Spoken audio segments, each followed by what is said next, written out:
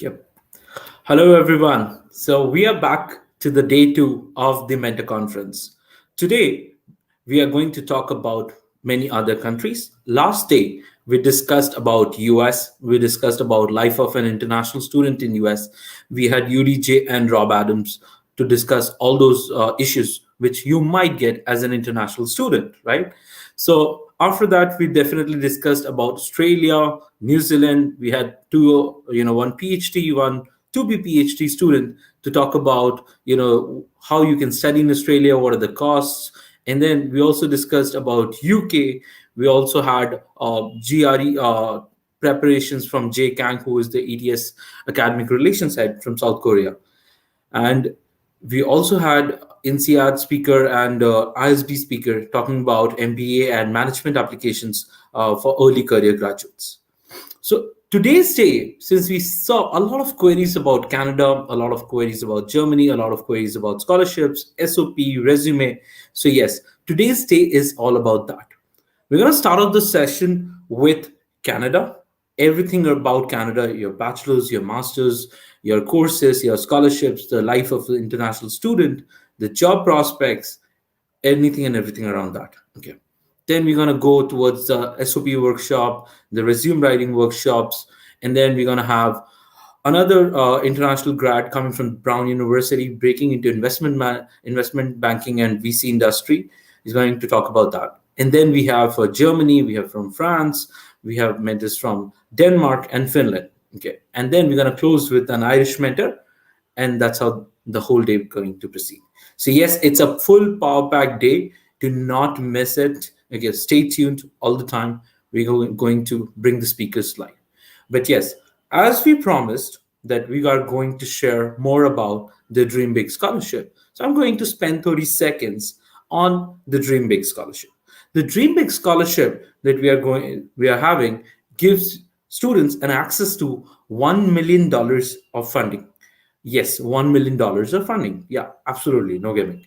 So in this $1 million of funding, you can get scholarships from as low as $500 to as high as $5,000. It depends on the kind of university, the kind of courses that you're going for through us. And the basic eligibility criteria is already there on the website. You can probably get onto the link or just Google Dream Big Scholarship by ForeignAdmits. You will get to see all the details. And next, I'm going to share a little bit about the Meta Conference. So stay tuned.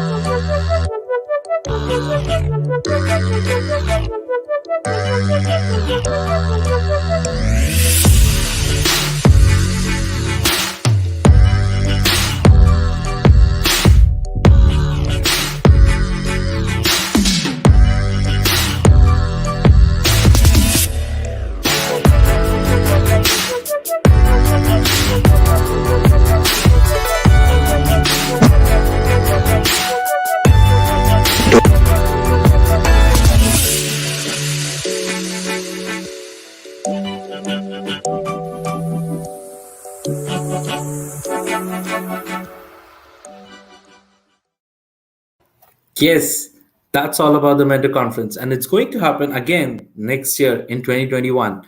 A little bit about what Foreign Admits does and how we can help you in your journey.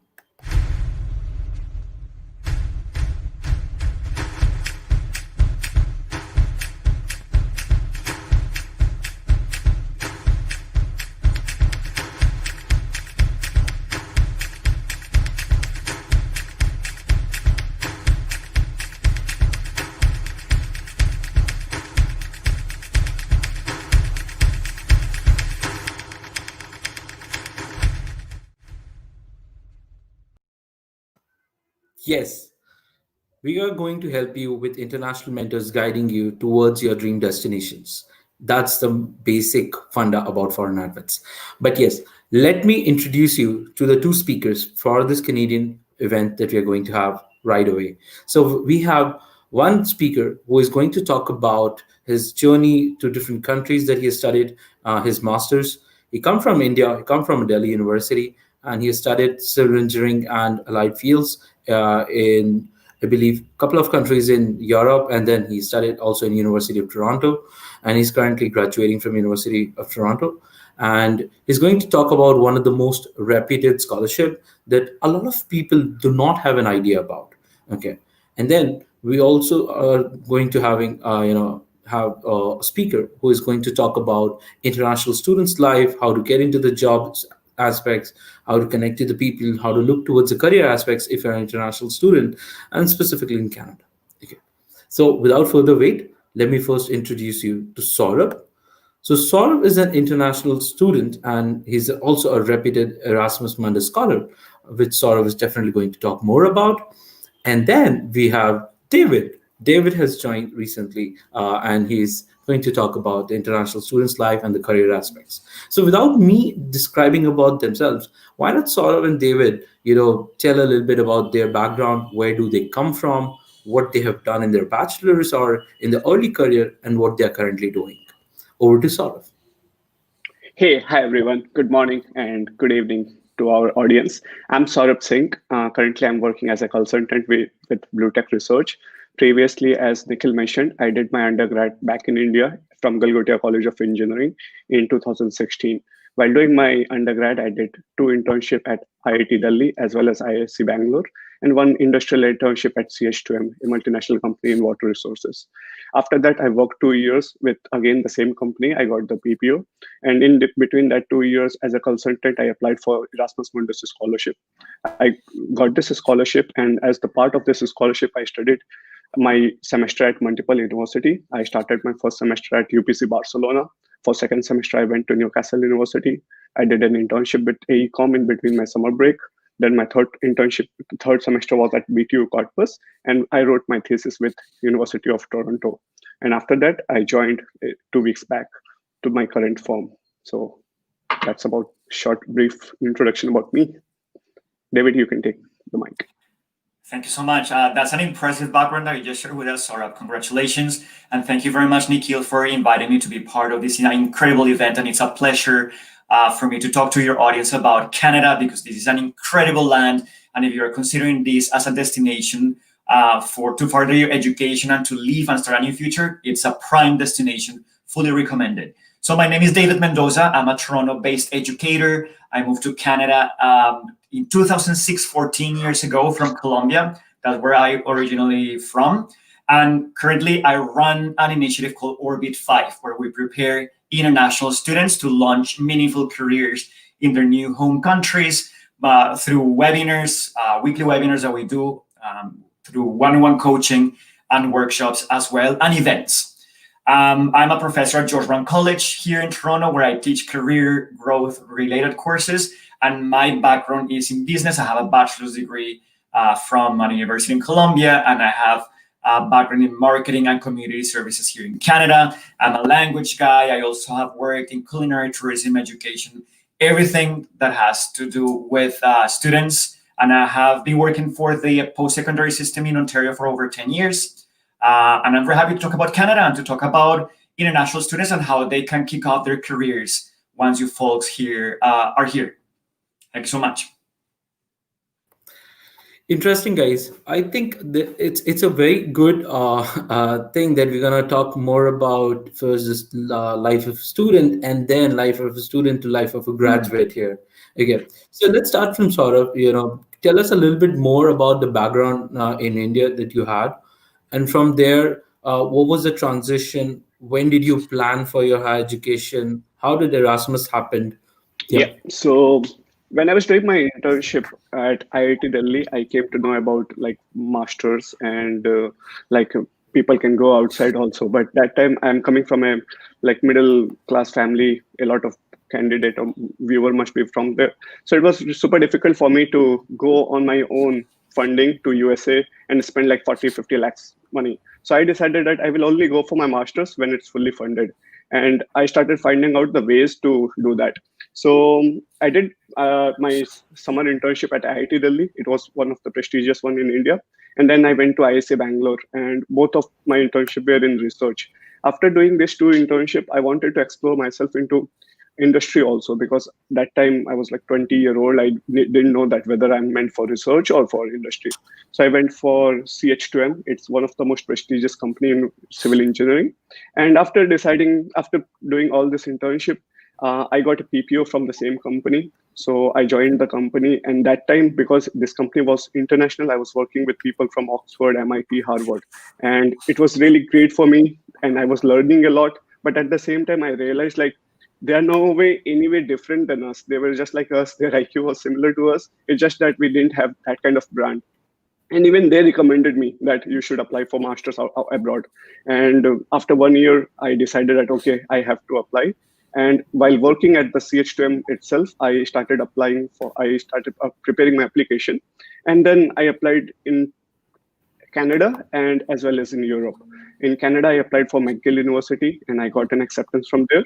And in Europe, I wanted to apply for a program in which I can go and move and study at the various places. And Erasmus Mundus was one of the perfect program. So I applied there, and as just a background about Erasmus Mundus, it's a program by European Union, and in this program you can study each semester at different country and different university. So you can design your own masters by your own. So fortunately, I got this scholarship and I joined this program because there was a mobility and it was a great opportunity for me to learn and study at different places. I started my first semester at UPC Barcelona. It's one of the most reputed university in Spain. And in this semester, I had 10 students in my class, and all 10 were from different country. So you can see you will get the input and ideas from all over the world. For the second semester, university and consortium has planned that all the students who have joined this program will come together and then they will study together so that they can know their classmates. So there were like more than 40 students, some were British, and from all over the Erasmus scholars which were with me, they came together and we studied in Newcastle University. After completing these 2 semesters, there was a semester break. Most of the students were going back to their country, but I thought why not to utilize this time to doing something productive. So I joined another company called AECOM. They are also a competitor of Jacobs and CH2M, just to see the other side in Germany. And as part of this internship, I got a pro bono initiative in Uganda. So I took the flight, hired 5 people, went to Uganda, and then I planted a water treatment device there. And wow, because some of the kids died and I wanted to do something on ground. So that was a 3 weeks project. I did that project, came back to Germany, finished my internship. And for the third semester, I wanted to include data science and data analytics into water engineering background. So I did my third semester at BTU Cottbus near Berlin. It's in Cottbus. And for the final semester, I wanted to get the exposure of North American education system, which was very difficult for me back in 2016 to pay by my own. So I had the Erasmus Mundus scholarship, but I thought, why not to apply for some other scholarship in Canada? So I applied for MyTech scholarship, which is also one of the most famous in Canada. And fortunately, I got it. And so for my last semester, I went to University of Toronto and I wrote my thesis for India's cities, Bangalore and Delhi, for intermittent water supply system. And after completing that thesis, I defended it from Toronto itself with UPC Barcelona in collaboration. And then I graduated, magna cum laude. And 2 weeks back, I joined the new firm and I'm working as a consultant there. It's an Irish-based firm. Interesting. I think this is like a dream journey for millions of students. Honestly, getting a full funded master's, and then not just getting a full funded master's, but studying at multiple countries. And the kind of projects that you did in Uganda is really, really inspiring to add more value to other countries which are in the development phase. So let's understand a little bit more in depth about your profile. But meanwhile, let's understand from David few things that you feel about international students that you meet on a daily basis. What are their stances? What do you observe in common in the international students? What are they looking for in general? Yeah, so international students come to Canada because Canada is a very multicultural nation. It's a very diversified country, diversified population. It's a very welcoming nation. But one thing that you have to take into consideration if you want to come to Canada and build a future here, Canada is a welcoming nation, but Canada is not a hand-holding society. Yeah. So what does that mean? that you need to push your limits and start making connections even before you come to the country, so that you can smooth up your transition when you come here, right? By that I mean, start making connections on LinkedIn. If you don't have a LinkedIn profile yet, create a LinkedIn profile, go watch tutorials, right? So that you have an all-star LinkedIn profile and you start identifying people in the industries that you are interested in working, right? And start making connections with those people. Asking for an informational interview. If you don't know what an informational interview is, a conversation that you have with someone who is walking the path that you are interested in walking. So, for example, if your field is data analytics, right, and you have experience in India in data analytics, but you want to understand how to break into that industry here in Canada, what I would do a search of data analysts in Canada on LinkedIn, right? And start sending messages to people. Simple message, short and sweet, right? About, hey, I'm interested in, I'm accepted to whatever college, whatever university in Canada, and I want to learn about the insights of the industry there. I'm impressed by your career trajectory, and I would just would love to ask you a few questions about your journey. If I can take 10, 15 minutes of your time at your best convenience, thank you very much. Short and sweet, right? Worst case scenario, the person will never reply to your message, or the person will say no. And then you move on to a new person. So it's great. Why? Because here is one of the biggest challenges that international students face here. You see, for example, Saurabh, right? A person with an impressive academic background, impressive experience. But probably when he came here, probably Saurabh, and correct me if I'm wrong, maybe you didn't have a lot of connections, right? So that's one of the main challenges that international students face here. They have experience, they have education, but they don't know anyone, right? And everything is about connections, right? So if you start the process before you even come to a country, when you arrive here, you're gonna hit the ground running. So that's one of the things, yeah. Another thing that is very important to take into consideration when people come to Canada is to understand the etiquette of networking. Yes, this is something that I see a lot, and I experience it a lot myself when students or prospective students from India or newcomers, they want to come here. They just send me a message. Hey, this is my resume. I want to come to Canada. Share it with your network, right? Or hey, find me a job in Canada, like that. And I've never spoken with that person before. I don't know anything about that person. So you have to put yourself in the other person's shoes, right? How am I going to spread your resume around my network if I cannot refer you because I don't know anything about you? And I understand that culturally, maybe in other countries, people can have that assertive approach, and it works. But here you have to work little by little a relationship with the person. Yeah, if you want to find a mentor, etc., how you can add value to that person that you want to connect with. So I think that's one of the main challenges, like the lack of connections. But with LinkedIn and other platforms, it's easier to smooth up the transition, if you will. Another thing that you have to take into consideration, one of the things that is one of the biggest challenges that international students in general face is confidence, right? Although, even though you come here with all that experience on that education, in many cases, the student somewhat feels inferior for some reason. And you should not feel that way, right? Because again, I want you to think about this. For example, if you are in India, right? And you have succeeded in such a volatile environment there. Imagine all the things that you can do in this country where the context is more stable, etc. And again, it's just building the confidence to start having relationships with people. Another challenge, communication skills. And not only the language barrier, but the ability that you have to articulate your value when you talk to a new connection, when you talk to someone for an informational interview, or when you talk to someone that can expedite your work prospects, right? So communicating in writing is very important as well, right? Not only verbally, but in writing as well. How can you overcome these challenges? For example, if you are on LinkedIn, you can start posting content on LinkedIn and start improving your communication abilities. Because when you are at university, you will have to write papers, you have to email your teachers, and when you are in the workplace, you will have to send emails, have the ability to read the emails thoroughly, listen attentively.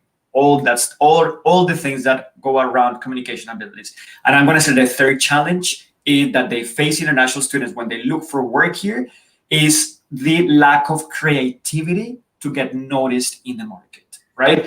So what most people do, people send the resumes randomly, 200 resumes a month to different places. How many interview calls for interviews do you think they get back after sending 200 resumes? One, two, maybe.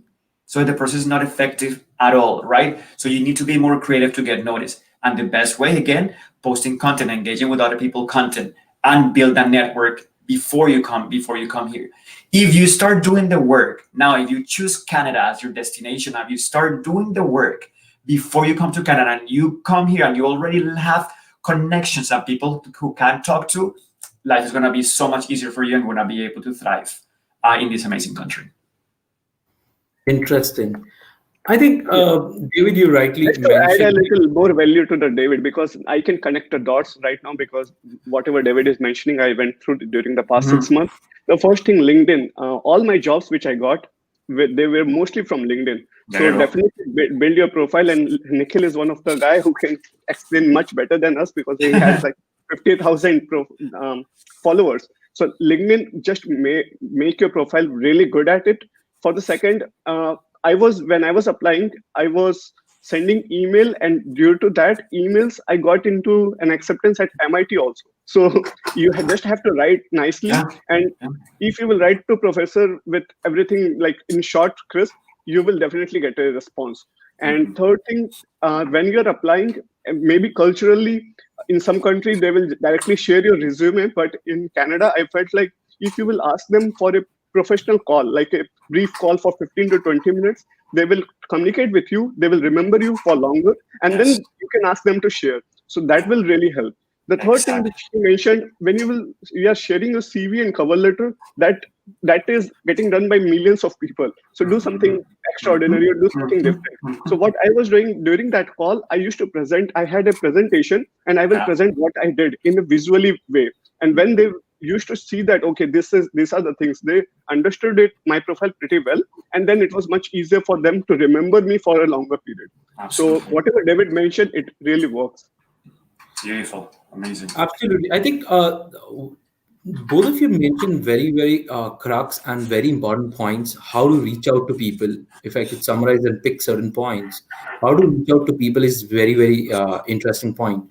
And people, again, sort of got an MIT acceptance while LinkedIn. Okay. So this is really big. And MIT, I'm talking about Massachusetts Institute of Technology, not to get mistaken. It's Massachusetts Institute of Technology, and it's the number one university all over the world, right? And again, I think people missed out a little bit background about your bachelor's, because a lot of people think only IITs get such kind of opportunity. Let's break certain myths around that. Yeah. So first of all, I'm not coming from IIT or NIT. I'm coming from Galgotia College of Engineering. It's probably the tier 3 university or college back in India.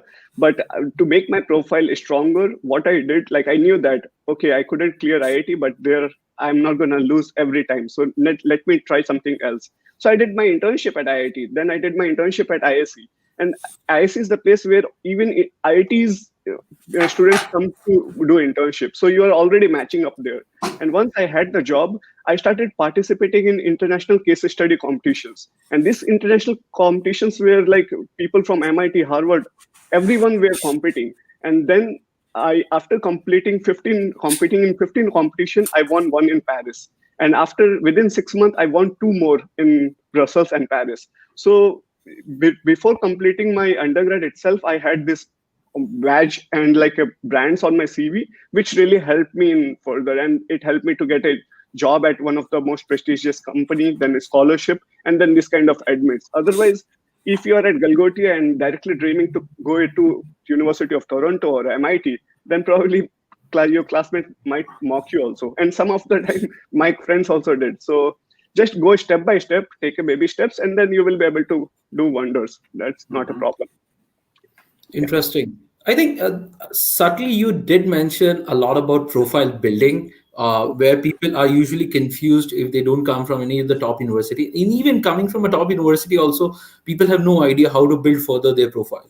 So one of the interesting points that I'm just going to pick from Saurav's conversation is, these participation in case studies, international events is a very integral part of your profile building activities, and that you can start even from your first year, second year, third year. The earlier that you start, the more chances you have to build your profile to get such awards, such recognitions, or such instances to participate in such certain conferences. And just to highlight that he took part in 15 events and then got winning one, and then two more, and then more and more. So there is always a curve of learning. Yeah. Initially you may not win all the time, but the kind of learning that you get from those earlier participation is going to help you to build a profile. And I believe David might going to agree that initially you may not get responses, but as Yeah. you go further, things become better and better. Correct? Yeah, and when you said, for example, that you expose yourself, right? So you send applications, you do that. Maybe one doesn't work out, two don't work out, but you learn from that as well. You learn not to take things personally, right? So just like grow from that experience and see how else you can continue with the conversations that you're gonna have. I think, for example, with Saurabh's experience, because he had the fortune to have the chance to go to different countries and be exposed to different environments, like it makes him such a round-up professional, right? Now, if you, for example, if you don't have the same opportunity, but you have the chance to come to Canada, it's going to be somewhat similar because this country is so multicultural. So you are going to be able to sit down in the same classroom, virtually or in person, with people who could be from 10 different nationalities, 12 different nationalities in one same classroom. So I'm going to give you a huge tip, right? For you to also to push your limits and get out of that comfort zone if you really want to thrive in your career here in this country, right? Never neglect your roots, right? Embrace your roots. You come from India, of course, have Indian friends, of course, be proud of those roots and see what are the best elements that you bring from India that you can transfer smoothly into the economy here. But push yourself and integrate with people who do not speak your native language and who come from the other countries. Make local friends. It's paramount. Why? Because they can teach you or show you how the social dynamics of the country work, right? Because they are born here, so by default, they already have a network in place around them, right? Make local friends, make friends with other international students. Do not make the mistake that I see all the time when I walk into a classroom that is packed with international students, is that I see the Indians sitting with the Indians, the Latinos with the Latinos, the Chinese with the Chinese, and the Canadians with the Canadians. No, like push yourself, because like seriously, it's gonna pay off. And it's fascinating because look, when you start thinking a little bit beyond your comfort zone, right? And you start, identifying or mingling with people who substantially look different from you, right, at first glance, right? But you open your mind to other angles, other perspectives. First, you realize that that person is not that different from you, that there's a lot of similarities, right?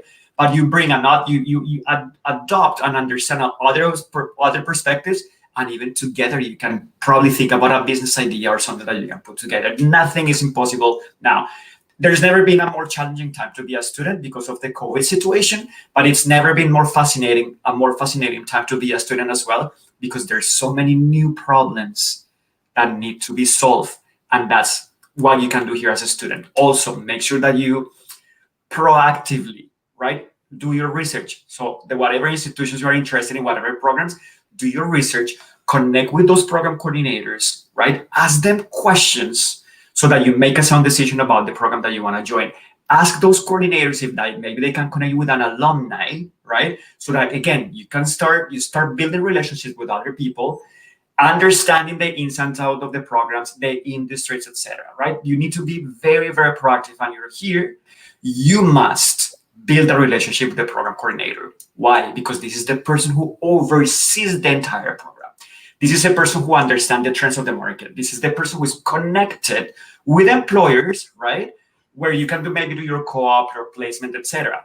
And when you have that relationship with a coordinator, when you're curious, when you want to actively participate, if you even can tell them, hey, how can I help you? I'm volunteering maybe some of your time to help with something. They are going to remember you and they're going to help you out Why? Because you're going to become a success story for their program, and they need success stories. So it can be your biggest ally. But something that very sad that happens a lot is like, imagine, for example, people who come to Canada for a college, a program of 4 semesters, right? And towards the very end of the program, hey, I need to help me find a job. Do you know have you ever talked to a program coordinator? They don't even know the name of the program coordinator after 2 years in the country. You feel me? It's all about connections. It's all about the human connection that you're gonna build with the people here. Interesting. So I think networking here comes very important, and being Yeah. aware about your workplace, about your colleagues, and about whom you're working with, might really help. Something. Let's talk about a little bit, into profile building, because I think a lot of students have asked about profile building, and I believe you definitely represent millions of students, not thousand, but millions of students' dream, and the profile that you had, the way you came from, you definitely represent a huge majority, where people do aspire, but they don't have enough idea or the guidance that whether they could make it into or not. So with you being a live testimony that yes, they could also make it, let's understand certain steps around it. How did you get into IIT internships? How did you get into ISC? And how did you get into this case studies competitions? Yeah. So what I think sometimes in India there are huge names like IIT, NITs, and then private colleges comes. But what makes IIT great is not the brand, but the people who are at IIT. They are the one who creates the brand. So I decided that okay, I'm not studying at IIT, but I can be associated with IIT. So I applied for a campus ambassador program at IIT Delhi. And in campus ambassador, it might sound like it's not a good job to do, but you will be going to IIT Delhi, you will get the posters, you have to paste it in your college so that people can know about their technical fest and then you can go. I started with that in my first year itself.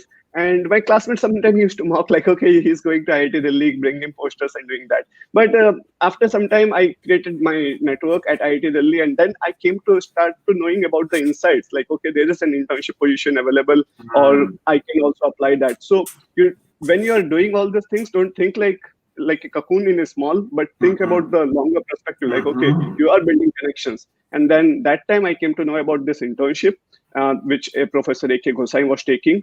He recruited 13 students from all over the India, and I fortunately got selected there. And then I started living in Nilgiri hostel of IIT Delhi, and then all my friends were IITian, and then I started thinking and talking to them to know what they are targeting to. They were targeting to go to EPFL, ETH, Zurich, and international foreign internship, or even ISC and in international case study competition. And from there I picked, like, okay, and from I did winter internship, then I did summer internship both at IIT Delhi, and then I had my profile pretty much built enough for ISC Bangalore.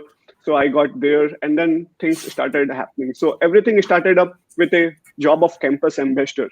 So never think like it's a small job and you won't do that, but you have no idea, like it can connect you with some like 40 lakhs scholarship of Erasmus Mundus. So yeah. And regarding the other part, like you should have a strong SOP. I spent like more than a month to write SOP. SOP is like 2-page document.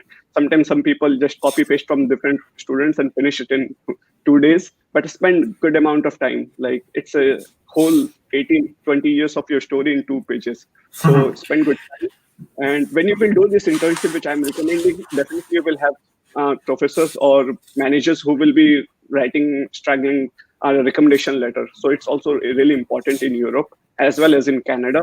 And then your score is like basic, like you have to score well in GRE, TOEFL, or IELTS, whichever you are giving. GPA, you should, I didn't take care of my grades. Mostly depending upon my university, but you should have a good grade so that you can dream directly for UC Berkeley or MIT and those university which are grade specific also. And rest of the things like, if you get time, go for extracurricular activities, maybe organize some technical fest or try something unique like I did, case study competition. It will be super competitive, but imagine the kind of experience you are getting. You will be presenting in front of CEOs, board of director when you are 20-year-old, that too in Paris. They will ask you to come in business class. You will stay in five-star hotel. If you are among top three, you will definitely win even the third prize. It was more than 1,000 euro. You can definitely travel 4 or 5 countries in Europe when Wow. you are in your undergrad itself.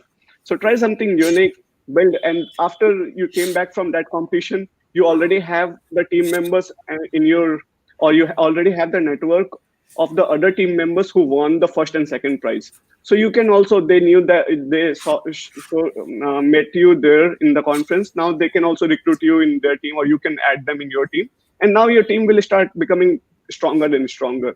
So small things makes big thing. Don't just think of getting into top university without doing anything. Start with small steps, and then you will be able to achieve whatever you want. Interesting. I think this is a very realistic overview of how you can make into like 3, 4 universities that you studied. I'm just getting confused because you studied in so many universities, my friend. You know, just to give, because right now we have 322 people live seeing us. So just give a little bit crisp, a very small background again, if you can, please, about how many Yeah. universities did you study, and yeah, and where did you come from?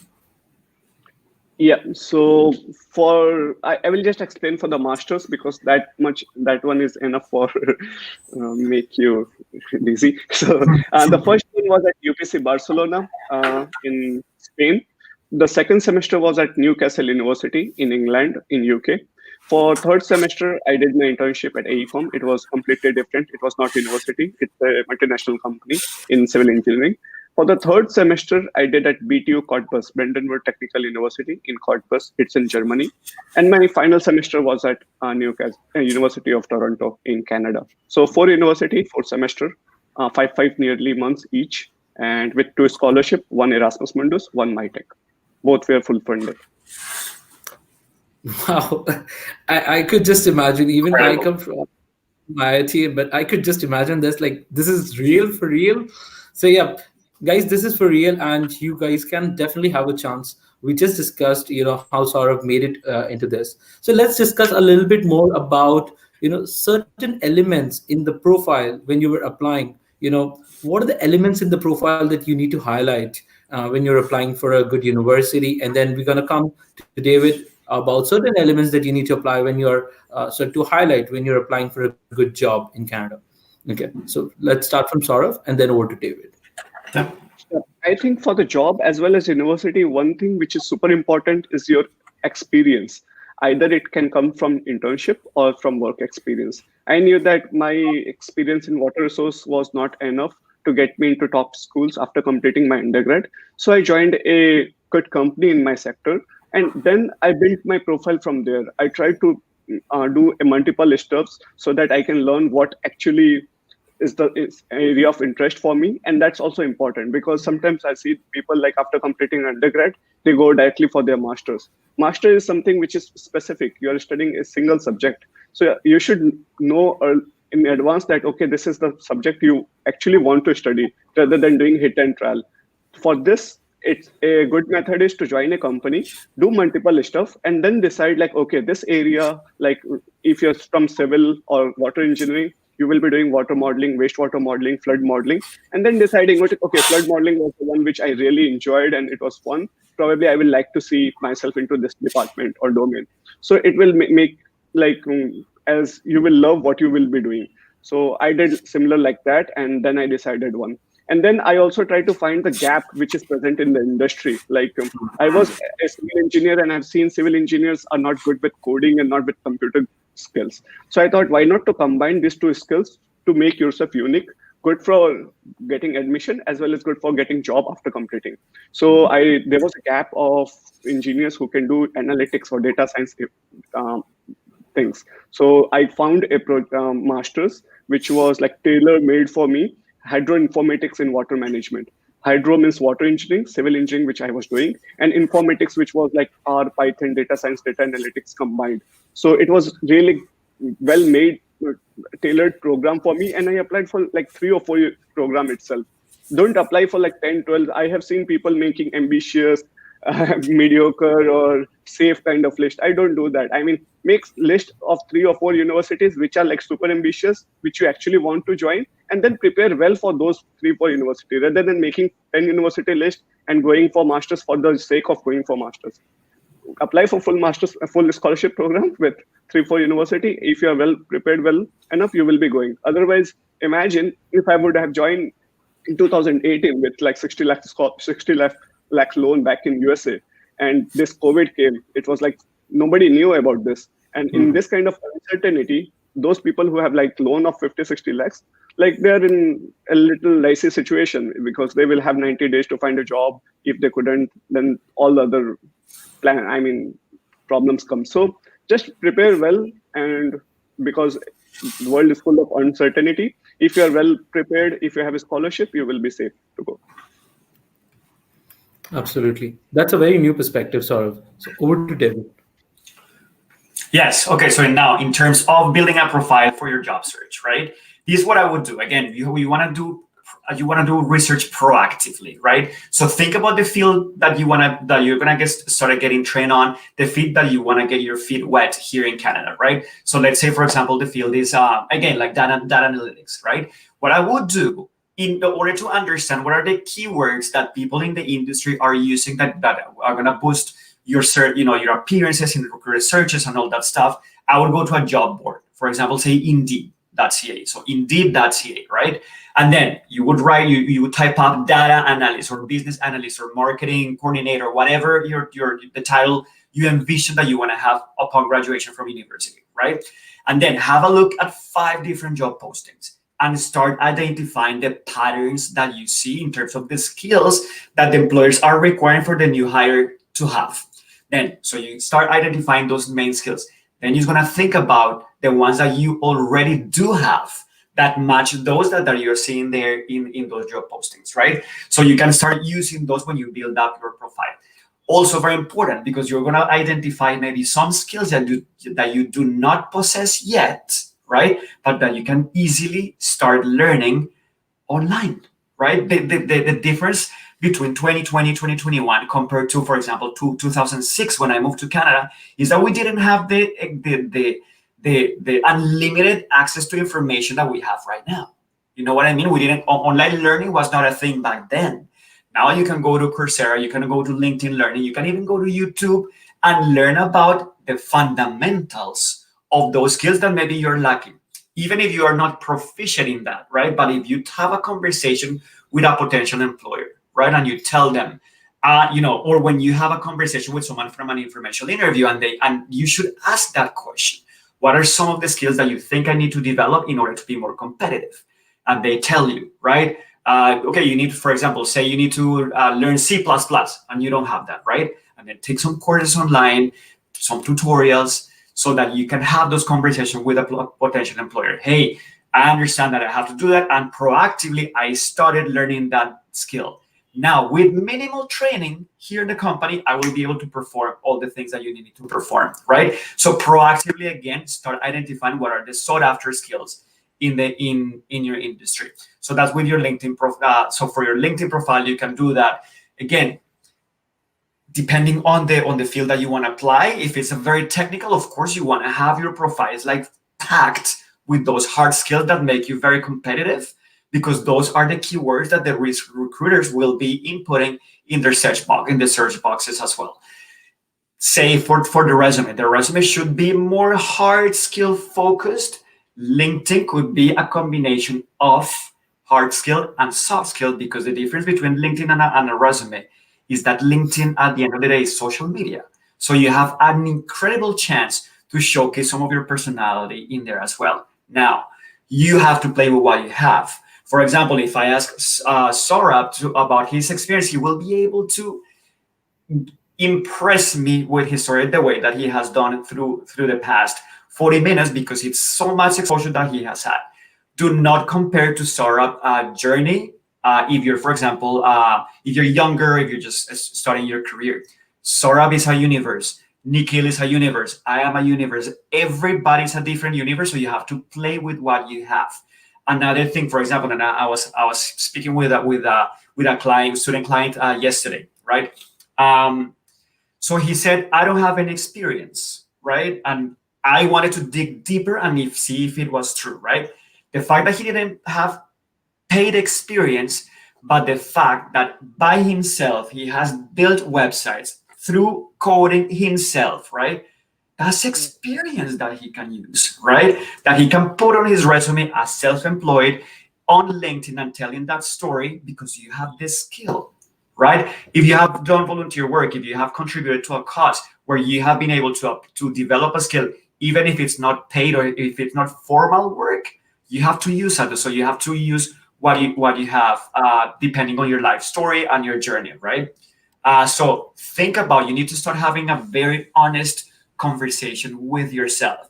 It requires thorough reflection so that you understand what is the skill that you have and what is the value that you can potentially add to the life of an employer, because people hire you because they need someone that helps them make their lives easier, right? So how can you, with your personality and with your skill set, help them make them lives easier? Yeah. This is going really well to understand. Let's conclude the session with a couple of additional pointers. We definitely discussed, and I'm going to just summarize what we discussed for the audience. We discussed about profile building, sort of as in college, what and all things you can do to build your profile. We also discussed about how to apply for a particular university, how to shortlist the university in an ambitious manner. And trust me, sort of hardly anyone does that, honestly, because they have no idea about how to build a profile. And grit and determination is definitely needed to take up such ambitious steps. We also talked about how to reach out to people on LinkedIn and other social media platforms when you're looking for even a grad school opportunity or a job Mm. or an internship. We definitely talked about one of the very initial small baby steps that sort of took, going to that IIT Delhi, being a campus ambassador. Guys, I've been campus ambassador for 5 opportunities before landing up my first paid internship. And since then it's all a journey that you go up and up and above. So there's no harm if you're going to interact with people who seemingly might be in a better position than you, and that's where you kind of learn from them. And then we also talked about sort of studying in 4 different countries, in 4 different universities. And trust me, guys, the kind of cultural exposure now he's having, it's Wow. critical and it's good. So those are the things that you can understand, from the life journey. And what we discussed with David is all about how do you communicate, how do you be realistic in your job search, how do you optimize about your job search, what kind of communication pattern that you need to have with the people, what kind of mindset that you need to have when you're looking for a job as an international student, when you might want to prepare for. So all these things we've discussed. If you have joined recently, you might want to go back after the recordings are published and you can see that. So now let's start taking up quickly some questions. Okay. So the first question that we have from Aditya: could you please tell me more about the Canadian scholarship that you mentioned earlier, and how did you get it? Yeah, so I mentioned the scholarship called MyTech, and MyTech has three different variants. One, if you're doing your undergrad, you can go for the MyTech internship scholarship. You can do internship at any of the Canadian university, and that will be fully paid. That they will give you monthly stipend, flight tickets, insurance, and everything. The one which I did, it was MyTech Research Fellowship, and in which if you're already studying at Indian university or foreign university, so for an exchange of one semester, you can go to Canadian University and you can write your thesis with them, or you can do your research project. So the name was MyTech Global Link Research Program. So similarly, if you are doing your postdoc also, you can also go and find on MyTech website the scholarship specific for your background. So the MyTech is the place where you will find this kind of scholarship, and depending upon the stages of your education where you are that time, you can apply for those scholarships. Okay. So could you kindly guide for admissions for PhD program? I know it's a little off, but do you have any understanding around that? So because I graduated in September, some of my friends were applying for PhD program. One of the more unique program which people don't know, like Erasmus Mundus, there is Marie Curie Fellowship also. They give scholarship of 1.2 crore. one of my Pakistani friend got it, and then I was teasing him by saying, "You are going to support the GDP of Pakistan now." So yeah, so these are the. I mean, sometimes I find that people don't even Google search and try to find about the fellowship. So Marie Curie is really great PhD program. You can finish your PhD in 3 years. It's more like an industrial-based program. You will be working with companies as well as research institutions. So yeah, you will have to find EuroX is the website. Nikhil can mention in the description, and you can go there. You can mention the field where you want to do your PhD in, and then you can discuss with the professor before. And PhD is more like a specific profile program, so it's better to discuss with professor, talk to their already students who are doing PhD, and then apply for the program. So PhD is something which is specific. So I will like you to communicate with professor first and decide, because you are going to be with that supervisor for 3-4 years, and make sure that you are expecting the same thing which a professor is expecting you to do. And if things matches, go for it. Okay. We have very interesting thing coming for MS. So MS in Canada, what are the provinces that people usually prefer? David, would you like to? You know what? Depending on the province, but I'm gonna say University of British Columbia. They have like a good program in there, so I know that a lot of people choose that for MS. I don't know if University of Toronto they offer a master's in that. Do you know that, Sora? In nursing? No, in CS. CS, yes. Masters in CS of University of Toronto is one of the best one. I think they compete directly with CMU and data science, machine learning. I think the father of machine learning was from University of Toronto. So yeah, it's super competitive either way. I was living for my last semester, I was living in Toronto, and I was living with 6 other people, and all 6 were from IIT Guwahati. So yeah, it's super, and all they were from CS background. So it's competitive, and it's a really good place to be at the University of Toronto for CS. Yeah, and the programs are competitive. Is their reality, right? They have like limited seating, but again, like if you feel, I think that's why it's important again, like Saurabh mentioned before, try to connect with the professor, with the coordinator, or with someone who already took that program, so they can give you some insights into how to apply effectively. What are the chances of people getting in there, and not if you really pack yourself with knowledge and equip yourself with that information, your application will be solid, and you will make the sound decision if that program is aligned with your vision and your values or not. So research proactively, right? Like Google is your best friend, and LinkedIn is your second best friend, right? Because then again, virtually you can connect. It's so easy because you just, like, for example, do a Google search, right, about masters in computer science in Canada. And then, so find the universities, right? Then go to Google and go to the university and see people in alumni who graduated from those programs and connect with them. Send them questions. There might be a lot of former international students from India doing those programs, because a lot of you guys come here to do technology, IT, and all this type of work in these type of industries, right? So it's again like doing some research proactively and connect with people on a human level and see what information you can get from them to get the ball rolling. Yeah. So we got a very specific question. I think it might be directed to Saurabh. It's about engineering management courses in Canada. Do you have any understanding around that?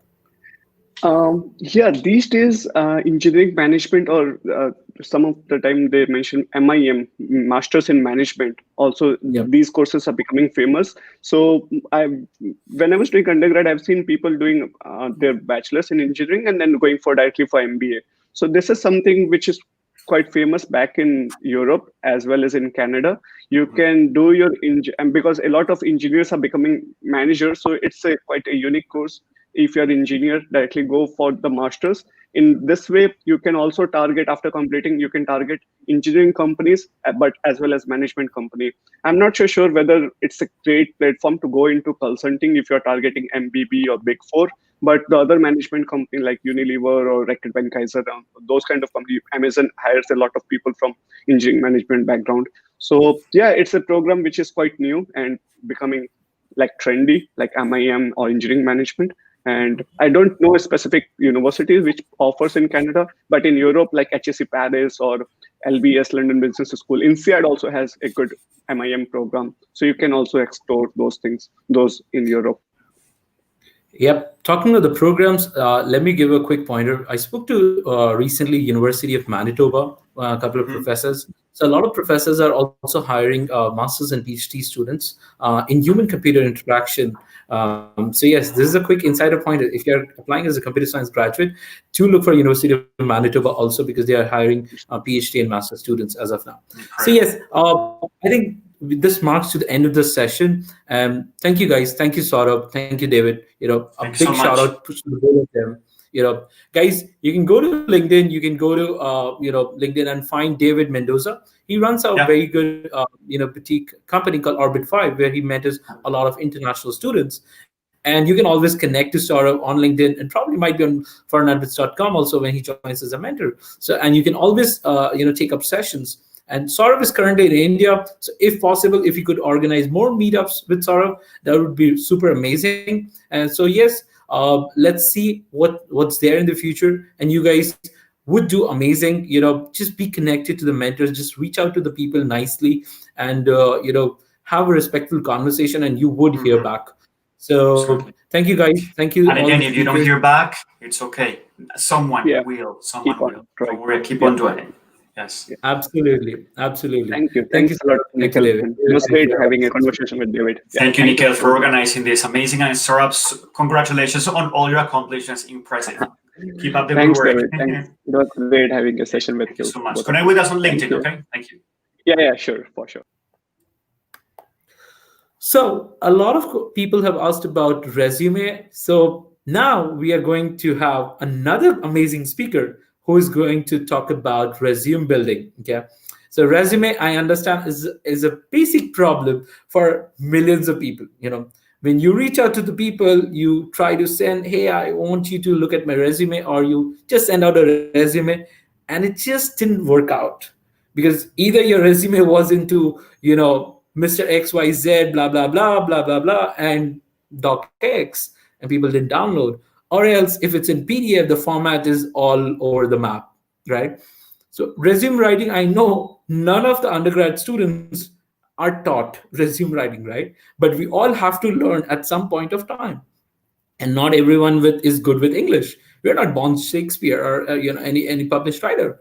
But then, how do we write a resume in simple ways and still can make a mark on that? Yes. So all those things are going to be talked about with one of the speaker who comes from you, who is also an international student some point of time. He has done a lot of resume writing, okay, for a lot of people. And he's going to talk about the essence of resume building. How are you going to build your resume? What are the pointers that you need to look at as an international student? Because he had been an international student in some time back. And how do you look towards the job aspects through the resume?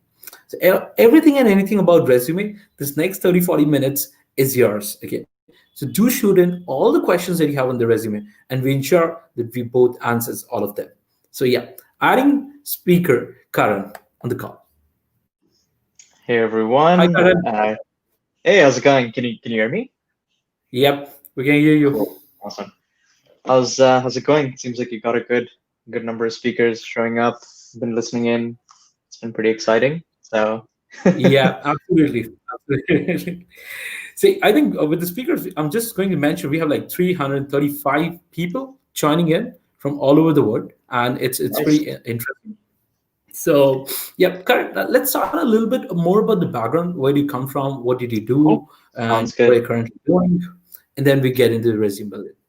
Sounds good. Yeah, so a bit of a background on me. So I'm currently a solutions engineer at Asana. It's a company that recently just went public a few months ago. And so, I got to see that, which was pretty exciting. The co-founder is one of the original co-founders of Facebook. So that's also makes it a pretty exciting company to work at. Previously, before that, I was at a much lesser known company that was one of the leaders in predictive analytics. So using machine learning on data from heavy industrial machinery to predict failures before they happen. And while I was there, I essentially helped them build the industry verticals on power generation, transmission, and steel manufacturing, right? So really heavy industries. all focused on AI, machine learning. And then prior to that, I had a bit of experience around corporate development and strategy. I had a small stint in investment banking, technology and management consulting, but my academic background is in computer engineering. So I started from materials engineering, and then I transitioned to computer engineering. And that's kind of what I graduated with. So I've been in the U.S. now for 7 years, and I actually grew up in Dubai. So I went to an Indian school in Dubai, did ICSE, ISC in over there, and I went to the University of Illinois Urbana-Champaign for my undergrad. So yeah, it's a little about me. Interesting. So, I think you're currently working at Asana, if I'm correct. Yeah.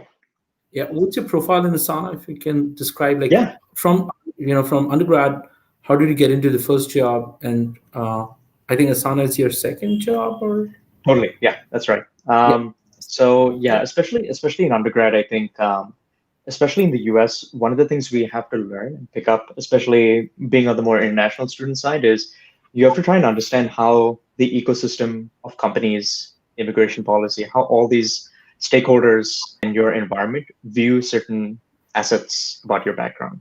So interesting example, and we've done a lot of data-based kind of analysis on this, but as soon as people start pulling out locations of past job experiences that are outside the US, the success rate starts going up. As soon as people start mentioning locations that are specifically where the company's headquarters is, success rate starts going up. So you start understanding, like after you've helped, after like me and my other sort of co-founders for like a service we run, after we've helped like more than 200 people, then the data starts to make sense, and then you start seeing these trends. So I think something that's critical is internships are very necessary, and beyond internships, you have to leverage that internship experience to get somewhere. And I think something about resume writing that's extremely critical is you have to figure out where the gaps are, and then figure out like really creative ways to plug those gaps as efficiently as possible. Because there's only so much time you have, there's only so many experiences you can get. And when it comes time to actually find a job, find an internship, even a research experience, whatever it is, you just need to make that experience look really good. You have to maximize the delta between what you have and then where you need to get to. So that's a little bit about like how I've consistently been able to get here. Another very controversial thing that like I basically do, which I've told most people I take on as clients, is actually in a lot of cases, apart from hardcore software engineering, I actually end up getting them to stop applying online, which is a really interesting thing. So finding a job completely from just LinkedIn networking, and a few like data-based tactics of finding the right companies, finding the ones where they're on an upward incline, and then just trying to like hitch a ride there, and basically figuring out who to message in the company so you can get your foot in, where they're actively trying to hire the best people. And so those are the companies which are growing at an aggressive pace, and you want to get in early and then go upward from there. And even doing a few checks around, do they do H-1B sponsorship, which I know is critical for a lot of international students. So I've had to go through a lot of those things, but again, having an amazing, solid resume is extremely, extremely critical. I think that is for sure step one of the entire process. Yeah. Interesting. Okay, I think connecting to the people is the first point, but the next thing that they would look at is your resume. So why not start with, what are the basic pointers that someone should look at, and how the other person, let's start from there, how the other person usually who's reviewing your resume looks at the resume. And from there, we're going to start building on the points. Totally. Yeah. So I've even prepared a few things I want to kind of show people, just to show you like before, afters, all that stuff. So I'll definitely go into that. Just a time check. How much more time do we have for now? We have like 25, 30 minutes at least. Okay, that works. Awesome. Cool. So I can get started kind of with actually maybe I can start sharing and kind of talk it out from there, if that's okay. Yeah, because then I want to keep time at the end, especially for questions, and try and like go through this kind of quickly, because I know it's recorded, so people can reference it later too. Let me know when you can see my screen.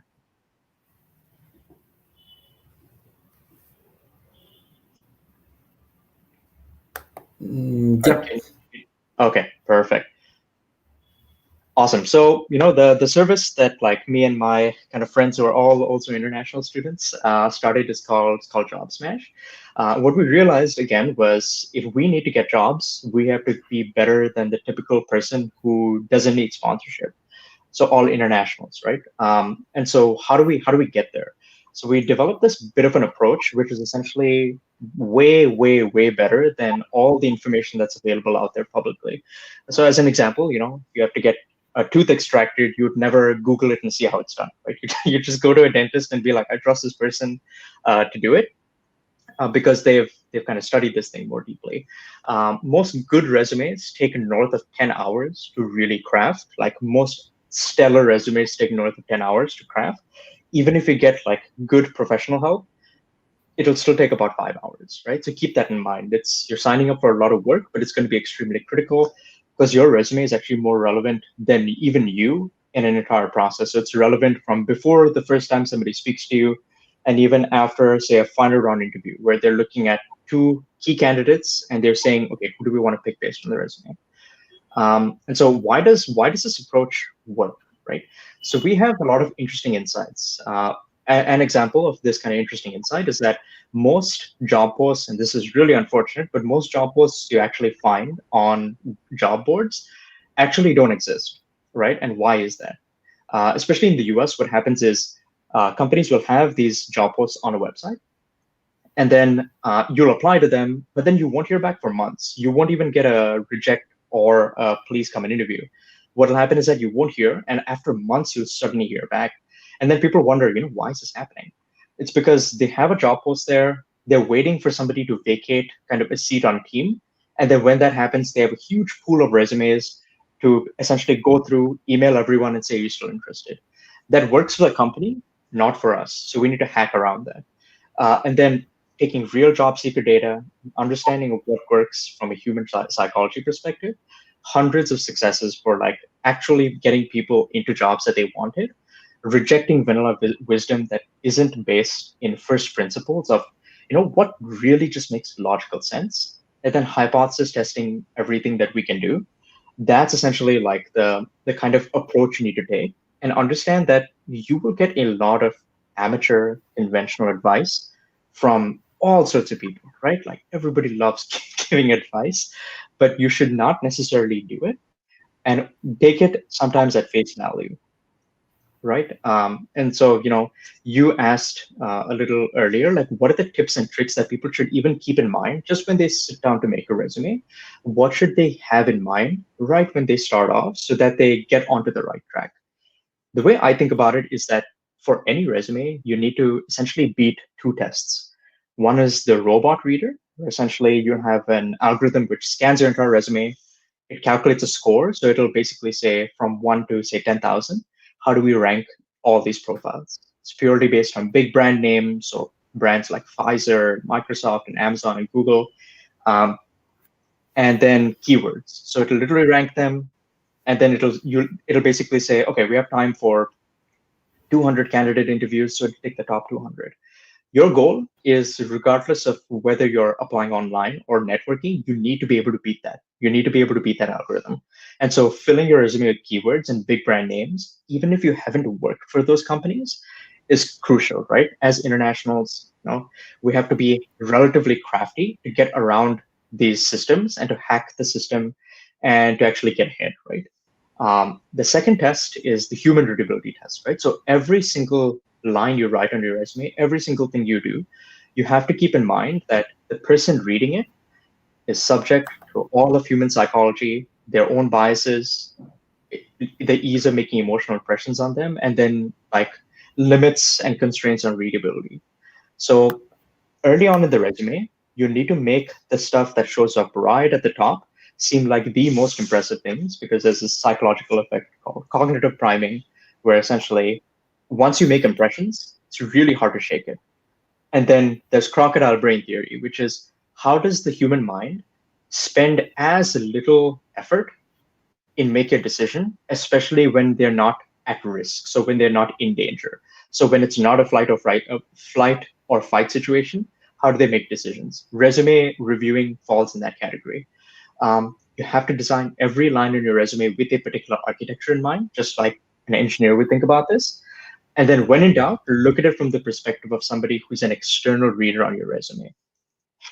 So when you're starting to build a resume, and in some cases, it actually does make sense to literally start over. Unfortunately, it's a hard answer, but sometimes that's what makes sense. You need to think about like how do people view information, especially when they're searching for info. So this is actually a visual heat map of like a Google search page, which has a lot of similarities with the resume because the person is searching for something.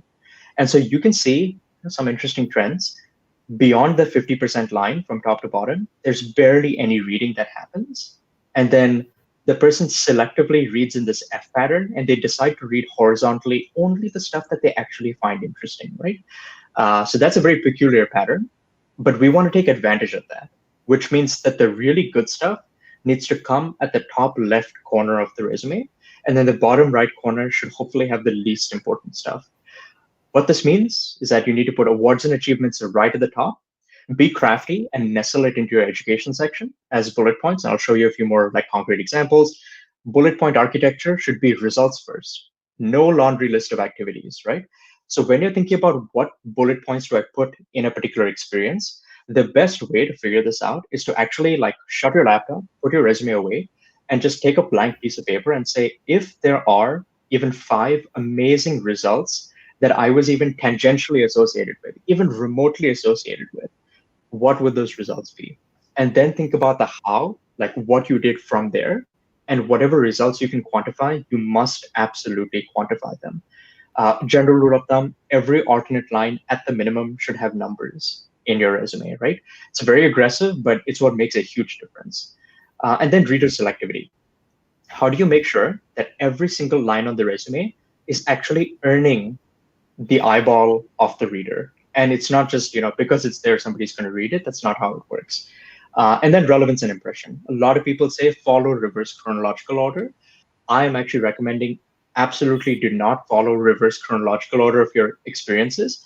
Put it in order of relevance for the job you're applying for. And if you're applying for, say, 3 different categories of jobs, have a customized resume for each category, right? So this is how to win against the human reader. And I'm actually going to go into some actual concrete examples of real people I've helped get actual jobs when previously they weren't getting interviews, they weren't getting callbacks for first round interviews. And then I worked with them. Less than a month later, they had at least 1 offer, right? So these are the actual changes that I made in resumes. So here's the before version, right? So what you'll see is, they have the university, they have, master's in whatever, blocked out a few details just for privacy's sake, and then they have some coursework, blah, blah, blah. Problem is that GPA is hidden here. Graduation dates, especially for international students, is particularly painful. Here's another really neat trick, which is if you actually get rid of your graduation dates, suddenly your response rate goes up. Why is that? It's because when people like HR people look at graduation dates, they start doing the math on how inexperienced you are. So there's actually a trick to fly it back at them and to basically exclude the graduation dates, program dates completely, and to just put your GPA on there. So now this is the after version. You can see how there's these qualifying phrases that I am an absolute big proponent of. Like you must use these qualifying phrases, which are essentially things that come next to the organization or school or a company name to help sell it. So you need to be selling on every single line of your resume because, and it's like I'm an engineer too, like there's a formula to certain things. And if you keep following that formula, things really, really work. And so over here, the person has shown like the number 5 program, banking and finance program in the US, and then top 10 data science institutes in the US. So now even somebody who doesn't know how good U Chicago is or how good this other university is, they're now getting drawn into it and say, that's pretty impressive. There's suddenly this vice president in math, blah, blah, blah, this club. Now what we've done is we've taken really good achievements and we put them in the education section, which always comes at the top. In 90% of cases, if you have less than 10 years experience, education section typically comes at the top. Less than, I would say, 7 years experience, actually. And so this is how you start to make a change. And I have another much more concrete example here. And again, the before and after, it's still the same person, right? So again, problems here. Graduation dates over here, easy to see. You're giving the HR person the easy capability to do the math. Over here, the person has said New York, New York, New York, too repetitive, right? Too much details. Like you don't want details. You actually want to make this your one-page marketing flyer.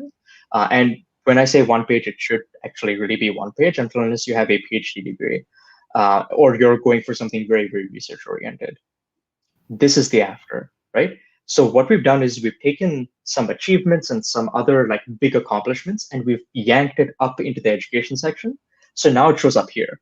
So when this is the first thing that somebody reads on the resume, they're getting a concrete sense of how accomplished this person actually is based on real awards and things that they've won. And then they're seeing how well ranked the institute or the school is. They see GPAs. They see a lot of things that actually make them really interested. And they also see that there's some depth in terms of degree focus that wasn't mentioned previously. So now, even if there's somebody else who has these degrees, who might potentially be from a better school than you, this is actually what allows you to match up with them because you're showing the person what they want to see. And again, this is actually mine. And so, like again, you should never take advice from somebody who doesn't do what they're advising. And so, what I have, and my education section is smaller because I have a lot more experiences. But essentially, I put awards, selectivity around those awards, the rank of the program that I did, GPA, and I'm being very open with it. GPA is not everything that matters, clearly. And even Coursera specializations are an amazing way to actually add more education and big brand name to the top section of your resume. And it'll never hurt you. It can only help, right? So that's a little bit about the education section. Now let's go over two examples of how I've helped kind of redefine and rewrite the experience section on the resume. This is, again, pretty crucial because every single experience section should follow the same kind of formula. What are some problems here? International student, if you say Mumbai and you're looking for a job in the US, this will hurt you. H-1B sponsorship is something that scares companies very easily, and it's very unfortunate, but it's the truth. This, again, could make it a little easier to read. When I'm reading the beginnings of this left side, if you just like kind of cover the screen and see just the first 2-3 words, ask yourself, do you feel like reading the rest? The answer for most of these bullet points is actually no. And so how did I help this person like redesign this part of the resume? Now, nobody has a clue previously what Encyclopedia Global Creative is. Now we have a snippier name, so it's shorter, easier to pay attention to. We have a qualifier which shows that it's actually a pretty cool like company. Now read the left side. Same person, same experience, but we've just written it in a much more compelling manner. If you just read the first 2 or 3 words on the left side, we've positioned it such that we're putting the results first. And especially, like when you look up at clouds and you're trying to figure out patterns in clouds, which isn't a real thing, the mind looks for patterns in places where it doesn't exist. Similarly, on resumes, there's a lot of unstructured data. And so people reading your resume are looking for structure and objectivity. So you should give it to them. Whatever the mind is hungry for, you should feed it to them. And so you see numbers like 2.5 million, 40 plus million, 20,000 K dollars, 7 startups, 12 major advertising campaigns. And we now have a few more big brand names here: Coca-Cola, P&G, Unilever, Flipkart, and Philips, right? So again, this helps with both those robotic and human tests. And maybe like one of the last 2 examples, perhaps. Again, same experience, but now we've added a qualifying phrase, which shows that this is the #1 best-selling fashion magazine with 26 million readers.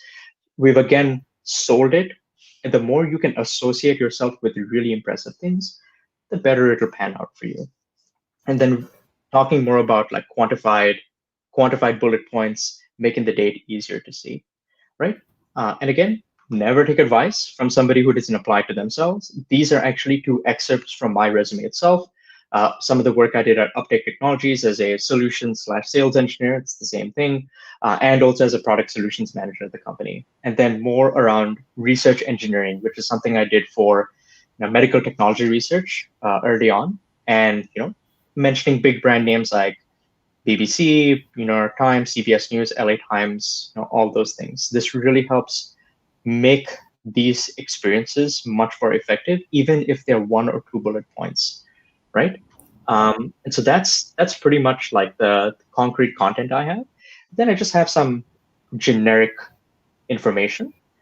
These are helpful guiding questions that you will need to kind of keep at the back of your mind when you're going through your resume and doing it. These are questions that will always push you into the right direction, and just some other thoughts. And then my email ID is also there in case you want to contact JobSmash for some like one-on-one kind of reviews or detailed video reviews. You can go into more detail about how we help there. But yeah, I want to open it up to questions for whatever time we have left. Yeah. Sure.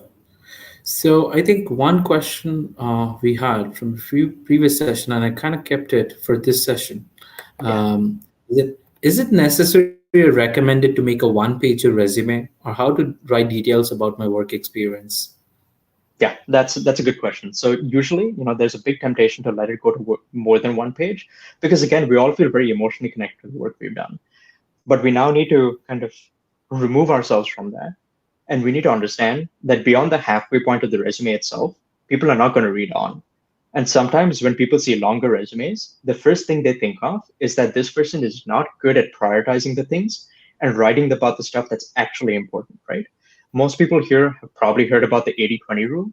So if you actually take the 80-20 rule and apply it to the 80-20 rule, you get the 64-4 rule, which basically says that 64% of the results comes from 4% of the work or the content or whatever you're showing, right? Keep that in mind.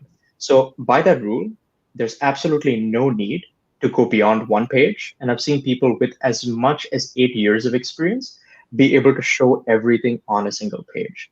So, the way I do that is never let anything go beyond one line in terms of any single bullet point. Try and keep it all power word, results oriented. And then if you have space, talk about the how. For the body of the resume, font size 9.5, titles, one size bigger than that, go for 10. And then the largest size in the resume minus the header should be 11.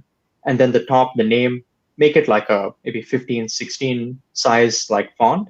But that's how you fit as much in without kind of showing that you're bad at prioritizing things. So that's my advice there. Interesting. So there's another interesting question which has come up. Is it advisable to use links or URL in the resume? Any tips on how to put in the URLs? Yeah, so that is a good question. I think one of the things that is important to think about here is usually I would only recommend maybe 2 URLs on your resume in total. It might just be your LinkedIn profile if you have a very generic name. And then it could be like your GitHub URL or your repo if you're going for a more technical job. Beyond that, I wouldn't suggest putting any more URLs at all until and unless it's a very simple company name. For example, if you've started a company and you want to direct a person to its website, that's okay. But be cautious about it, because again, on the resume, the point is for it to be a one-page marketing flyer, and giving a person all these links is actually kind of a moot point because they're not going to visit those links.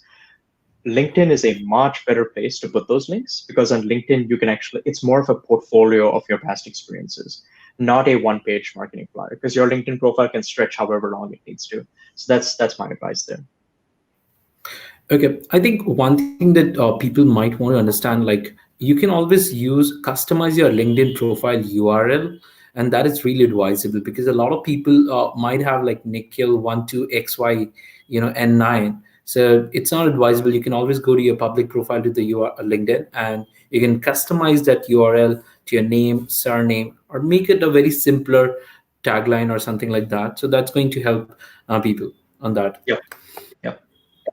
We have another thing. So I have a gap of 3 years in undergrad school. So due to gap in the resume, will the chances of admitted in a good school reduce? Again, this is a little offbeat, but you've been to college, so yeah. Yeah, no, I've actually a lot of good friends of mine have sort of had gaps. I think the crucial thing to do is to build as much and as good of a story as you can around it. So make sure that there are actually like some experiences some things like that you were actually working on, even if they aren't directly related to work. I think like again, identify the gaps and then fill them in. So even something that you can do is start Coursera courses like tomorrow and start listing them from the top. Get through at least half of them, maybe, and then that'll fill up space on your resume. So then when the person is reading it, they go like, oh, there's a gap of a few years after undergrad, which by the way, they shouldn't know because you won't put it on your resume. So it won't be immediately apparent. It'll take some time to get to that realization. But in that case, like they understand that this person has been doing something that they're passionate about. And so it builds a stronger story. So yes, it might reduce your chances a little bit. But again, we all have things that are holding us back. And so the point here is to like shake off as much of it as you can and just keep moving forward. So Okay. So there's another question, and I think it's a very interesting question about the technical details. For technical resume, is it recommended to add technical terms, like in terms of work experience? yeah, so that is a very good question. So yes, it is actually very important for technical resumes. What I advise is in addition to just education, work experience, and then like skills and others, which skills and others is also very important, right? Like you want to show some personality. Nobody wants to hire a robot. That's the one thing that international students get wrong most of the time because they believe it's all about technical skills. But even having one line show extra kind of things you're interested in outside of work or outside of whatever it is very crucial. So again, getting back to this, include as many technical terms as you need to, essentially not another word more in your experience section. If you want to show languages that you're familiar with, list that separately. So write a line like tools and software languages and just list them out at the top. Do that right below your education section and right above your experience section so that when people are scanning your resumes, they'll see the right technical terms. If it's a good fit for the job, they'll continue reading. If it's not, they'll pass on your resume, which happens everywhere. But again, that's the place for the technical skills. Don't crowd your experiences with it because it'll kind of hide all the impact and the results from the work. Interesting. So, okay, there's this one question I think a lot of people might be having. So, should we use an online platform which provide resume templates, or should we do it by ourselves, like manually? I would say whatever's easier for you. To be honest, there's no I've seen a bunch of platforms and there's some good ones, there's some bad ones. Whatever actually works out fine for you.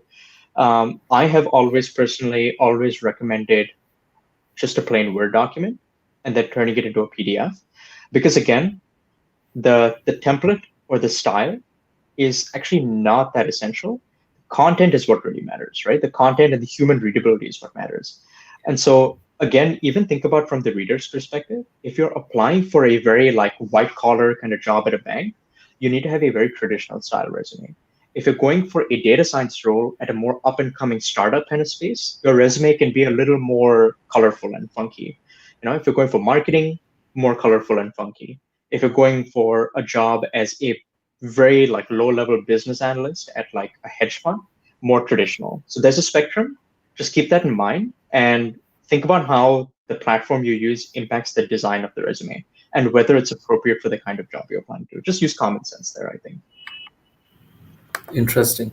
Yeah, I think this makes a lot of sense for people, because they kind of spend a huge time in finding out what platform to use, how do we do the formatting, the font style. Right. So any quick pointers on the font style, the formats that is usually considered to be standard, so that they don't end up thinking like a designer in the resume. Yeah, totally. Yeah.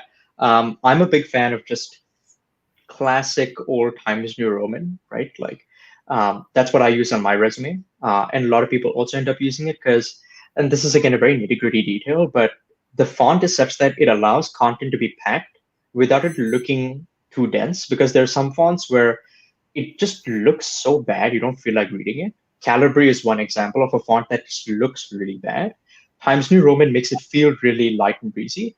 Another really nice trick, and this is more of like a very advanced trick, but vary the colors on your resume. So actually on my own resume, the bullet points are actually like a dark shade of gray.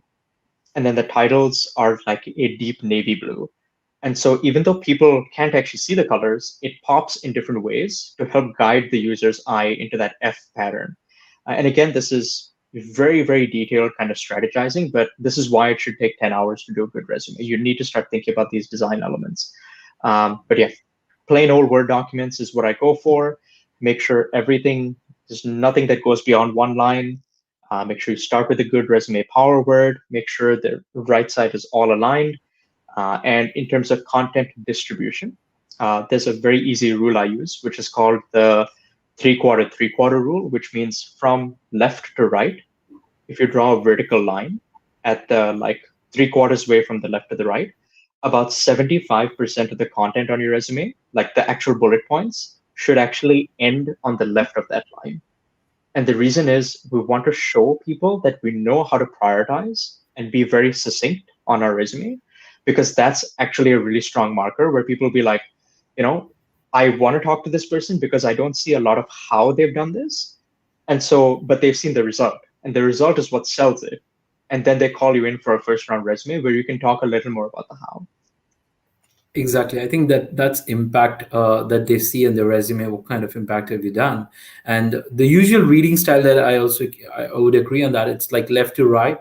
So the first thing that they're gonna see, you're gonna sell them your elevator words or the elevator pitch is on the left side. So if they can Right. see certain impact, they would be definitely sold on that. Okay. Yep. So there's a couple of small questions that we're gonna take Yeah, like a 10 of seconds course. questions. So do we need to provide date of completion for online start courses? Like, I would say so. I think if possible, do it, but not really necessary. The only reason you might want to do it is to just um, plug the gap of any experience. Like for example, if you have like a 6 month gap in like work experience, you might want to kind of cover that up with that like date of the course, right? But again, online courses also think about this from the perspective of an interviewer. For instance, like if you're going for jobs in consulting, iBanking, like jobs which appreciate pedigree, do courses at like Carnegie, Berkeley, Wharton, Harvard, MIT. If you're going for something more on the data science side, EDX, Udemy, all those things should suffice still, but take the opportunity to get at least a brand name or two on the resume. So start and end date, less important than the actual course you pick, I would say.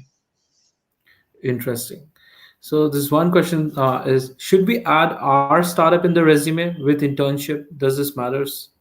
Absolutely. You definitely, definitely should. So, just for context, on my own resume, I have a company that I started, a nonprofit that I started 7 years ago, which is still kind of running.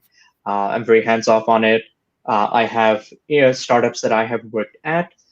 It is your job to tell that story and to actually weave like a continuous story through all those experiences. And there's also an aspect of what I call making yourself a snowflake, which is really, really helpful, right? From a brand perspective, when you look at people who tend to not fit the mold of these like canned brands that people think of, like you think of like an engineer, an accountant, a law person, a business person. There are some people who like tend to not fit any of those molds. And so people tend to not understand how to think about them. And so then those people's minds start to figure out like, how can this person be successful in the role that I want them to be in? And so that's where startups really make a huge difference, because at startups, and everybody knows this, you're doing a lot, things move really fast. You have to prioritize the work that's important. And so startups are extremely, extremely valuable on your resume, even if they're internships. I still have some of my internships that were at startups on my resume. Interesting. So I think this is the last question, and I think this is like a million people's question. Okay. Can we write an objective in a resume, or if at all, how to write it? I always say never write an objective on your resume. That's my Okay. rule. The data has actually confirmed that an objective hurts you, because you need an objective on your resume only if the resume has traveled into the person's pile on its own. Usually that's not the case. Usually you should have had a networking strategy that was kind of the encasing for your resume, where you send kind of a message to someone, and then that message helps provide context to your resume, so that when the person reads the resume, they know exactly what, like, they know the context behind why they even got that resume. So absolutely, like, never put an objective on there is my rule of thumb. Absolutely, absolutely. So, one question from my side, Yeah. because a lot of students might be potential grad students, who are applying for their masters, and then some people might be applying for the jobs, and some people might be applying for their like B schools, right? So, Right. what are the biggest differences that you see in these three kinds of resume? You know, Yep. Cool.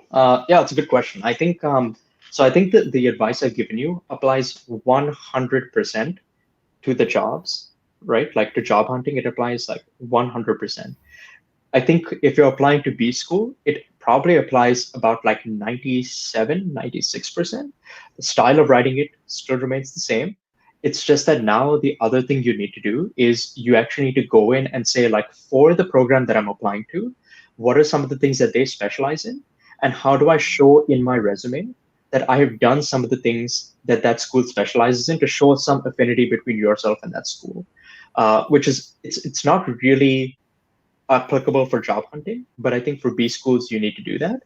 And then the other thing I think you mentioned is just like non-B school grad programs, right? That again depends a lot on the program you're going for and all that stuff. I would just say, as long as you show some level of experience, some level of passion in doing the things that you're applying for, you should be pretty much like golden. interesting. So I think this sums up to much powerful and power packed session on resume, and a lot of things. Even I've written personally like hundreds of resumes in past for undergrad students, and a couple of things were really interesting to me also. Like, how do you mention the job descriptions around that? Okay, one final question. I think I would want to take this up because I feel Mhm. it's more about formatting, and a lot of people obsess about formatting. So let's clear this myth. Yeah. So there are one column and two column resume. How can we select which might work better? Cool. That's a good question. If you look at essentially what the data says here again, right? Two column resumes, they seem good in theory. They've actually become very common in the recent past, but it actually might not be serving you very well until unless you can economize on the space really well. So either resume version you pick, there's always ways to use it such that you can totally screw it up, right? Where you can make absolute like garbage use of the space. Like you can always do that. On two column resumes, the only time I've seen that work really well is for relatively technical jobs where they make the second column very, very, very narrow, and they make it like essentially straight bullet point lists of technical skills, technical libraries, like all that stuff, which actually is more kind of amenable to a small, thin column. And then they use the rest of it just as they would a normal resume. I would, however, always vote for sticking with just a regular resume and no two columns, because you get better economization of the space. And real estate is valuable, like the most valuable commodity on a resume. So I always vote for just going for the regular resume format. Interesting. This is going to be super interesting information. So, guys, if you have come late, so probably you might want to go back. So, we discuss a lot of things about resume writing, the formatting, the kind of description that we're going to put in, the kind of links that we're going to use, the kind of writing styles that we have, and if you're applying for multiple positions, how do you customize your resume, and how much important a personalization is important in your resume. So all those things have been discussed. So I think this marks the end of the session, Karan. Thank you so much for Awesome. coming in For and sure. having students on that. Thank you, audience. I think more than 350 people are seeing live, so I believe people do make use of it and go there, try their resume, because I know your learning might be volatile. You might forget a lot of points, so go there. Probably practice certain things. Do share your resume once you're done. Probably tag both of us, Nikhil and Karan. So you can always find us on LinkedIn. When you share your resume, just tag us. Probably we could see, and if there is any pointers, we can probably give you certain feedbacks around it. But yes, to make use of the learnings, and so that we can see the session was more valuable to you. Thank you, Yep. Karan. Thank you so Thanks a much. lot. Take care. Bye. Bye-bye. So, guys, now since we have come to the end of the resume session, if you guys have any more questions, you can definitely put that into the comments, and I'll make sure I'll pass it on to Karan, and he might give certain perspectives around it. Right? Uh, there are a couple of questions that I could definitely answer. So, shall we adjust everything in a one-page resume, or doesn't matter? There's no correct answer, honestly, to that. Try to have a one page of resume, at least for the PhD and for the masters, that I can always talk about. Is even if you're going for a one page resume, don't just cram everything in until unless it's told that you need to write a one page resume no matter what. And again, prioritize. If you have too much of information, like I had at certain point of time with 7 publications, 26 internships, and all sorts of things, right? You can prioritize what are the most important thing that matters for that role, and leave the rest out of the resume. For the rest of the things, they can probably see it on their LinkedIn, on your LinkedIn profile. So always mention your LinkedIn profile. If you're a researcher, do mention your ResearchGate profile or Google Scholar profile. Those are the things that will really help you to get I would say transition from your resume by the viewer to your LinkedIn profile, to your ResearchGate profile, and get to know more about you. Okay, so those are the things that you can probably improvise in your resume. There's one interesting question asked by Ishwar. He's completed BTech in 2020 and he's applying for fall 2021, and believe the classes is going to start in September 2021. So how can we fill the gap in the resume? A very good point. Any one of you who's applying for fall 2021, just write fall 2021 in the comments, and I'm going to share a lot of interesting insights about fall 2021 before the next speaker is going to join in. So when we are looking at the fall 2021 cycle, we are essentially looking at the gap which I believe Ishwar is worried about, when you're going into September. So that particular 9 months or 10 months or 6 months depends on when you get the admit, right? So those particular time you can essentially use to do bunch of things. Honestly, you can work in an NGO, probably create a social impact. You can do an internship, or probably paid, unpaid, that depends, but you can always do an internship. If not, you can learn certain courses about the kind of degree that you're going to pursue, and that would really add value when you go there. Okay, you can also network with a lot of people and probably work in their projects and get more hands-on experience. You can do some research work, write to the professor and get certain study materials from him, what you need to learn about, and then you can probably start learning on that. So those 6 to 10 months you can always utilize in doing courses, doing projects, doing NGO social work, or doing the startup itself. If you get that thing, definitely go for the startup. Okay. So those are the things that you can build your resume, and you can build a stronger profile, and you definitely stand a chance to get a good scholarship also. Okay. So I think this marks to the end of the resume session. And now we are going to get into the statement of purpose, one of the very interesting and most talked about topic when you're applying for your grad school or your undergrad school, or probably for your MBA. Statement of purpose is a very essential document. It has now also been asked at multiple scholarships where they would want to know more about you beyond your resume. Okay, so to talk about that, we got two super amazing speakers. We are going to definitely have more understanding about statement of purpose. But let me first give you a pre-context of who these speakers are and why they're really well qualified to guide you about the statement of purpose. So we have Rishabh. Rishabh founded a company in the US called Gradly, which helps students with the post-admission processes, specifically like health insurance. And he's also an undergrad student. He graduated or probably did his bachelor's from Brown University, which is one of the top-notch universities in the world. Okay. And he's also a former researcher at MIT Media Lab, Massachusetts Institute of Technology Media Labs. And then he's one of the only person from the state of Bihar. If any one of you from Bihar, say hi in the comments. If he's the only person from state of Bihar who has gotten into Brown University with scholarship, full scholarship. Okay, so that's a really matter of proud, guys, right? And Brown is something is kind of a more in the ambitious list for a lot of students. Okay, so we have another speaker probably later joining down the Brown for grad school, but Rishabh is definitely going to talk a lot about SOP, his undergrad experiences on that note. Joining Rishabh is a super amazing speaker that we also have. Her name is Saundarya. Saundarya is an associate product manager at Salesforce. She graduated from Columbia University, again one of the top leagues of the universities in US. She's also gold medalist from NIT Trichy. A lot of you might have aspired during your high school to go to NIT Trichy. She's a gold medalist from NIT Trichy, and she's a recipient of 10 other scholarships and awards, including the most reputed JN Tata, SN Bose, and Cargill. Something in my college I could just aspire for. Okay. And she is also an author of a recently launched book, which was probably the number one seller in India in psychology or careers. The book name is called Admitted, and it's available on Amazon. If you're planning for your higher education and if you're confused, you can probably check out her book, and that's going to be like a navigating guide, like a self guide for you for your undergrad or grad school applications. So yes, let's add the speakers on the call.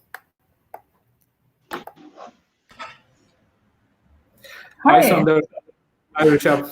Hey, Nikhil. Yeah, I just want to say it's all downhill from that introduction because that was such an incredibly generous introduction that we're gonna have to work very overtime to match up to that. But thank you. Yeah, very nice to meet you. It's actually I have to work more than Rishabh, but he's just being Jesus. modest. Okay, let's quickly skip this section.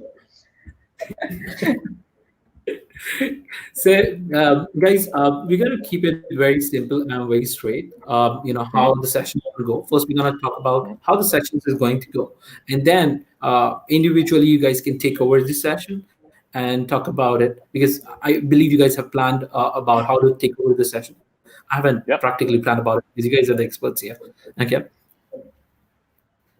Sounds great. Okay, so Rishabh, why don't you tell a little bit more background about you, because a lot of people could want to connect to you, in terms of where you come from, how did you get into town and the experience post that, and then how did it gradually happen? Well, that's going to be in bookstores in my biography now. Well, that's a very vast. I'm trying to think what is perhaps the most useful thing to share in that strain of things. And I think if someone's an applicant watching this, I think so. I applied to Brown in 2012 as sort of an undergrad, and obviously you guys ForeignAdmits, and the space now has some good players in terms of people who mean well and sort of want to help students and not just take advantage of them. But that's still the case for more tier 1 cities, so to speak. And I was mostly brought up in Patna, and there really was very little formal help. It was a very self-directed process, and really the push for me to not sort of go for JEs and more traditional entrance exams essentially was that it seemed like I could pursue sort of a broader set of interests there, but it was incredibly unlikely. My parents were extremely upset, and also there's no way that they could have afforded 1 month's fees. So I guess the thing that I want to say from that is, it was one of the most uphill battles, and I don't think I ever met anyone during the application process who essentially thought that I had some kind of a chance in terms of being able to get a full scholarship. But it's not magic. There's a method to this, and I think if you're really strategic and thoughtful about it, you don't have to be the second coming of Albert Einstein to be able to secure such an outcome for yourself. And also, other people's opinions sometimes may not be very well informed to actually make your decisions. So I guess that's maybe a good way to tell a part of that story.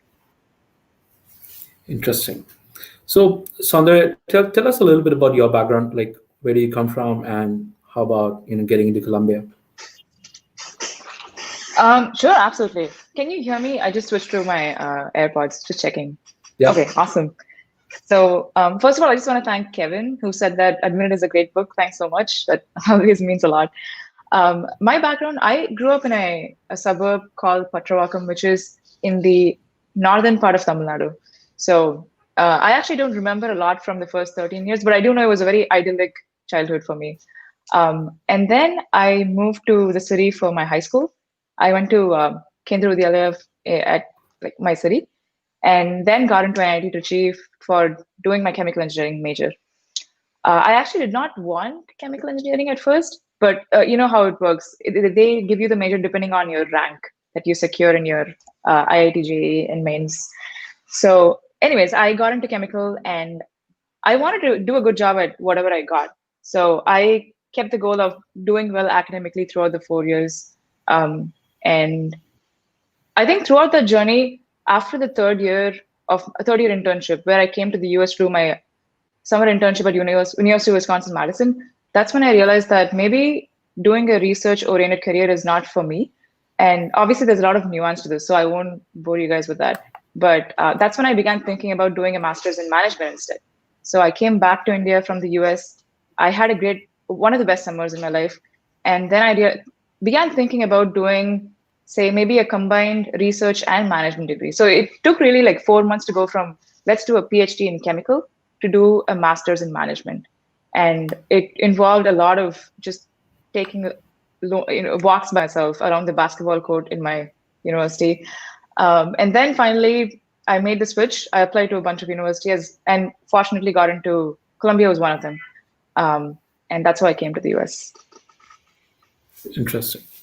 So, tell us a little bit more about your university experience at Columbia and Brown. How was it, those 4 years and 2 years?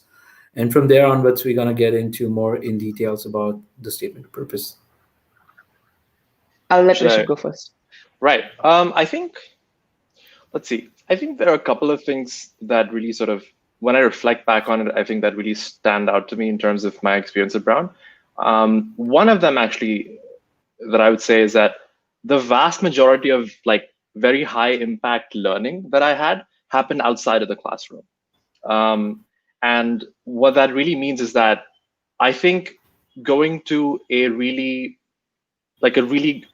reasonably good to really good university in the US, what that does is that it unlocks a pool of opportunities for you and unlocks a pool of people that are doing very interesting things. And, at least certainly for undergrad, and I know it's slightly more constrained for master's students, but I still think that, if you really do take initiative, you really can dabble in a lot of things and actually develop quite sort of a broad set of skills, or even take on really interesting projects.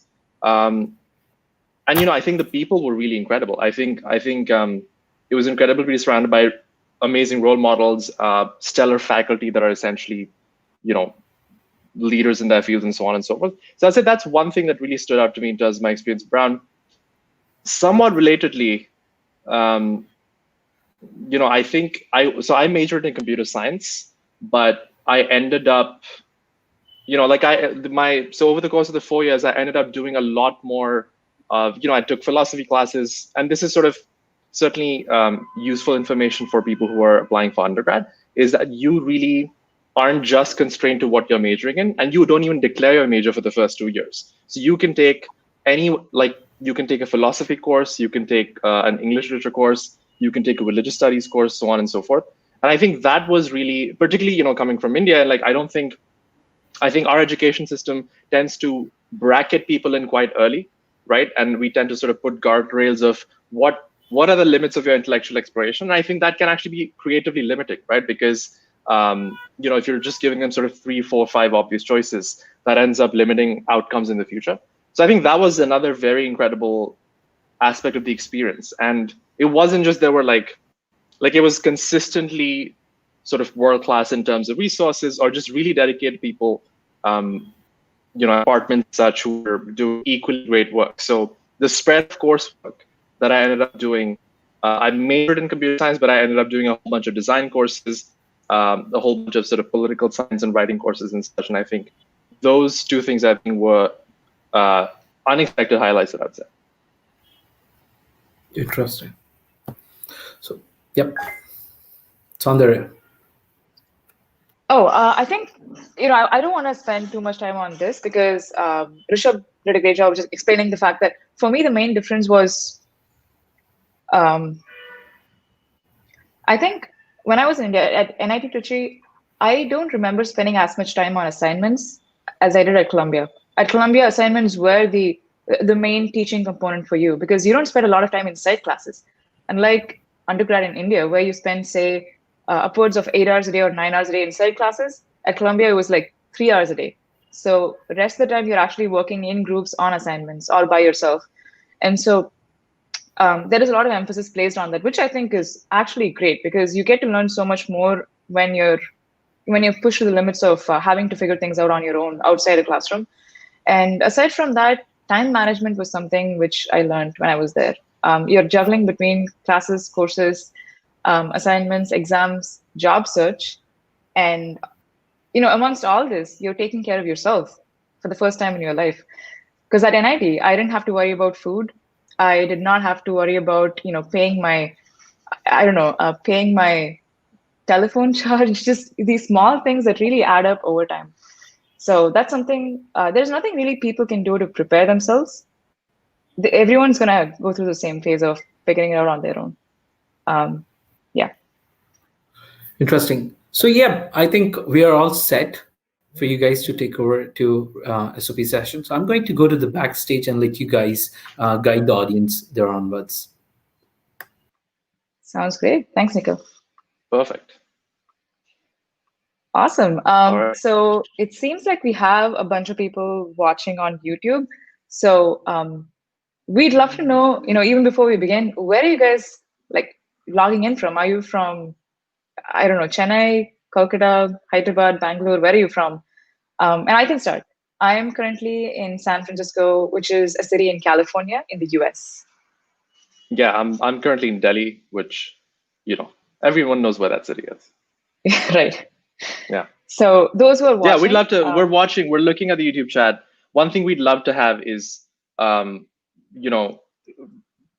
and I can talk to each other all day, and we'd love to have more sort of an involvement and presence of you guys in the conversation. So whenever we're talking about any topic, please feel free to be very promiscuous in chat in terms of asking questions, sharing thoughts.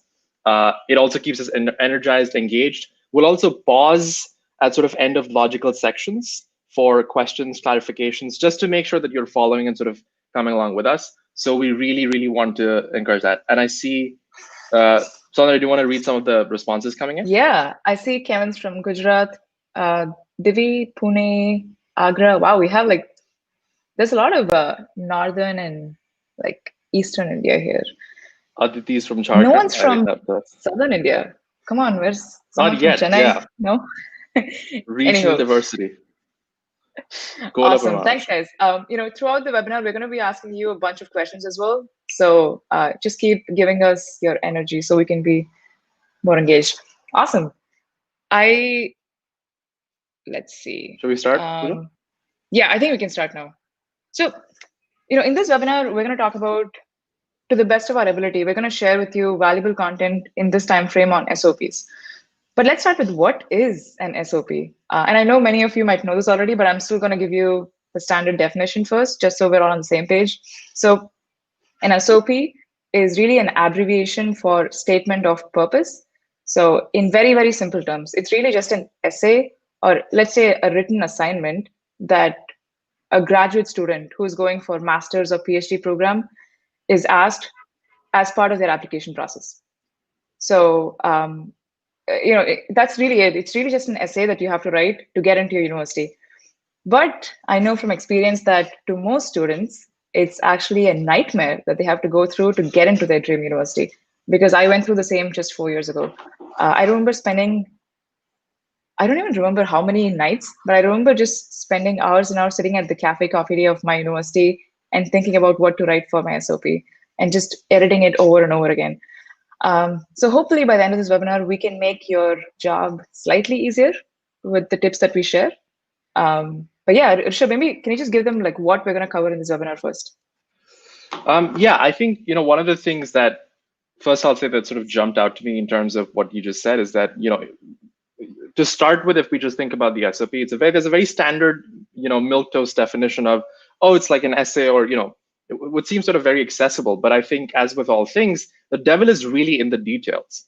And so why is that important? That's important because as we'll see, there's quite a lot missing or inaccurate with a lot of the advice that's out there. We'll talk about the specifics of that later, but that's the deficit in that in most of the common advice that we see is sort of forms the foundation of the goals or sort of the what we want to cover in this webinar and what we want to make sure that you walk away with. So if we were to really just make that like a concise list, the first thing we're going to probably hopefully cover in this webinar and equip you to do is how to write a compelling SOP that's both outstanding and authentic.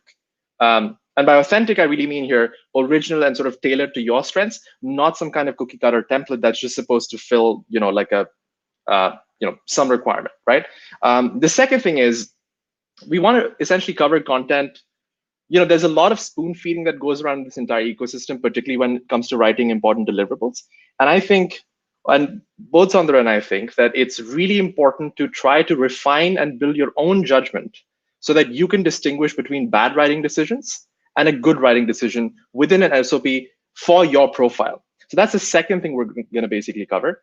And the third thing I think, which is essentially related, is that we also want to hopefully equip you with some sense of when you think a certain writing decision is good, you can articulate why that's the case. And when you think a certain writing decision might be bad for your profile, you can answer and critically think about why that's also the case. So that's sort of the I would say outline and sort of learning outcome goals of what we hope to cover today. Awesome. Let's get into it then. So, also there's going to be a very lively conversation between Rishabh and myself. We're not going to share a lot of presentation material. We're just going to be conversing with each other as you guys listen. And I want to start with, I remember when I was preparing my application, I obviously read, like many of you guys, many guides on how to write an SOP. And I was just, doing a Google search right now. I just typed statement of purpose and I saw 1.8 billion results that came up on Google. So there is a lot of advice out there that people throw out, and they add their own opinion to each of those articles. But the problem is, amongst all this, there is also a lot of repetitiveness. So the same advice is being thrown out in a different manner, and it's quite lacking at times. So I know, Rishabh, you have, I don't know if you've read, but you've definitely helped with writing at least over 100 SOP. Is that correct, or is it more like 1,000? It's between 100 and 1,000, primarily because it just ended up being something I helped a bunch of friends with, and Right. family, friends, and all that. And I also worked part-time in Brown's admissions office, so I got to learn quite a bit there. That's amazing. And so, yeah. And I feel like that's an opinion that most people might not get, someone who's actually been on the admissions committee. So I think one question that I have, which I'm sure they're also thinking, is what is something that is lacking in most of the advice that we see on SOPs? Right. Just a small clarification, I wasn't on the official admissions committee because that's actually faculty members, but I worked in the admissions office, so I sort of sorted through applications, did initial reviews, and so on and so forth. Anyhow, I think, so in summary, I think one of the commonest things that I see is missing in most of the advice that I read that ends up being bad is, much like any other piece of writing that you create, it's an awareness of your audience, right? Who is it that I'm writing this for, right? A lot of times, sort of folks tend to think about the SOP as this is an essay or this is a document I'm writing for myself, right? Or I'm going to tell my story. No, it's actually, you're writing this for an admissions committee. That committee is composed of faculty members, who typically are very well qualified in that department. That committee is typically chaired by, a senior faculty member or department chair, so on and so forth. And some set of final applications are funneled to them. They then read all of them, score them, and then eventually, it goes through a round of debate and review, and then that's how they're selected. But again, one of the key things that I want to emphasize here is really try to understand the audience you're writing it for. We'll go into the specifics of how you can do that. Don't make the mistake of saying, this is my story. No, it's a document that's supposed to be interpreted by someone, and you'll benefit a lot if you really try to understand their perspective. So the question to ask maybe is not necessarily just how can I best represent my profile. It's also to go into how can I best represent my profile that fits within the parameters of my intended audience, which is the admissions committee. One of the sorry, go ahead. Sorry, I just wanted to make this comment that I mentioned in the book Admitted as well, that until you get your admit, it's almost as, the ball is in their court. But once you get the admit, I'm sure, most of you would get admits from more than one university. And then the ball is in your court and you have all the power to choose the universities. So as Rishabh said, you should know your audience before you start even preparing your application, not just for the SOP, for every other component as well. I will quickly also just add that it's not just the fact that we told you that know the admissions committee sort of opinions. Obviously, that's not obvious to you because that's not context you have access to. We'll talk a little bit more about how you can perhaps learn that. But that's a good starting point to understand that you're writing this for a very specific audience. Pooja, one of the things that I think in writing Admitted, I know we spoke about this earlier, you went through the process of scouring the internet for all sorts of good and bad advice on writing an SOP and other documents as well. And so what's probably something that stuck out to you in terms of another sort of bad common pattern? Yeah, and the SOP chapter was actually the hardest chapter to write. In the sense that I actually rewrote the entire chapter because I remember, we had a conversation probably a few months ago, late night, and you gave me a lot of good advice to edit the chapter one more time. And it was so hard to write because a lot of people in these articles and guides, they tell you what goes into an SOP, in the sense that they would say that you should talk about why you should get into your dream university, what makes you qualified. You should give maybe a childhood memory that really sparks their curiosity. You should say something that's memorable. But none of them talk about how you get there. They all talk about what should go into an SOP, but they don't really help you with, they don't really help you in understanding what step-by-step process you should follow to eventually put that into your SOP. So that is what's most lacking, and I get that because it is hard to instill that kind of judgment to someone in an article. But hopefully we can do a reasonably good job in this webinar, and we also have a surprise announcement at the end. So just stick out until then to hear that. Right. So Pooja, I just want to summarize and paraphrase. So if I'm hearing you correctly based on what you just said to me, that most of the advice ends up being, it doesn't come from people who've been there, done that. It comes from, someone's heard something from someone else who also heard it from someone, right? And so it ends up being very derivative, right? Therefore, I think one of the commonest sort of queries that we see on forums is that, what are best SOP templates? When actually that's a fundamentally flawed premise, right? It shouldn't be a template, right? Because your life isn't a template, and you can follow a structure, but that's very different from a template, right? And the other thing I feel like what I heard is, and correct me if I'm wrong, is that it's very easy to say in some ways what we just said, and I think Aryan actually already in some ways engaged with that, which is that, oh, know your audience, right? So there we're painting the picture of, here's your dartboard, here's the end goal that you're shooting for, but we still haven't gone into the specifics of, oh, here's how you hold the dart, right? Here's how you sort of develop your grip, right? So it's the how and why, which is actually both uncommon and difficult to actually articulate. And those two things, at least what I'm hearing from you, are not very common sort of. Yeah, absolutely. And Aryan also asked a great question. He's asking a great question. Like, when you say target audience, what exactly would they be looking for? Unfortunately, that's what people don't talk about enough, is that what they're looking for. People talk a lot about what should go into the SOP. So shall we start talking about some of the components of the SOP? Yeah, or before we do, should we quickly answer Aryan's question as well, or how do you want to do it? Yeah, I think I don't have a lot of context in what they're looking for. I'm sure you might, so go ahead. Yeah, and actually, while we're answering Aryan's question, I think we'll just take 30 seconds. If any of you have questions about what we've said so far, feel free to ask that. Again, the reason we're starting off from what's bad about most of the common advice is because we want you to understand that most of the stuff, we want you to have a filter on what advice you're taking and why it may be good or bad. Okay, so Aryan's question basically is, when you say target audience, what exactly would they be looking for? Target audience in this case, as we discussed earlier, is the admissions committee. So basically, what is an admissions committee looking for? So first, the caveat obviously is that it depends on the specific admissions committee. So what an undergraduate admissions committee is looking for would be very different from what a master's program's admissions committee would look for. And also that would be very different from what a PhD admissions committee is going to look for.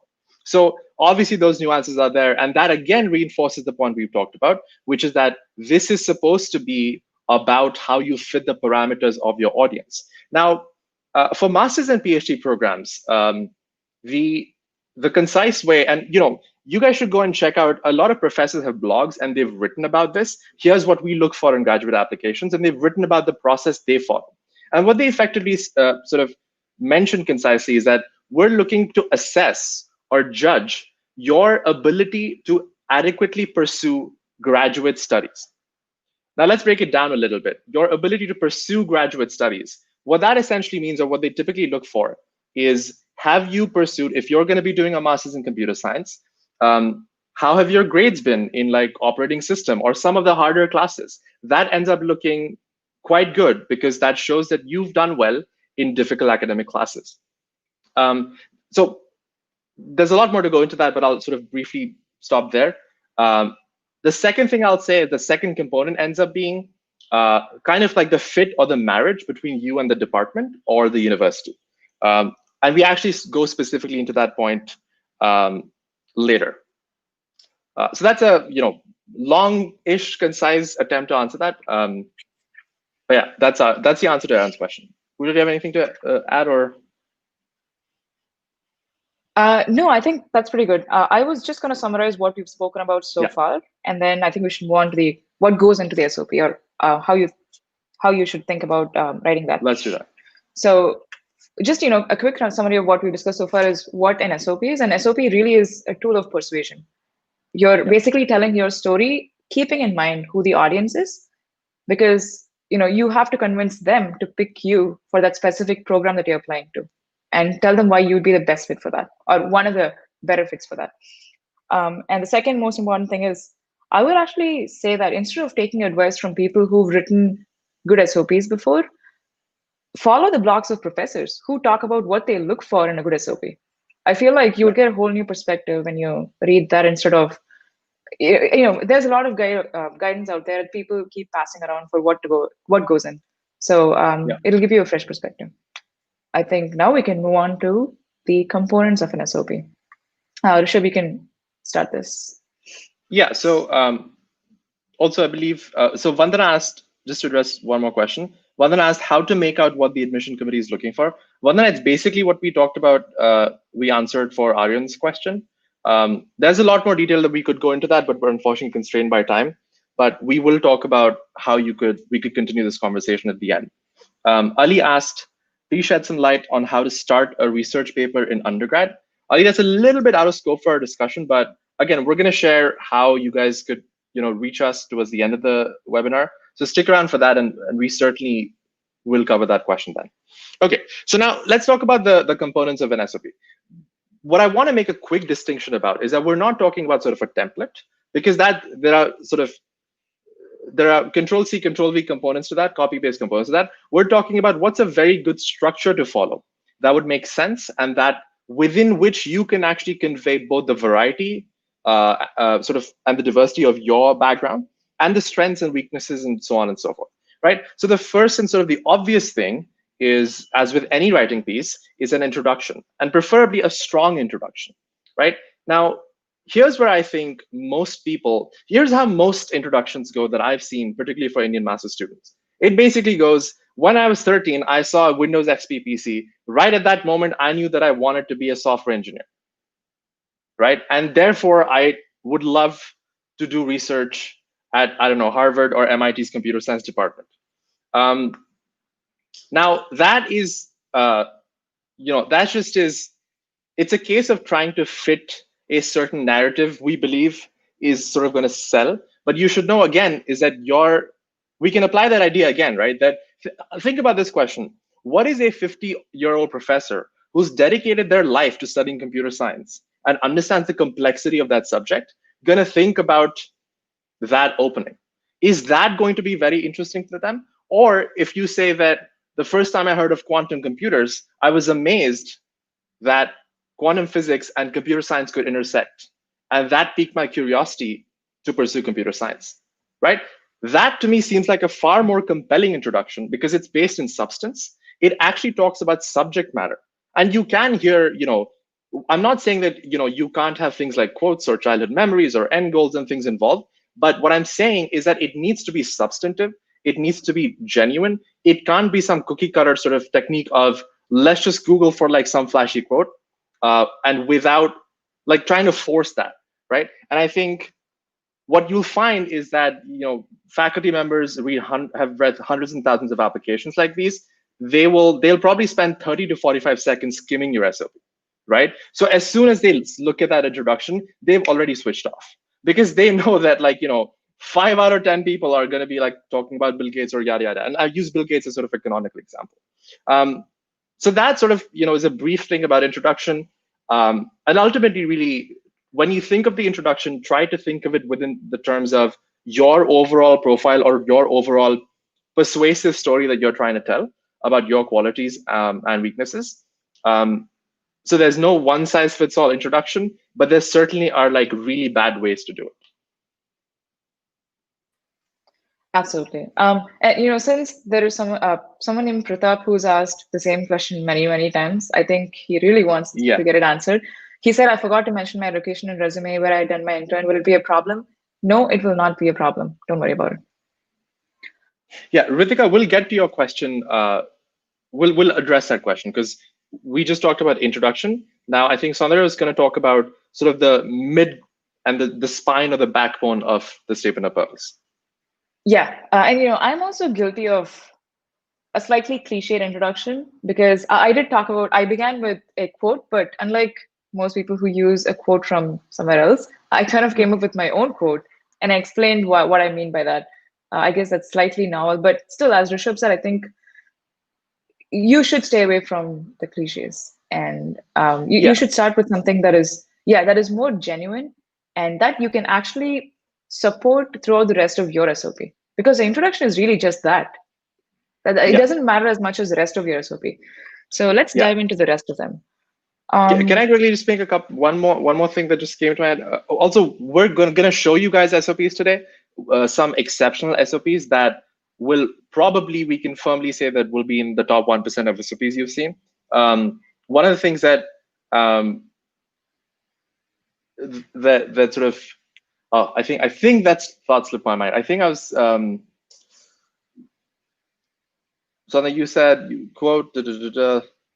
Yeah. Okay, I might bring it back later. There's something very like tactical that came to my mind that I'll probably sort of pull this back to. Yeah. So now thinking about post the introduction is probably 2 or 3 sentences, not more than that. Generally, an SOP is supposed to be under 1,000 words, which comes to 1.5 to 2 pages, depending on the font and everything you use. So most of your SOP is really the story you're telling them. And when I say story, I don't mean tell it as a fictional story. Like, tell it with some proper evidence. And so let's just call it the components that goes into your SOP. Rishabh and I discussed about this, and we think that you should stick to a max of 3 components. So 3 stories or components from your past that you're going to be using as a tool of persuading the admission committee to pick you.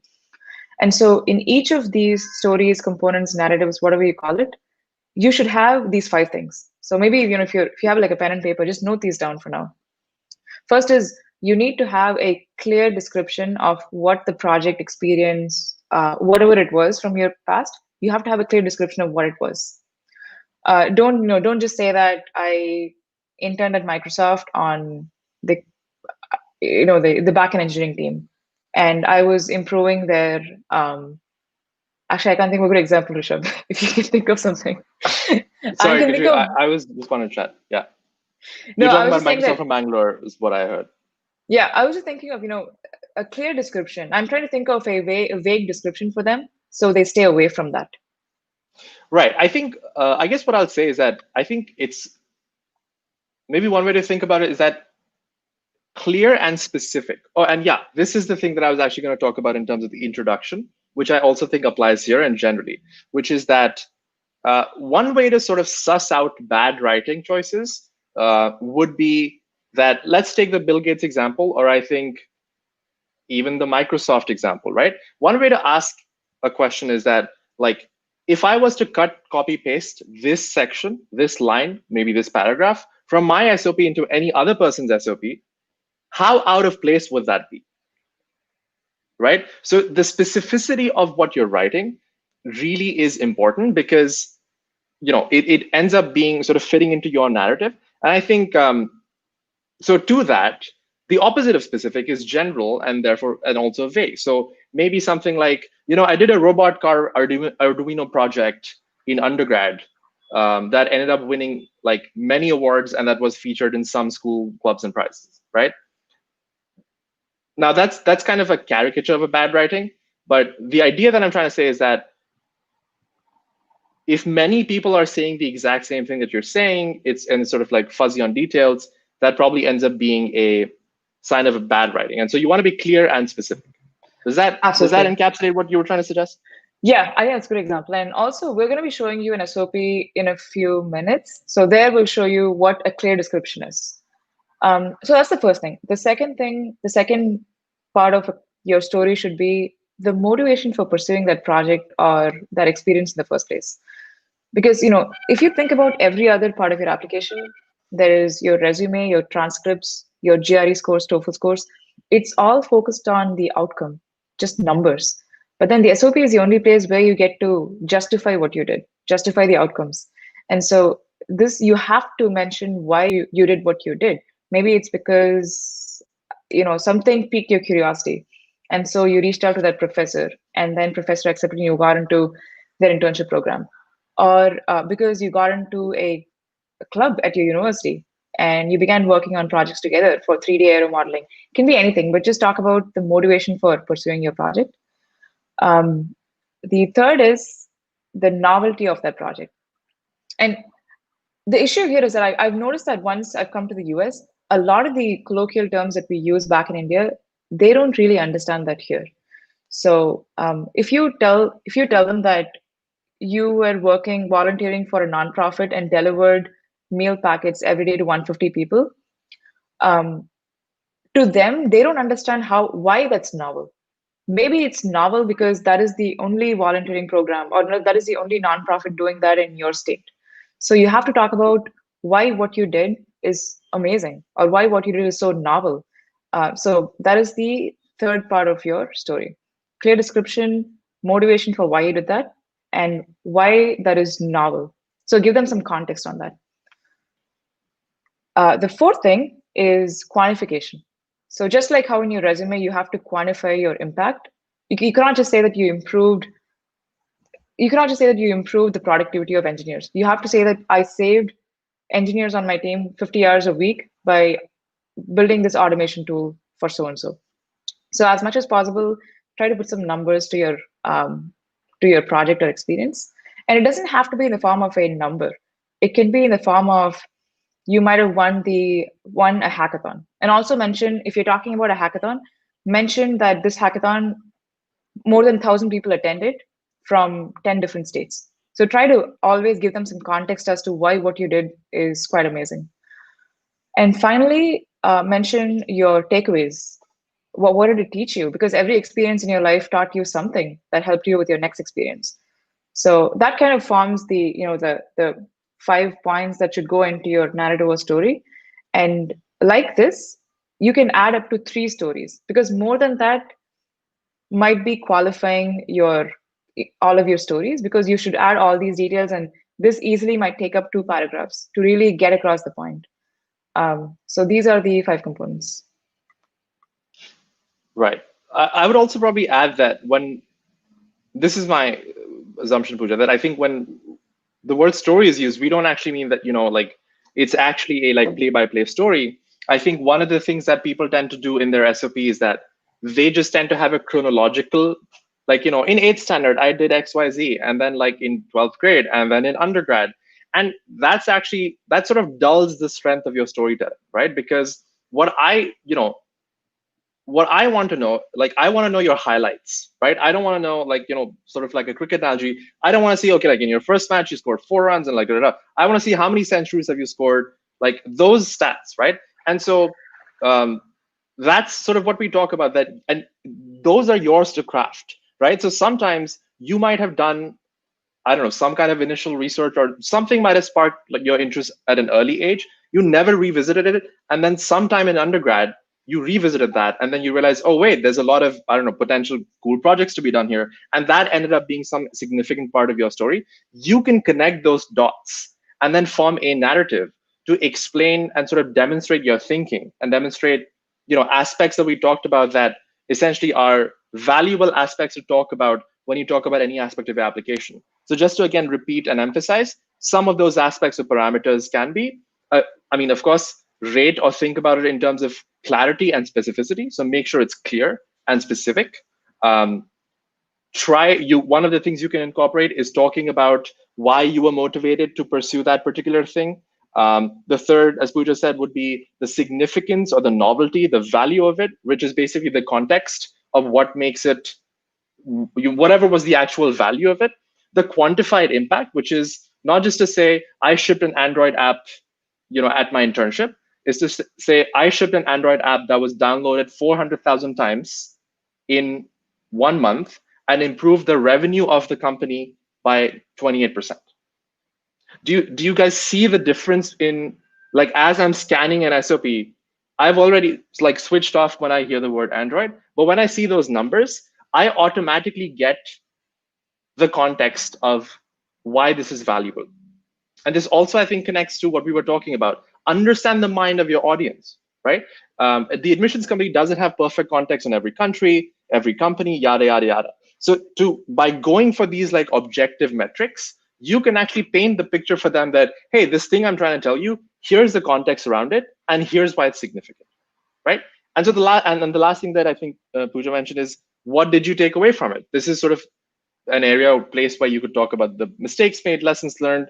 You could be poetic about it, anything, but possibly an area to have your voice. Anything I missed or misinterpreted or didn't encapsulate properly, Pooja, you want to add? No, I think that sounds great. Let's jump into the excerpts right now, because I believe we have like 15 minutes left, and we also want to keep some for answering your questions. Yeah, and a bunch of people are asking questions, and we're going to show you some examples now, and then we're going to try to fast track to answer all of your questions. For the ones that we missed, as I said, we're going to share ways for you guys to follow up and continue asking us questions and getting help on these topics. Yeah. Okay, I'm going to share my screen right now. And right. So what I'm going to show you right now is basically a sample SOP that got into the MIT Media Lab. So can you quickly, Rishabh, to explain to them what Media Lab is? Yeah, the MIT Media Lab is one of the labs at MIT. It's very hard to describe the MIT Media Lab. It's well, it does. I guess they. Yeah, there are a lot of interdisciplinary research groups. Oops. Yeah, there are a lot of interdisciplinary research groups as well, I would say. So you have people working at the intersection of fields that would not normally collide, that do collide. So obviously, design and tech sort of early collided there. But you also have, I'm forgetting, like really cool applications of biotech, and like, I don't know, it's really hard to describe MIT Media Lab projects because they really are extremely novel. And I really suggest all of you guys to check out Google MIT Media Lab. It's some of the most inspiring sort of academic work that I've seen. Awesome. So this, we have two SOPs. Maybe we'll go through one of them right now. So this SOP is one of the students who got into MIT Media Lab. And I believe the student was from IIT Delhi, because I read that somewhere in the SOP itself. Mm-hmm. So, one thing about this is the SOP itself was about a page long. So it was not a very long SOP. And what we're going to do is we're just going to go over some of the components here, highlight them, and talk about why this is a good representation of, say, in an introduction, or why this specific project does a good job of explaining novelty or quantifying impact. So Rishabh, let me know if you find any line that's worth highlighting here. Let's see. Why don't we start with, we harped on about the introduction quite a bit. So why don't we quickly just look at the introduction, right? Yeah, So I'm just going to read this out loud just for those who might yeah, not be able to see this clearly. So this introduction goes, my interest in graduate study at MIT Media Lab is driven by the desire to enhance in-person human-human communication.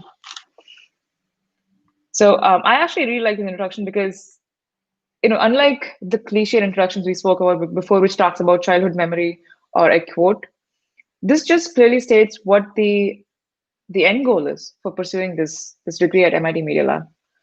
yeah, yeah. I'm just Like, gonna, can I jump in quickly?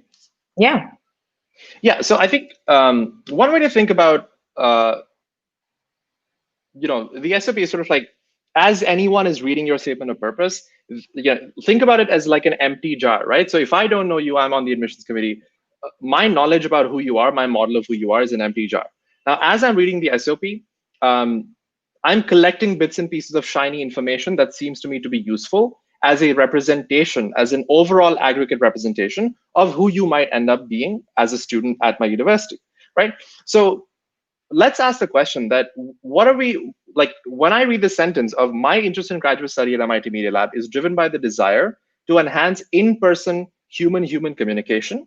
I'll go to the second line as well. Specifically, I'd like to make mobile devices or applications to both bring people together and provide engaging interaction for all in a group, right? So if we go back to the principle of this is quite clear to me, right? It makes sense.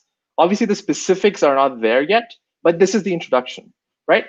And now notice that it would probably not make sense if I copy the first sentence of this and pasted this into another computer science SOP, right? Like that's unlikely to happen because he's chosen a very specific niche, which is in-person human-to-human communication, right? What is the other thing we can deduce about this person? Not just by the introduction, but when we read the entire sort of SOP, you'll see that when I see someone using actual industry language and talking thoughtfully about them, I know that they've done their research and they've done it in depth, right? They are showing a specificity of focus, and that just shows to me that okay, this person is conveying genuine interest. It's not sort of phoned in. So that's what I would say is like briefly just from that like introduction stands out to me. Absolutely. And I was just reading the second passage here, and this kind of builds on top of the first passage. There is a lot of, in some SOPs, there is a lot of scattered thought. You jump from one point to another point, and they don't understand what you're talking about because you understand your story, but to them, you're really just a stranger, and they're just getting to know you. But here, this person who wrote this, just reading this out, promoting natural human communication, I believe consists of 3 independent objectives: to bring people together, to allow engaging interaction, and to teach people how to interact effectively.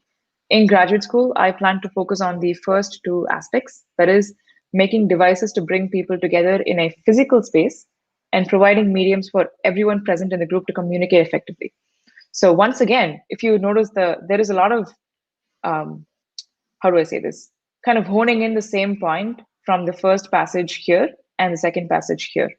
So I mean, this can be, I guess I'm actually having 2 thoughts about this, Rishabh. I'm thinking this is maybe a little redundant, but at the same time, I also think it's good because the person who's reading this, to them, it seems very clear that, okay, yeah, I get your point. You're very passionate about this topic. Well, so what I think is that I think to also, Karan asked, can you share the link of this Notion doc? So towards the end, in a few minutes, we're going to talk about how you guys could access this and sort of more resources. So we'll do admin and logistics. And if you guys want access to the SOPs we're talking about, stick around to the end. So to your point, Bhuja, that is this redundant? I think that, as like a computer science major, I understand that to a lot of people who may not know about this specific field, it might seem slightly opaque. And I think it can seem redundant, but I actually think that he's really, as you said, honing in the point, and he's showing how thoughtful he is, right? About like, here's the actual technical focus, and here's, I think, my sort of belief about here, like, this is my belief about this field, right? That so I think being able to, like, in some ways, being able to like make the same point from different angles, showing your competence, showing your technical expertise, showing projects you've done, showing your ability to actually tell a story or communicate about your interest in a compelling human way. I think that's one technique to go about really conveying your profile to the admissions committee. And I think the person whose SOP we're reading, that's what he does. That one of the approaches he takes is that he continues to really have one strong through line of an interest, and he just shows you all sort of aspects of it, right? He sort of talks about, here's my sort of philosophical thinking about it. Here's the research I've done. Here's sort of the journals and stuff I've done, read. Here are the projects I've done. So that's, we were talking about storytelling and narrative sort of thing, right? This is very clever depth first storytelling, where you're connecting dots intelligently, which makes sense, and which this more than, oh my God, I love MIT, and like you guys do amazing research, and just naming 3 professors, this communicates actual interest. And it's so easy to distinguish between someone who just opened the department's research website and took the names of like the first 3 papers they read, as opposed to someone who's actually spent time building that interest and backing it up with actual experience. Absolutely. That's very well put. So, so far in the first 2 passages, this person talked about what he's interested in, and he came with that from different angles. In this passage, he talks about why he's qualified to pursue that specific research. So if you see this highlighted portion here, I'm going to read this out. It says, my interest in this field started with my work in assistive technology group at IIT Delhi, where we observed the daily commute of visually impaired persons in India. Analyzing the 3 major mobility problems faced by them led us to create 3 projects. First is a smart cane, second is onboard, and third is Roshni. And he's also explained what each of them is. And this is very important because, if you just say smart cane, that can be interpreted in so many different ways. So it's very important to once again give context to the admissions committee, because they don't know anything about you at this point. Yeah, I also just want to quickly, so am I incorrect in assuming that we have roughly 10 minutes left, or maybe Nikhil or someone could? Because if that's the case, then I think we should, there's a lot more to talk about, but we probably want to do Q&A and then. Yeah, Nikhil says we have 10 minutes left. Okay, so, I mean, we had a lot more to discuss. We had a bunch of other SOPs, but, those are the constraints we work with, just like you guys are going to have to work within the constraints of 1 or 2 pages to tell your story. So, should we do questions, Pooja, or I can machine gun through questions, and we have like 8 minutes. I think we should just skip to the final part of the webinar series, because that's a better way for them to come ask questions there. And I see that someone named Zubair took a screenshot of this and he's posted in the chat, which I guess is kind of expected at this point. Clever. Yeah. Clever. But anyways, okay, let's just talk about the final piece of our conference of this talk, where we were going to introduce you to a webinar series that we're starting from next weekend. So Rishabh, I'll start talking about that. Mm-hmm. Oh, I was just saying, can you give them a brief context? In the meantime, I'm going to put it up, the banner. Yeah, so I mean, basically what we're doing, to anyone who's been attending so far, it's quite obvious to you that there are so many ideas we touched upon that we could have spoken a lot more about, and that you probably have a lot, like, it probably makes sense to you on the surface, and you maybe understand that's the thing I have to do, but the how and the why of it is not quite obvious. And that's because each of these specific things we talked about, we could probably have 2 hours of a discussion on just writing an introduction, right? So one of the things that I believe in the next week or 2 weeks, basically, we're going to be doing a series of webinars over the course of the next 2 to 3 months, where, we're going to essentially make it about, starting with SOPs, LORs. I think Pooja can probably talk about the entire topic lineup we have. It's going to happen at sort of a fixed time every week. It's going to be interactive in terms of, you guys can attend, we'll chat. Also, obviously, it's free for all to attend and so on and so forth. And we're really going to be doing 2-3 sessions of just diving into an SOP, then 2-3 sessions of just diving into an LOR. Because honestly, like, there's so much depth to go into these things. I guess Pooja, do you want to jump in and talk about logistics? Yeah. So in terms of logistics, so the first thing is, SOP is just one of the topics. Once again, we can spend 1 hour just talking about the introduction of an SOP. But if you zoom out, SOP is really just one part of your entire application. There is, I mean, gosh, there is resume, there is your recommendation letter, there is applying for scholarships, writing your GRE, TOEFL, interviews. Just I can think of like 15 different topics. And in fact, my book has like 18 chapters, and each of them talk about one topic. So that can tell you how many topics there are in this entire journey. So we're going to be spending at least 2 webinars on each key topic. And as of now, we've decided to pick the following. And this was based on input that I got from, I guess, some of you when I posted a story on my Instagram. So we're going to be covering SOP in depth as they kick off for the first 2 webinars. And then we'll dive deep into funding. So loans, scholarships, fellowships, all of that. Third, we're going to talk about networking, which I think is very key now more than ever, as everything is shifting online. So how you can make a good presence online, even before you say go to your destination country. And finally, immigration and visas, which is where there is most to be, according to me, misinformation spreading out there. So we will kind of dissect the immigration scenario in the US right now and talk in depth about that. In terms of logistics, I'm going to share my screen again and show you something. So to register for the webinar. Yeah, and can I quickly just the entire series basically. Can I just quickly interject, Pooja, because a bunch of people are asking questions. All of the questions that we unfortunately didn't have the time to answer, you can go on the link that Pooja is going to share, and I'm actually going to share in chat. It's a simple, you can basically give us your information there. We're going to message you and send you, after this, we're going to send out the links to the SOPs you guys want essentially over email and WhatsApp. And you guys can continue this conversation and ask us questions there. And hopefully we'll see you at the webinars, the one we actually start in about a week or 2 weeks. Yep. So I'm showing you the link, hopefully on the screen. You can see this. Yeah, thank you, Nikhil. So this is the link. Just go to admitted.gradley.us. It's a very short type form. Just fill that in, submit that, and you will get an automated WhatsApp message and an email from me. And so if you, all of the questions you just asked on the chat, just ask on WhatsApp or email, and you'll get a response in the next like 24 hours or 48 hours. Yeah, and if you, to those of you, sorry, who want the SOPs, we actually had 5 of them. Just let us know over WhatsApp or in the email that you get. And one of Pooja or I will basically respond to you with the SOP and questions.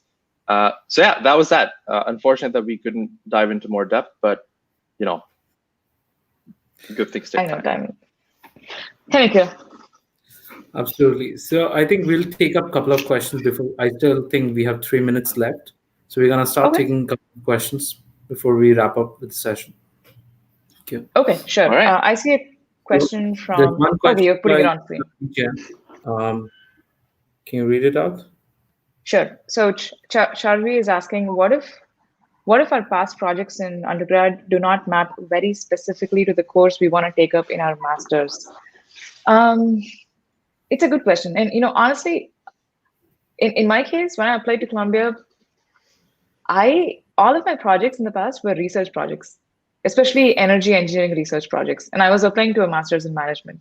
So obviously there was a huge gap, which is why, we mentioned before that you don't have to just like vomit everything that's happened in your past. Rather, you have to pick specific instances that highlight why you'd be a good fit. So in my case, I picked one of my research projects, which was more so on the management umbrella. But mostly I talked a lot about the clubs that I founded a social organization in my undergrad. So I spoke a lot about founding that, why I did that, and what I learned from that. And I also spoke a lot about all of the other conferences that I attended, leadership conferences. So try to specifically and very carefully pick experiences from your past that highlight your story and put it across very well. Okay. There's another question by Kevin. It talks about the data that you put in to your SOP or your resume probably. How do you show the authenticity of the data? Who's going to check that? So I already just answered that, which is basically there's no proof needed as such, but I will tell you that the people doing this are smart enough. They're you're one data point in thousands. For example, one of the advisors we have for Gradley is actually he was on Yale's admissions committee for a long time, and they know how the system is to the point where they knew that certain applications they were able to pinpoint were coming from specific consultancies in China that were completely just doing all the work for students. So that's how smart they are. So don't. I would advise against lying generally in your application, and I think there's a very slim chance that you get away with it, if any. Right. And also, it's not the case that they might never ask you, by the way. They might. It's up to them. They can. All right. So There's one Amit is question asking a question to me. So you mentioned that you used your own quote in the starting of your SOP. Do you think that might have come across as cliched? I mean, the honest answer is I have no idea, because the admissions committee really is a black box, and I guess Rishabh worked with them, but even he didn't work on them. So I don't know, but Columbia chose me. So I'm hoping that even if it might have been a little cliched, the rest of the SOP did a good job of explaining why I'd be a good fit. But in general, I would stay. If I were to rewrite my SOP, I would not start it that way. I'll just say that. Okay. I think this was amazing, guys. It was a very thorough discussion that you guys had with the audience, and I'm sure people shout out for the Admitted. You definitely want to go to Amazon, check out the book, connect to Sandhya, connect to Rishabh. I think your website goes with the name gradly.us or gradly.com. Yeah. So just for everyone who just wants to chat with us and come to sort of the webinar series we're launching, it's admitted.gradly.us. In the chat on the screen, come have a conversation with us and tell us what you thought about this webinar and stuff as well. Absolutely, guys. Thank you for being there. You guys have been amazing speaker. Thank you. Thank you so much. Thank you, and thanks to all of you for watching it. Bye. Yeah, thank you so much, guys. It was fun. So yes, I think you guys are already got the understanding of studying Canada, talking about scholarships, and then we learned about resume writing, jobs, and then we also learned now about in depth about SOP. So that's all about Mentor Conference, right? You got to learn from the people who have actually done things in a better way. And that's where ForeignAdmits comes as a platform that connects you with a bunch of these amazing speakers and mentors all throughout the global network. Okay. So I'm just going to give you a brief description of what ForeignAdmits is doing to help you connect to these speakers. And you can always connect to us and reach out to any kind of speakers that you want to get guidance from.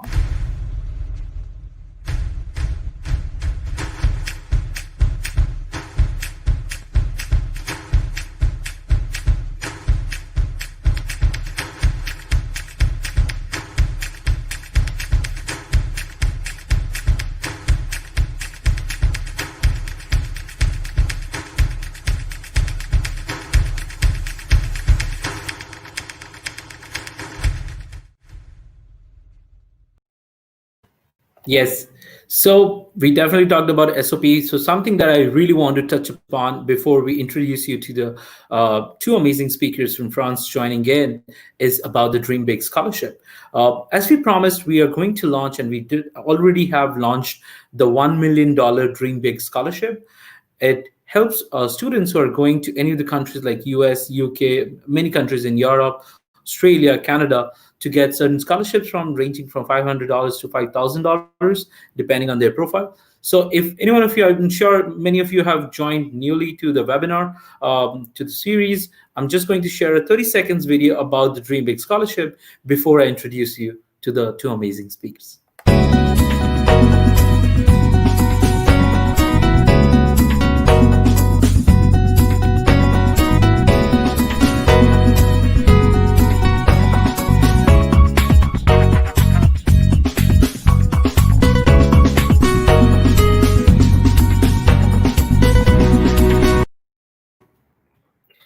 Okay, guys, so you're all set for the next event. So next speakers are basically going to talk about more into the European education, and they are definitely going to touch up upon MBA, MIM, and management courses, which a lot of people might want to shift to from engineering or have been in management and might want to excel into those niche areas. Okay.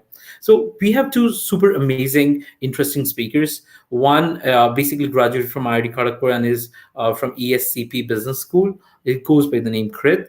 And then we have an amazing friend of mine and a super amazing speaker, uh, sorry guys, I've been speaking from a long time, so just give me a second. So yeah, so the other speaker that we have is again an MBA graduate from HEC Paris. Is one of the top notch school in France, and he's an entrepreneur. He's associated with Renault Nissan Europe, and he's also an ex consultant into consulting industry.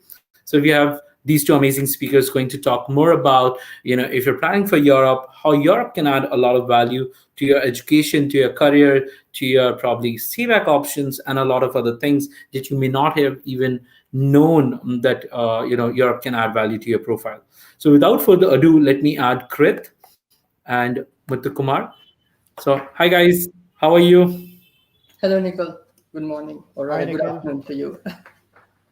It's an Hi guys, honor and super privilege to be here. excited to see both of you there. I don't want to waste a lot of audience time. Let's get back, get to something more interesting. So why don't you guys give a introduction, a formal introduction about you? Where do you come from in India? What did you study in India, and then how did your international education journey started? So I think Krit or Muthu, any of you can start and then can lead the session. Craig, go ahead. Please start. Sure. So I come from Ranchi in Jharkhand, and I started my education with IIT Kharagpur. I did a bachelor's in technology from IIT Kharagpur, and then a management MIM from ESCP Europe.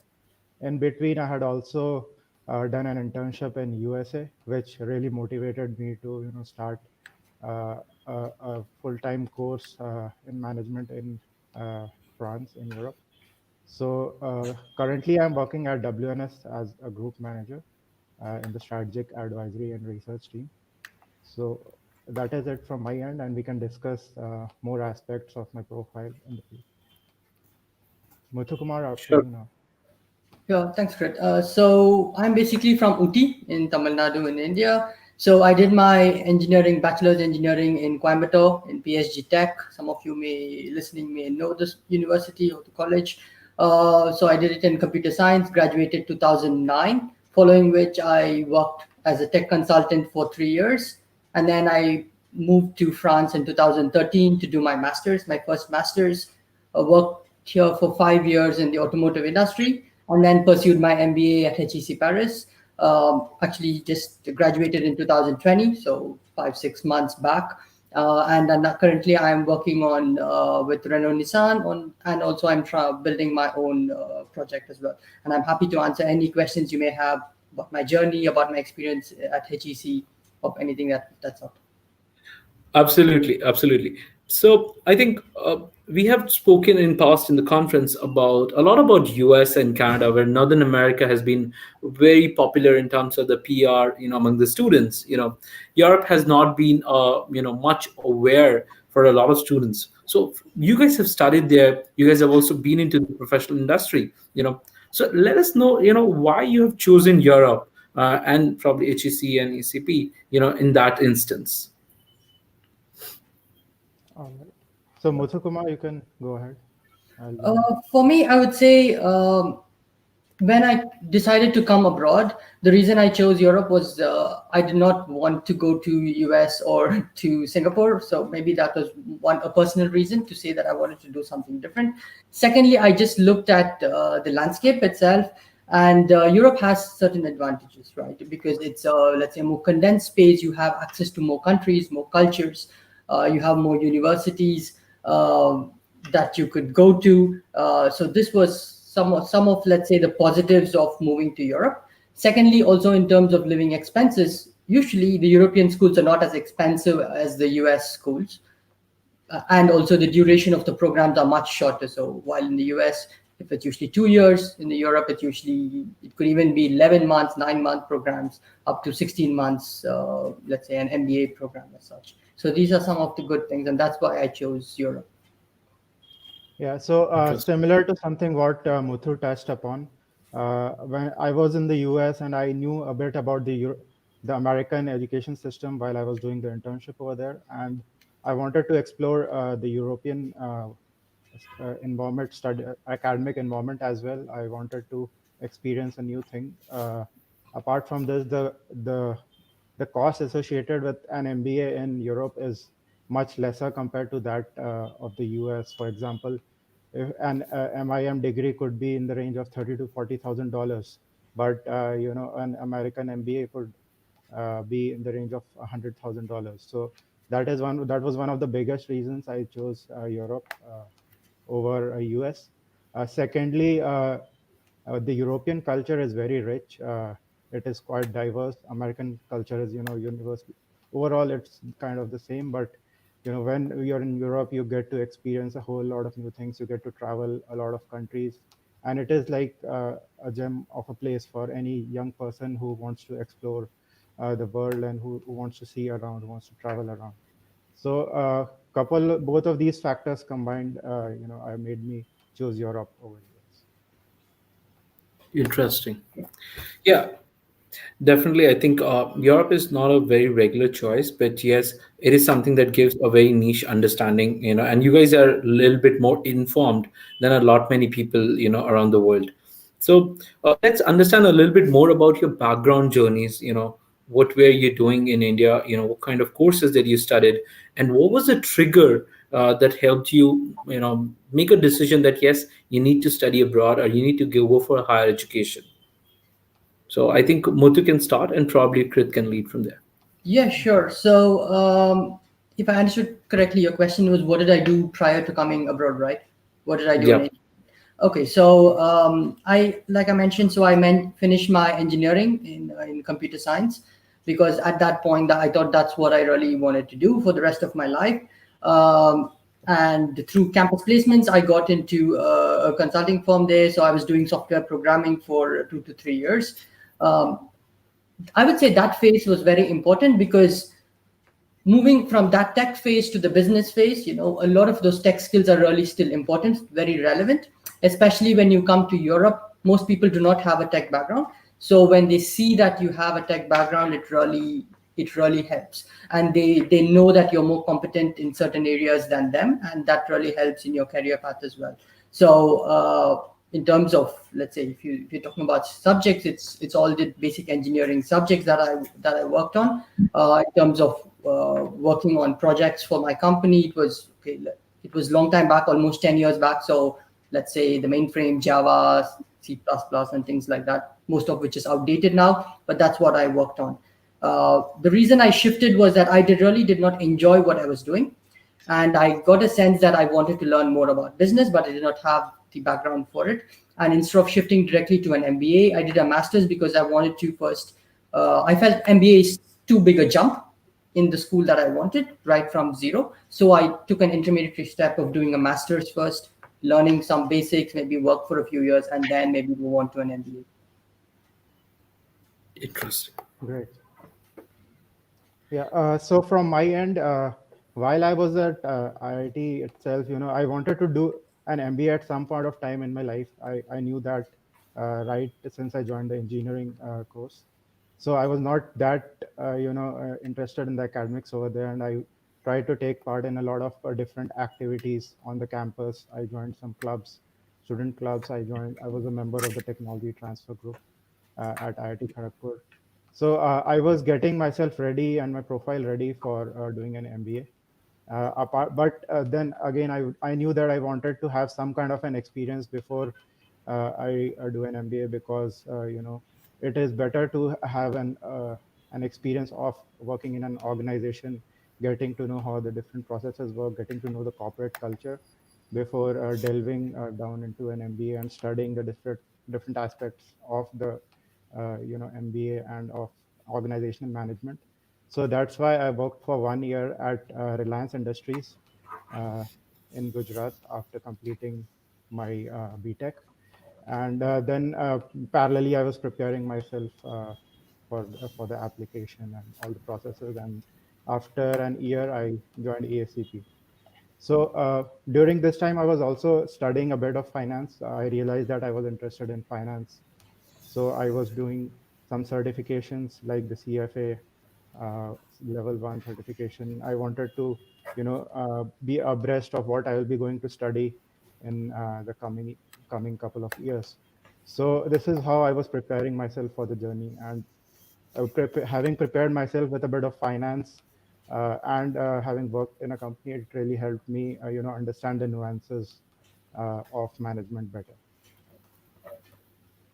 Interesting. So let's talk about a little bit more about your courses.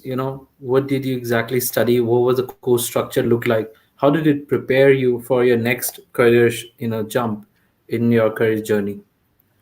So I Mhm. think here we're gonna start from again Muthu, and then we're gonna switch to Krit. Sure. So do you mean my courses in the MBA Yep. specifically? Sure. So I joined MBA at HEC in 2019, actually, and before that, I already had, let's say, a master's in international business. Just giving you the context because I knew some of the courses that I was entering into. So if you take the MBA program itself, so you have firstly all the basic courses that they teach you: accounting, finance, marketing, let's say just business management, also statistics, for example, because it's very critical to understand these elements before moving on to the next phase. And then on the next phase, they have more in-depth specialization topics. It depends on what you specialize in. You have digital transformation, strategy, let's say advanced management, finance, etc., where they go more in depth into each of these elements, and you learn a lot more. In addition, you also learn about interesting topics like financial markets, so that next time engineering background student watches, I don't know, let's say a stock market review, you actually understand what that means, and how the company behind it actually works. And then finally, you also have a phase where you can choose electives, where you can pick different topics that you may not have studied in your core subjects. It could be right from social impact projects to social engineering to let's say to digital technology to blockchain. Even though it's an MBA program, they do cover the tech part of it as well, digital industry 4.0, and all of that. Interesting. Yep. What about you, Krit? So, from what I have seen, the courses, the depth of courses depends a lot on the kind of specialization that you will be taking in. So, if you are focused on, for example, marketing, so you will be doing a lot of courses on strategic marketing, digital marketing. You will be doing a lot of courses on digital transformation and business consulting. So, again, if you take finance, then you will be doing varied courses on portfolio management, commodity risk management, uh, financial valuation, corporate finance. So it depends on a lot on the kind of major that you are targeting.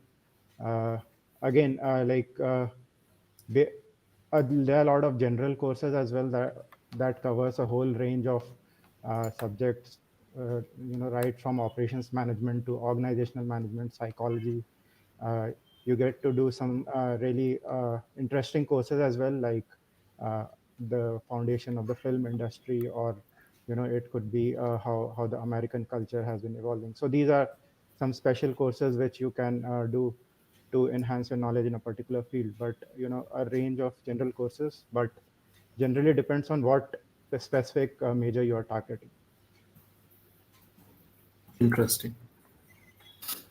So let's talk a little bit more about the whole admission criterias. Because a lot of people usually don't get a clear understanding of what goes in to getting into HEC Paris or let's say ESCP. So what's the whole admission criteria about? And one very essential element. So what were the things that you guys did to build your profile to get into one of these good universities in France? Okay, so maybe I can go first. Is that right? Mhm. So, just talking from a HEC perspective, okay. So, I think we can. Two important elements are needed. One in the academic side, and one on the, let's say, the non-academic side. And most of the students in India, including myself, in the past, we always focus a lot on the academic side of things. So we try to get the good best GPAs and things like that, but we, however, leave out the other aspect of it. But what the admission committee here really is looking for is, one, they see if you are rigorous enough, if you're smart enough to actually handle the course itself. So that's the academics. So do try to have a good academic score in your universities, and also a good GMAT score. So if you're aiming for one of the top schools, and specifically for an MBA program, they really need a GMAT score, which is good. So the higher, the better. It also helps to support any other weak areas in your application. But if it's a master's program, usually they are okay to overlook the GMAT score in some universities. Next, even though your GMAT, let's say your GMAT is or a GPA is a bit low, it does not matter. So go to the other side, do some extracurriculars. So, and when I say extracurriculars, there's no point just saying that I was a member of an association or a club, because there are thousands of students parts of associations, and it really doesn't take any extra effort. You need to show something that you did something very unique that not many others have done. So that's what you need to show. So the question would be, what did you do that all of your peers or most of your peers have not done, right? So you need to show something very unique. Do not lie. Take the time, because if you're already maybe currently in your undergrad, you have lots of time before you're going to apply. So think about what you can do in addition that really you enjoy. It fits into your profile for your future. It tells really your story. Also, doing random stuff doesn't really help. So it needs to kind of tell a story. So you put it on a paper. People reading it should get to know what kind of person you are. Are you really a person? Like some people say they're very interested in tech, or let's say in finance or in helping people, but on the application it doesn't really show. So they have not done anything even related to what they say they're interested. So it's very important to build the story right from the beginning. And I can tell you from experience, one of the mistakes that I made was, even though I wanted to do an MBA and at a very good school, I did not build my profile very well at the beginning. Okay, so I joined my bachelor's in 2005. So at that point, everything was new. Even LinkedIn was very new. So online access was not much. Without much exposure to the internet, you do not get these advices at the early stages. So I learned about it much later. And so I had to rush to build my profile to make sure that I have all the elements. And in fact, I had applied for HEC one time in advance, and I actually got rejected specifically for this reason. They said they need more to tell the story. And then I spent a few years building my profile to apply again. Interesting. Yeah. So the application process is pretty much what Muthu Kumar already told. It's pretty common across all the business schools. You need to focus on the ACADS as well as the extra ACADS. If you have a stellar ACADS, but if you are not able to show good extra ACADS, then it might not be that helpful as well, because these schools are looking for a well-rounded personality. They are not looking for just nerds or just people who are doing things outside of ACADS. So you need to have a good mix of those things on your profile. And again, you will need a GMAT score plus of 680, I would say. It depends. HEC might have a bit higher, maybe 690 or 700, but ESCP takes people above 680. And then you might also go through some other routes if you are being approached by the universities outside, through some international fairs. They might accept some other scores like a CAT score or something. Back in the days, they used to accept CAT scores as well. So these days, I think it is just GMAT scores that they are accepting. So, it depends totally on your profile at the end and how you go about the process. And I would just like to add something. The way you build your profile should also link with what you want to do after the program itself. So that's also something they're looking for. If you say after my master's or my MBA, you want to work completely in finance or as an investment banker, for example, but you have zero financial background, work experience or education, it doesn't make sense. So what you build needs to link to what you want to do after your program as well. It's very important. Yes. Interesting. So Let's come to one of the very essential points, because a lot of people think going to Europe is very difficult because you don't get jobs essentially or easily, and there are a lot of barriers or barricades compared to US or Canada. I want you guys to throw some lights and probably give some certain insights to all the students who are commenting about it. Chris, So you can go Muthu, ahead. you go first. Okay, I can go, no problem. Yeah.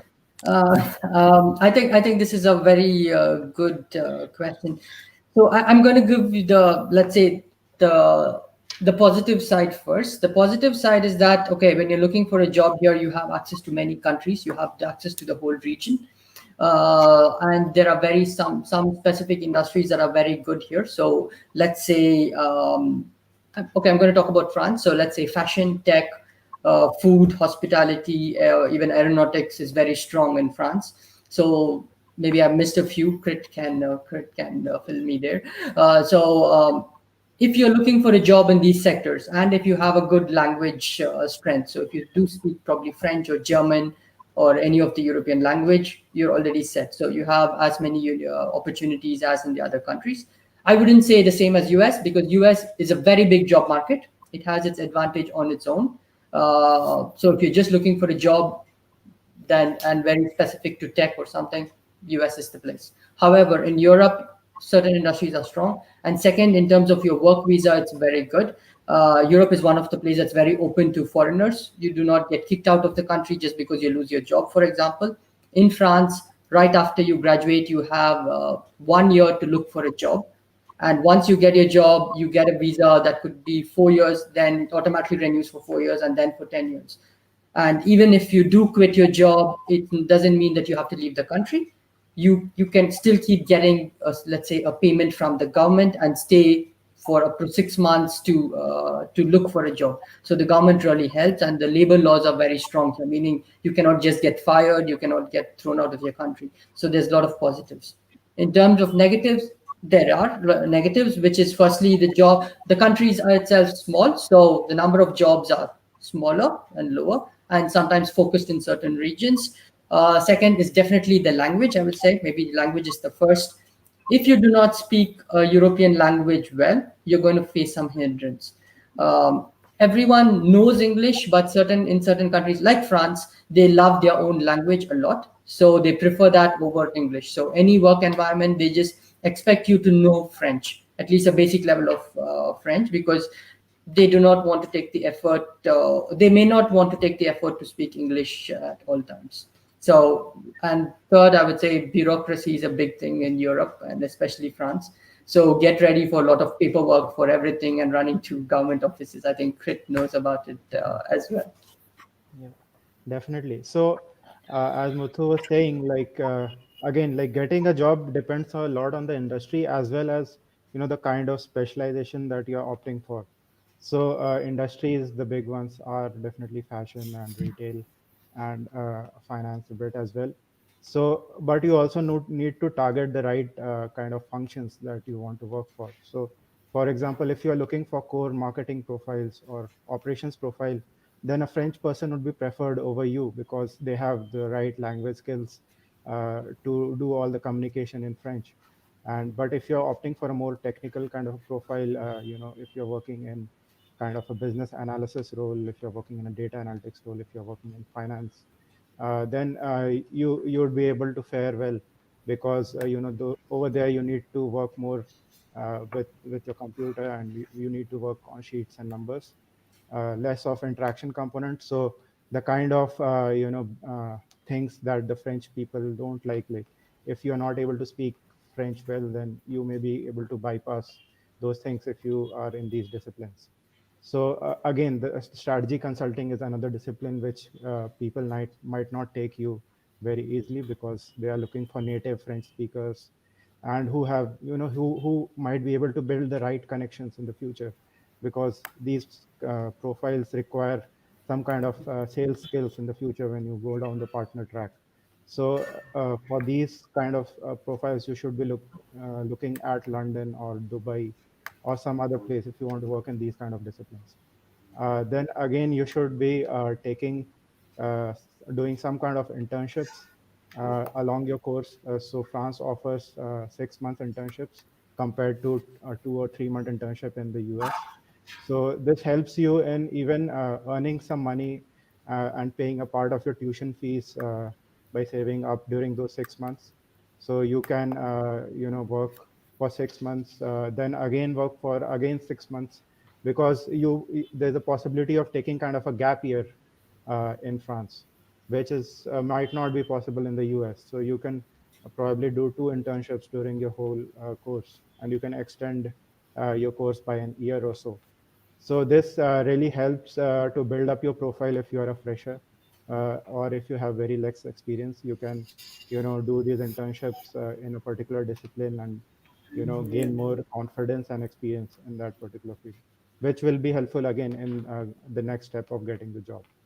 So that is one aspect that needs to be highlighted. And apart from this, you should also be aware that, as Muthu was telling, you get a 2 years visa called the APS, which is a job search visa.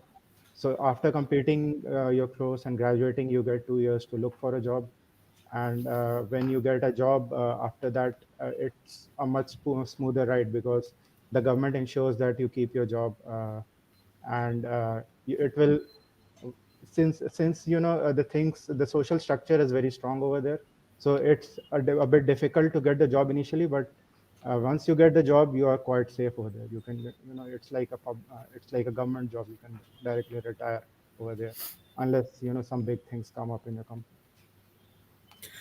Interesting. So we come to the final end of the session. So we're gonna take up 2 or 3 questions from the audience. Okay. Mhm. So the one question that I've seen: can I get some review on taking an MBA after pursuing computer engineering, as I'm planning to do? A lot of people in India, after doing the tech, want to shift to management. What are the kind of courses that one can pursue, or is MBA a right choice after college?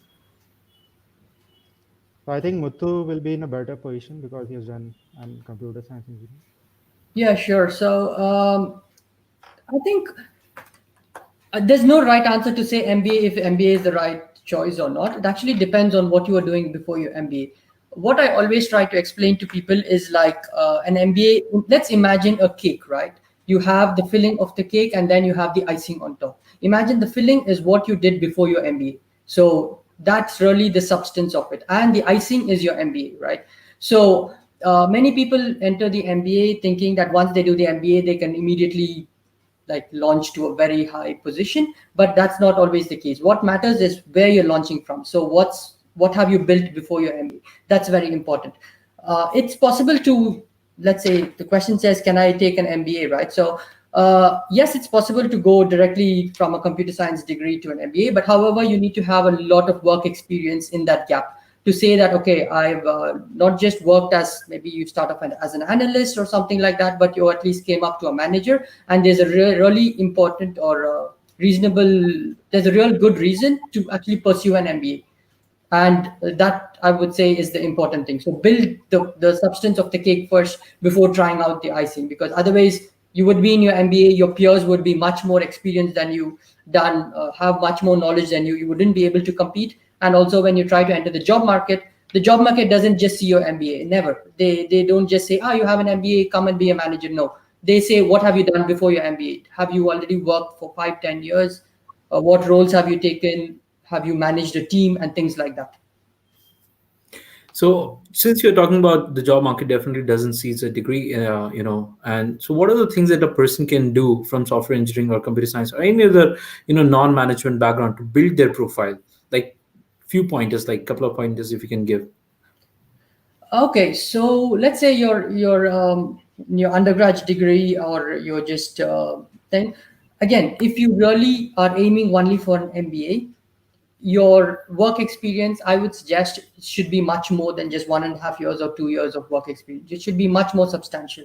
Average work experience in an MBA is usually 7 or 8 years. If you take HEC, it's 8 years. Some schools are even more. There would be a few students who would be maybe at 3 or 4 years experience, but that means they've done something very unique or something different. Maybe they started their company when they were 23 and they really sold their company when they were 26. So they have very less experience and they're joining. So you need to have at least 5 solid years of experience. The other alternative, I would say, the route that I took was don't go for an MBA, because MBA means you're directly launching for a managerial role or a senior role. Go for a master's. Maybe it would be the program is lighter. Your cohort would be junior, just as you would be able to cope. You would learn most of the things that you need to launch into maybe the next step in your career. So just look at master's programs as well, and don't just look at MBAs, because specifically when you're looking at Europe, you have amazing master's program in ESSEC and ESCP, and even in HEC actually. So a lot of amazing master's programs could help you in the same way as an MBA. Yes, definitely. So And apart from this, yeah, a couple of points. You could also, I suggest you could also do some certifications like, the FRM or the CFA, or if you're into marketing, you can do the Google Digital Marketing or the HubSpot Inbound Marketing certification. So just get some certifications on your CV, which will help you, get some internship as soon as you join.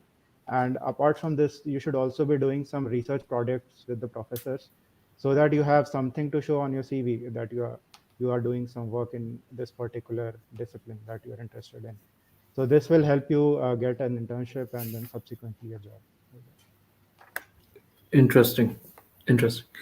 So I think this makes a lot of sense. People who are having the experience can definitely go for an MBA. People who are really fresh and wanting to explore management field could also look for a specialized masters like MIM or MIF.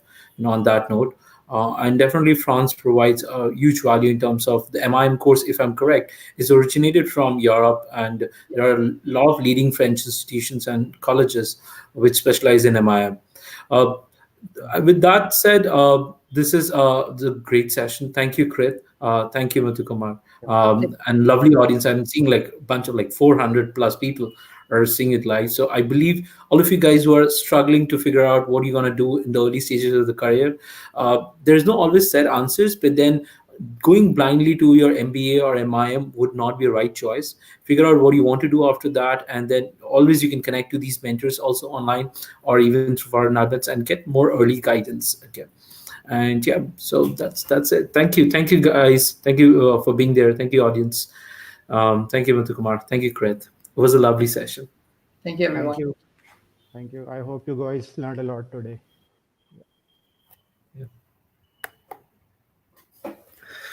So, coming to the next speaker, it's going to be really exciting to introduce him because he comes from a different background, and he's one of the Forbes, in the 30 person. So, and he has studied in one of the top universities, just like our previous speakers from Brown. Yes, he's a graduate from Brown University. He's a doctorate degree holder, and after his graduation, he got into investment banking and venture capitalist industry, and then launched a very renowned startup in India. His startup goes by the name Dr. Vaidya. So if any one of you know what Dr. Vaidya is, you can probably write in the comments, what Dr. Vaidya is, and let's get to see. The right ones might get a reward from us, and probably from Arjun also. Oh yeah, his name is Dr. Arjun Vaidya, and let me add Arjun on the screen. Hi, Arjun. Hi, Nikhil. How is it going? All good, man. All good. How are you? It's a pleasure to be here and excited to be a part of this amazing mentor conference that you guys are organizing, helping so many students. I think it's an amazing initiative, and I'm honored to be a part of this. Thank you, Arjun. Thanks a lot. So, Arjun, a lot of people, think about US, Europe, and a lot of, countries and colleges, and there's a huge amount of data that's there in the, on the internet to follow. You might have been also in that same journey when you were planning for your PhD and your master's. On that note, let's understand a little bit more about first your background. Okay, where did you come from? Where do you live? What did you do? And then what made you to get into Brown? Like it's a fantastic university. What was your experience in Brown? And then we're gonna come back to the post Brown session. Sure. So I'll tell you about a little bit of my background, right? So I'm Mumbai born and raised. I've lived here all my life. My family actually has been in the Ayurveda space for a very long time, for the last 150 years. So Vaidya, my last name, actually means Ayurvedic doctor. My grandfather, great grandfather were Ayurvedic doctors. My dada ran a successful clinic. My father actually wanted to build a brand out of my dada's legacy, but eventually doctors and businessmen don't see eye to eye. And so my dad eventually started a successful business in the jewelry and watch space and has been running that for the last 35 years. When I was born, actually at age 2, I suffered from juvenile bronchitis. That's asthma, really bad juvenile bronchitis, actually. And 14 years of painstaking treatment by my grandfather. Later, I was cured. I'm saying all of this because it has a lot to do with my college education and me growing up as an individual. I did my schooling at a school called Cathedral and John Connon School in Mumbai. And then in 2007, I actually moved to the Dhirubhai Ambani International School to do my IB. And I did 2 years there. And then in 2009, I went to the US. Now, the reason I actually chose to go to the US over the UK for me specifically was that I had no clear 100% goal or decision that I want to study engineering, or I want to study politics, or I want to study medicine. I wasn't sure at the age of 17 and a half what exactly I wanted to do. And so for me, a liberal arts education was something that was really sort of exciting because it allowed me to explore a bunch of different things, right? And so I did my SATs and I applied to college in 2009 and 2008 and eventually got into Brown. For all of you who know Brown, it's one of the best liberal arts institutions in the world. But for those who don't, and actually, Nikhil, at that time, my parents had no clue what Brown was. They had only heard of NYU and UPenn and Harvard and Stanford and Drexel, where a lot of folks from India go. But they didn't know Brown. And so, I mean, now there's a lot more knowledge. There's a lot more content available on the internet. There's a lot more students that you can speak to. There's platforms like yours, but when I went, there wasn't so much, and so I had to do a little bit of convincing to my parents that I want to go to Brown and why I want to go to Brown, and that's the reason that I wanted to go to Brown, and I wanted to sort of explore and get exposed to this amazing liberal arts education, and also sort of spend time outside of my comfort zone and learn. I'll talk a little bit about my experience at Brown actually. And then we can move on to my career, right? Because I think the critical part here is the experience at Brown. So Brown is a university which has a lot of international students, but it's not a very it wasn't at that time actually a very Indian heavy school, and so we had only 11 folks from India in our batch, and that's changed now because we've had a lot of people from India go, and India's become sort of focus area for Brown. But you know, going there, I went to a place called Providence, Rhode Island, which is an hour from Boston. And I was extremely fearful going to college because I had never spent more than 15 days outside of India or 20 days outside of India in my life. I had never been alone in a different country and lived there. I may have gone for a ski camp or a camp or something like that, but not a very long time. And here it was like, pack your bags and go in end of August and you come back in mid-December, right? So very daunting. Like, will people like me? Will I be able to make friends? I don't really have that many international friends. So how will I be able to, manage and get there? And we do a lot of packing, like unnecessary packing, right? I remember carrying stationery and notebooks and a torch and all of these things to college when I went there. But I think once I got there, the anxiety was all done. It was an amazing place, very open people, made a lot of friends. And had the good fortune of doing a lot of things in the class, which I would have never had the opportunity to do here, and also outside of the class, right? So I did a degree eventually in economics and international relations, but I ended up taking classes in history, in political science, in entrepreneurship, in engineering, in English, in sociology, anthropology, across the board, right? And that really exposed my mind to become a liberal and open-minded thinker. But I think the experiences outside the classroom actually shaped the person I am today, right? So I did a lot of amazing extracurriculars. I worked as part of the international organization. I was eventually the president of the international organization there. I formed a cricket team at Brown. The cricket team had been sort of disbanded at Brown, and I sort of formulated the cricket team and got them to participate in some tournaments. That was great fun. I worked at the newspaper at Brown, which was really cool. I used to sell ads to local businesses. I also had startup experience at Brown. So we started a company called Munch Card to help students get discounts at restaurants, local restaurants. A lot of us international kids didn't like the food in the cafeteria, and so we wanted to get the restaurant food at the same price as the cafeteria, get restaurants more people to come in, get students more discounts, and as a platform we earned money on the transactions. We got 1/4 of Brown's campus on this card over a year, and then eventually sold the company before we left college. So I think these experiences really shaped a lot of my thinking. And I think the most amazing part about my experience at Brown, if you ask me, was not the education, was not the extracurriculars, it was the people, right? So I have friends now in more than 40 countries across the world. I got married in 2018, 5 years after I graduated. My friends had promised me that they'll all come to my wedding. 75 people from outside of India, from Brown, came down to Bombay for my wedding. And that's the real power of the alumni network, of the bonds you make in college, of the friendships you make, and of the sort of power of the experience of an American liberal arts education. And I think for me, I still continue to say that I've had some very exciting times after college. I've worked at an amazing private equity fund. I've built a really cool startup. But my best 4 years of my life still were my 4 years at Brown. I think that's where the actual grooming happens, when you start into your academic, and you move out of your house. So definitely, I've been like, I could relate to it. Like 18 years, I've never stepped out of my city, and then it's been 11 years since I'm outside, and there's a entirely different perspective. So Absolutely. let's understand a little bit about your, so you definitely talked about your Brown experience, but pre-Brown, what were you doing, and how did it landed up that you wanted to go and try this route of US education or foreign education?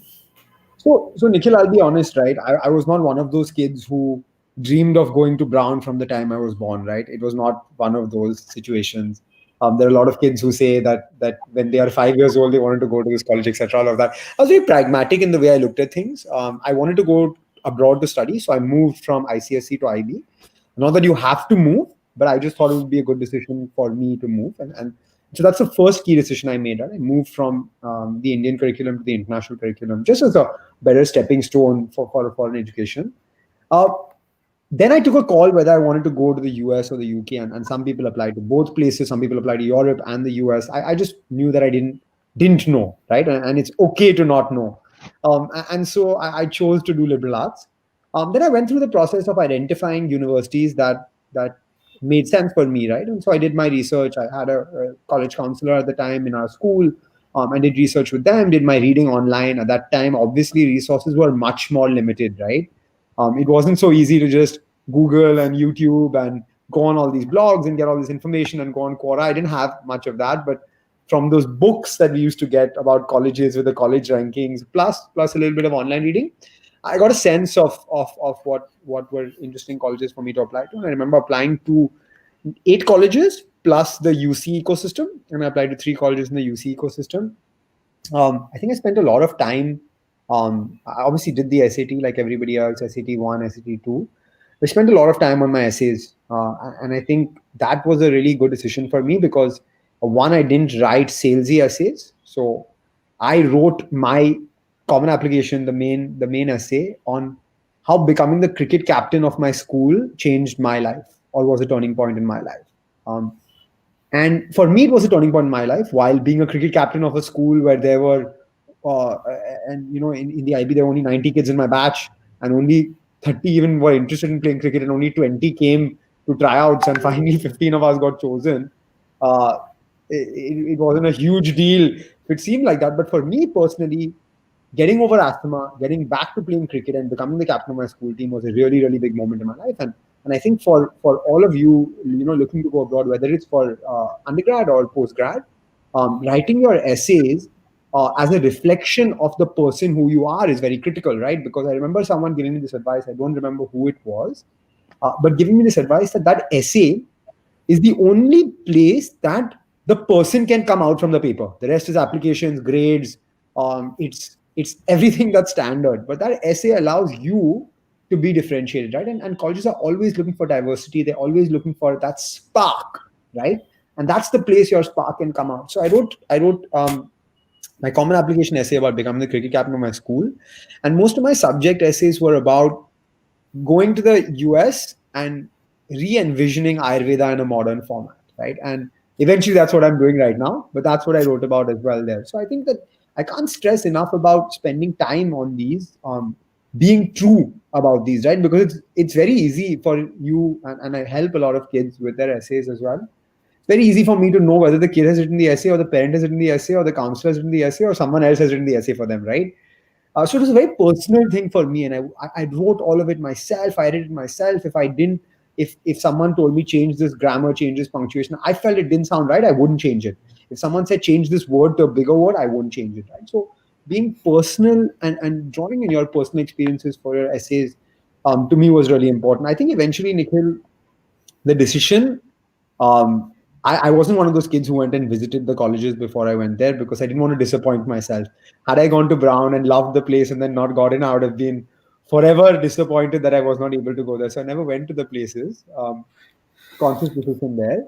But then eventually I was left with options. I got into Brown, I got into Columbia, I got into Penn. No, I didn't get into Penn. I got into Brown, Columbia, Cornell, and Berkeley. These were the sort of top schools that I got into. I got into a bunch of other schools. Then eventually, I just felt that open, liberal environment for learning at Brown was something that I would really enjoy. And so I took that call. Interesting. So I think this is a really good perspective, of writing your essays by yourself, and having that personalization touch. Taking time, it's fine, but then you kind of stand out as a more original person to the grad committee. So let's understand a little bit more post Brown. You said you entered into VC industry, private equity, and all. How did that happen as an undergrad in US? Yeah, so it was really interesting, right, Nikhil? I'm a very patriotic Indian. I wear this on my hand. My shirt has proudly Indian on it. So I didn't want to stay in the US after I graduated. I wanted to come straight back to India. And at that time, I was very interested in brands, right? I was really interested in the idea of brand creation. That was really exciting to me.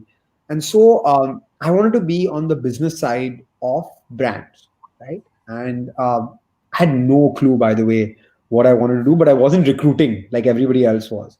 So I came back in December, one semester to go, with no idea what I was doing. And I remember my dad saying, "Hey, I have a friend of mine who's also a Brown alum, who I'm going for dinner with. He's from the UK, but he's in Bombay. Why don't you join for dinner?" And so I ended up going for dinner with them. And he asked me, "So you're graduating from Brown, what are you going to do?" And I said, "Look, I have no idea what I want to do, but I want to be on the business side of brands." And he said, "Oh, really interesting. And do you have any companies that you would love to work at, your dream company?" And I said, "Louis Vuitton Moet Hennessy Group. That's a dream group for me to work in." And he said, "Oh, I know the managing partner of their private equity fund, L Capital, and he's based in Paris, and I'm happy to make a connect to you." And I said, "Oh, thank you so much. That'll be great." And I followed up with him a few times, and then he just wrote an email. I got the introduction made. I followed up 8 times with him, I remember, to get on call with me. He eventually got on call with me. And he said, "Hey, you seem like an interesting profile, and that's great, but I'm not going through the headache of trying to get an Indian a visa to come to Paris. It's just going to be an absolute nightmare for me. And you don't have any finance experience. So I'm not going to go through that. But we have a fund in Asia called L Capital Asia, which is Singapore based. I'm happy to introduce you to the managing partner of that fund. And I'm sure it would be easier for you to figure out a way to work in Asia." And so he connected me to the managing partner of that fund, and then the HR got on call with me, and I did a 1-hour interview, and they were like, "Hey, this works. I'm very excited to have you. We don't have a job in Singapore. We have a job in Shanghai, a job in Sydney for an office we're going to set up, or a job in Mumbai." And I said, "Oh," they said, "You can tell us your preferences, and then we'll move forward." And I said, "Oh, great. First preference Shanghai, second preference Sydney, and last preference India, because I want to go abroad and check it out." My parents put their foot down. They said, "If you have an opportunity to work at a superb job in India, please come to India, because 1, we want you back, and 2, if you ever want to do business in India, it's prudent to learn about India and get your connections and your footing in India, right?" And so, being a sort of 21-and-a-half-year-old, they gave me an internship, not a job. And they said that, this is an internship, and that's it. It's up to you from here. And I accepted the internship, and I asked them, is there an opportunity for full time? And they were like, that's up to you, not up to us. And so I worked there for 3 months. I tried to make myself indispensable. They extended my internship to 6 months.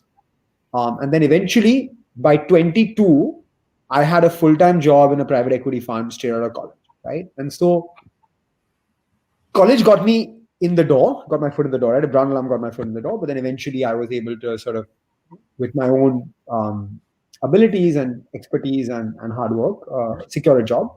And then, yeah, the experience in private equity was exceptional because I got to work with companies like Fab India, PVR, Genesis Luxury, but also got to interact with 150 plus B2C entrepreneurs across apparel, retail, lifestyle, F&B, airport retail, apparel, clothing, ethnic clothing, anything that's consumer facing brands. I got to do that. And that was a dream for me. Also being in private equity, and a fund that invested $30+ million, anyone you wrote to, the door was open, right? And so I got to meet some amazing people. And then there was always this sort of thought at the back of my mind that I want to do something entrepreneurial. I want to build my own brand. My dada passed away. So we had this rich Ayurveda legacy, all of these formulations. And I always believed, right, after I was in the US, that there's a natural organic products revolution there. Consumers care about organic and natural products more. They pay more. And also yoga has been completely repackaged and rebranded and has become a multi-billion-dollar industry in the US. So we need to do the same with Ayurveda, right? We need to repackage and rebrand Ayurveda to appeal to modern consumers. And so in 2016, I quit my job and I started Dr. Vaidya's as a new age Ayurvedic products brand to appeal to modern consumers. And yeah, from there, we've had a great journey. We've become India's largest, if not one of India's largest Ayurveda brands online, had more than 1 million customers buy our products, launched more than 50 products. And yeah, it's been a great experience. Absolutely. So tell us a little bit, about the startup life versus the job life, about, after Brown. So how both experiences are pretty diverse, right? Yeah. And a lot of international students usually, be under the pressure of whether they want to go for a startup. It's a bold decision. So what was your calling on that? Yeah. So Nikhil, I love to give this example, right? In private equity, I used to go into the office, at 9:30 or 10, I would open the newspaper, the Economic Times, read it cover to cover, and then start my work. It was very structured. It was very comfortable, but it was great work. Like really, really, really good work. Startup life, I haven't read a newspaper for a very, very long time now. It's amazing. It's fulfilling. We grew from 4 to 150 team members, grew from 1 order every 3 days on our website to 3,500 orders a day on our website. You get that rush, but you also, it's a roller coaster, right? It has the biggest ups and downs that you can ever face in your life, right? You have the best days and the worst days. But I think for me, it was a great base working in private equity, learning, speaking to some of the smartest people in the room, and then eventually setting up a startup. Having said that, the experiences are poles apart. So it sets you a nice base, but what you do in a startup is completely different to what you do in private equity. And so they're completely different experiences, but I'm so fortunate to have had both experiences, and almost 3 years in one and more than 4 years in one. It's a great balance and a great mix. And I'm very thankful to have both experiences. Absolutely. So let us understand, how did Brown experience also help you in your startup experience? Yeah, so I think, as I said, right, Nikhil, it opened the way I think. It made me much more outgoing. It made me much more exposed to the world, right? I saw in the US, I took those learnings and I repackaged and rebranded for India. Also, Nikhil, what's really interesting for me is that Brown allowed me to not have any inhibitions to go and speak to people. If, it's really cool because Nikhil and I have never met before in life, right? But we have connected, we've had common interests, and we've done all of this. And I'm here speaking at this conference, but we've never met. We've met once actually, at a Push Start meetup, but that's it, right? But that's what Brown gave me. it gave me the ability to write to people, to speak to people, to engage with people without any inhibition. And a lot of what Dr. Vedas is today is because of that, right? I have no fear to reach out to someone, and um, I have no fear to say, hey, Nikhil sent me a message about this conference. And I said, hey, Nikhil, it's an amazing conference. I love what you're doing. I went to Brown, and I'm happy to add any insights, right? And so I think that exposure, that change in thinking, that shaping of thinking is the best thing Brown gave me. It gave me startup experience. It gave me great classes. It gave me great professors. It gave me great friends. But it opened me as a person. And that is the best thing that I can say a college education in the US gave me. Absolutely. I think it kind of changed the entire thought process of the mindset as an individual, how you think, how you structure, and how you communicate that thought process. Let's understand a little bit about, because a lot of students would want to get into venture capitalist industry, which is kind of a pretty hot industry in India also. People wanting to go into the VC industry, trying to break into that industry. So what's your take or, pointers for anyone who is planning to get into the VC industry? How does the industry look like internally? How the days, your day in a VC firm looks like, so that they can get an understanding what they're signing up for? Sure. So Nikhil, I get this question a lot, right? It's a very rosy picture from the outside. Everybody wants to be in venture capital private equity. But it's a very tough industry to break into, because it's a small industry in India. There are like 200, 250 professionals in the industry, maybe 300 now, but that's it, right? And everybody wants to be a part of it.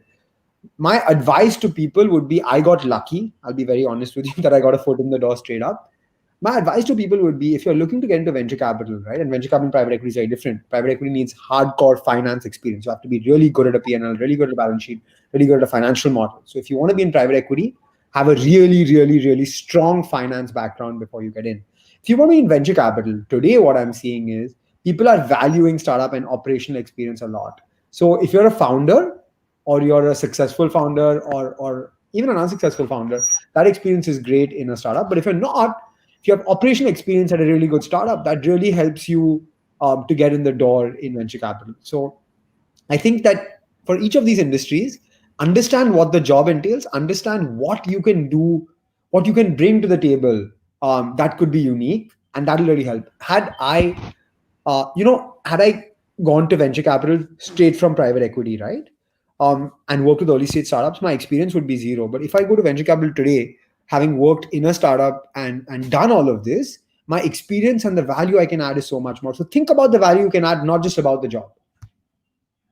Interesting. So I think this is really going amazing. Like, a lot of people in the undergrad never, usually think about the venture capitalists, and with the Brown experience, it's certainly motivating for people who also thinks like venture capitalist is one of the options that they can pick up. What are the other things that you've seen and you've found of Brown in terms of the experience, apart from liberal arts, which you studied? What are the other courses that you have seen that, okay, this is really good in Brown? Yeah. So I'll tell you about some cool things that I did, right? So I'm a big football fan, right? And I had a bunch of friends who were really big football fans at Brown as well. And we were economics students. So we actually designed our own course called the Economics of Football. 4 of us got a professor to teach us that course or work with us on that course, and then eventually wrote our own capstone project on that course, right? That is such a cool experience. Another course that I took on entrepreneurship, this course made me write a business plan that eventually turned into a startup, right? So these things were absolutely amazing, and allowed me to really repackage or rebrand my way of thinking. So I think these experiences were more than just the daily curriculum that really, really helped me, or really opened my mind to things. Other than that, I think the extracurriculars I've talked about are amazing. So all of these things are really exciting, really cool. And what it allows you to do is really, instead of saying why, say why not, right? And so when I said I want to do a class on the economics of football, why not was the answer. And that's really interesting, because it gives you that thought process to push through new ideas, new thought process, and really open the way you think. Another really cool thing about Brown, which a lot of people don't know, is it's a completely open curriculum. And so there are no requirements at all, which means that you can really mold your curriculum from scratch, and you don't have any mandatory classes. And so if I didn't feel like studying English, or if I didn't feel like studying art history, or if I didn't feel like studying economics, I don't have to. I can graduate just in biology and take only biology classes. They don't recommend that, but you can do that. Wow. That's I think pretty much scarce in India, because I coming from even IIT, we didn't had a lot of optionals also. So this is a very I would say, flexible schedule, I would say, like curriculum, right? So That's the cool thing about Brown. yeah, absolutely. So let's take up certain questions. Okay, there's one question which we are seeing. I think you might have answered this. How did you decided on leaving US and coming back? Was Yeah, the so calling? I'm so ready, but I'm happy to answer it again. But basically, for me, I'm very patriotic. I believe that we are the 1% of India that's allowed to study abroad, and so I wanted to give back. I also knew I wanted to live in India long term, and so I never considered living there. It may not be the best decision for everyone. It's just the decision that I took. Okay. So someone has also asked about the finance management, because again, studying in US can be really costly. How did you or your parents looked after the cost, and how did you manage your personal finances? Yeah, so my parents said we're not going to sort of put you on a budget which makes you not focus on your education, but we're not. But remember that you're going there for your education. So don't be irresponsible because you're spending a lot of money to go abroad and study, and so your responsibility there is your grades and your learning first. Obviously, go learn, travel, have a good time, but you're not there on holiday. And so I was given a budget at the beginning of every semester, and I stuck to that budget. And I had a great time in college. Don't get me wrong. I partied. I made a lot of friends. I traveled a reasonable amount, not a crazy amount, a reasonable amount.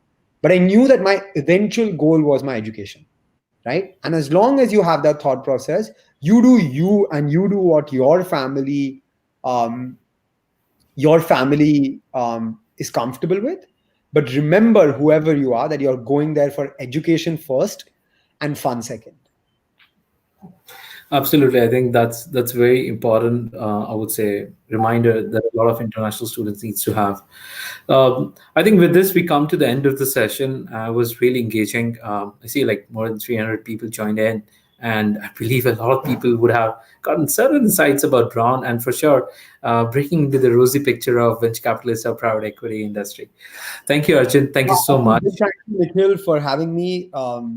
Kudos to you for organizing this amazing conference and giving students access to such amazing information, which I didn't have when I was going to college. Keep doing the good work, and always happy to support.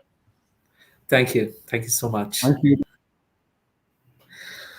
So yeah, guys. So with this, we come to the second half of the session. Now we are going to have more different questions.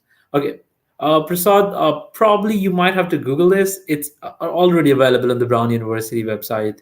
But yeah, that's something you can always connect to us if you want us to Google it for you. We can definitely do that for you. Okay. So yeah, I think the next session that we are going to have is the most awaited session for this entire conference. We are going to have two super amazing speakers. One of the speaker is a TEDx renowned speaker in Germany, is a 40 under 40 Forbes list, also for data sciences. And he's a renowned personality whose words have even reached to the Prime Minister of India when he was talking about one of the barber who used to keep books and magazines and didn't allow people to use mobile phones and socially connect and educate. I'm not sure if you know him, but if you know him, you should write that in comment so we know that you know him. So he's pretty much of a more like a student motivation in the southern and northern India also, and he's currently in Germany working at one of the top companies in Germany called Siemens. So that's the speaker number one. The speaker number two on the other side is a super, again, very interesting speaker. He is currently a partner at one of the venture capitalist firm, and also he has studied at multiple top universities that we could think of. Yes, he studied at WHU, he studied at Kellogg's, and he studied at a couple of other European universities. He was an entrepreneur first fellow. So yes, the idea is to bring those speakers from the land where free education or low cost education is being world famous despite having a great quality of education. When we talk about free education, a lot of people think it's a low quality education, there's not much to learn, there's nothing out there, but that's not true. That's absolutely false. Okay. When we are talking about free education, it's about the country's choices to make the education accessible to the people. That's a country choice. And that's the reason they also restrict it. They don't commercialize a lot about the education. So, yes, we are talking about which country. You got to name it in the comment, and I'm going to follow up the right answers. Who gives the first correct answer? Which country I'm talking about if I'm talking about free education or low cost education? And at the same time, quality education. You post it in the comments, and then I'm going to meanwhile talk about the Dream Big Scholarship that we discussed always.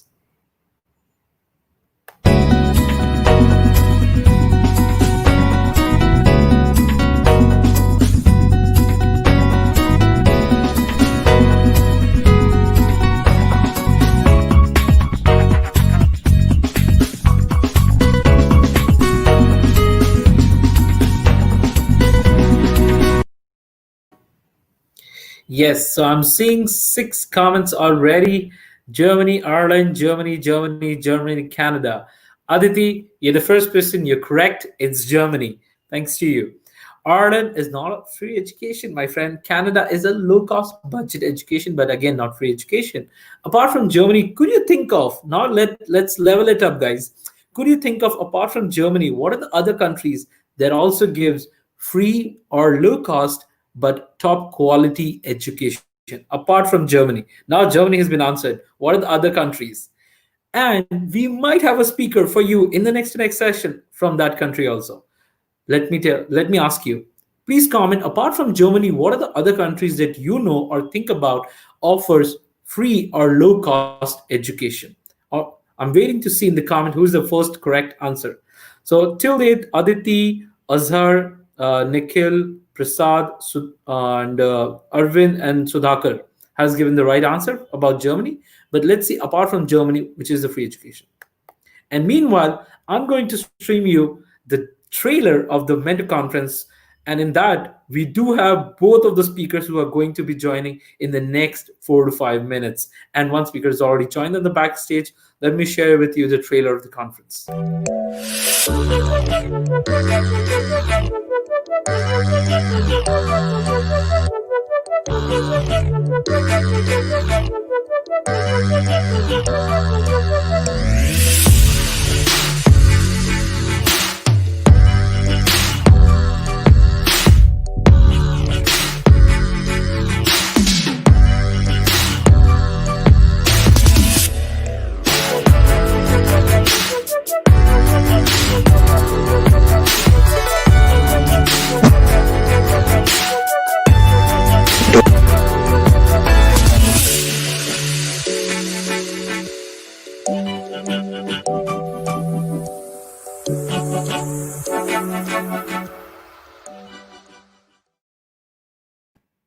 Yes, so we are back again. Let me see who have answered. It's Singapore, Norway, Netherlands, Switzerland, Sweden, maybe Norway, Israel, Denmark. Okay, a lot of you might have answered correct. Yes, Finland, Norway, not exactly Denmark, but Sweden. Yes, these are the countries which also offers low cost but high quality education. But yes, the one that tops the list is Germany, right? Germany is a land for a very high quality engineering, technical background based education. It also offers a plethora of management courses also, and as you know, Germany is one of those countries which had a very strong practice towards the COVID lockdowns, and they kind of had stopped the COVID spread to great extent. And it's again one of the most sorted education systems all across the globe. And the kind of education that you are going to have in Germany, it's very different than what you have even imagined in India or US. So there are a lot of perks, there are a lot of concerns also that you need to understand before going to Germany, so that you don't end up into any difficult situations. So the idea with the mentor conference was to help you be aware about what countries can you go, what courses option you have, what kind of career choices you have. And the speakers that we are bringing on this platform are super amazing in terms of their knowledge, in terms of their education background, in terms of their experiences, and in terms of their mentorship intent. They have helped hundreds and thousands of people in past. They have inspired hundreds and thousands of people in past about the career choices, the education experiences, and so many other things. Okay, so before introducing both of the speakers, let me first ask you, okay, what are you planning to learn from the next 30 to 45 minutes, on Germany, from the speakers? Let's understand what is your expectations to learn from the speakers so that we can probably moderate the session in the way.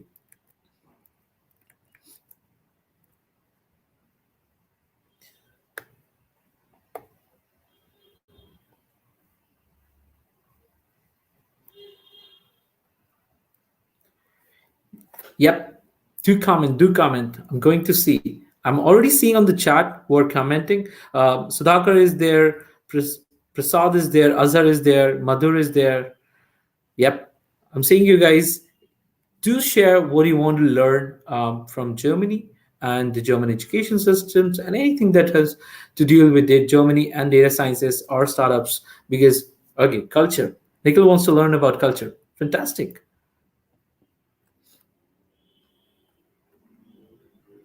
Mhm. Let me tell you one thing about one of the speaker that is there.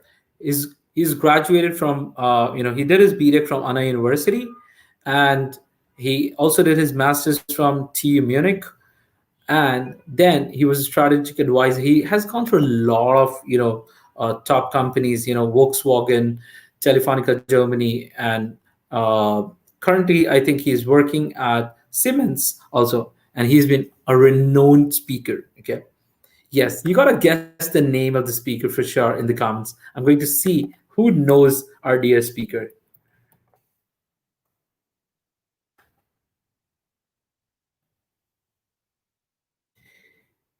Yep. Okay, how to get there for MBA, culture, language. I think a lot of questions about culture, values, etiquettes, uh, cost, living, okay, living costs. Yep. Yep. All of these going to be answered thoroughly. Don't worry about that. Okay. We got it all covered. So he's the guy, right guy. I believe he's the perfect guy who's going to help you understand all of these aspects for sure. Okay. So let me do you want him to be online right now? Just say yes, and I'm going to put him online right now. Okay. We are already 2 minutes behind the schedule, but I'm going to add him. Just say yes. I'm going to see for the first yes, and then I'm going to put him online.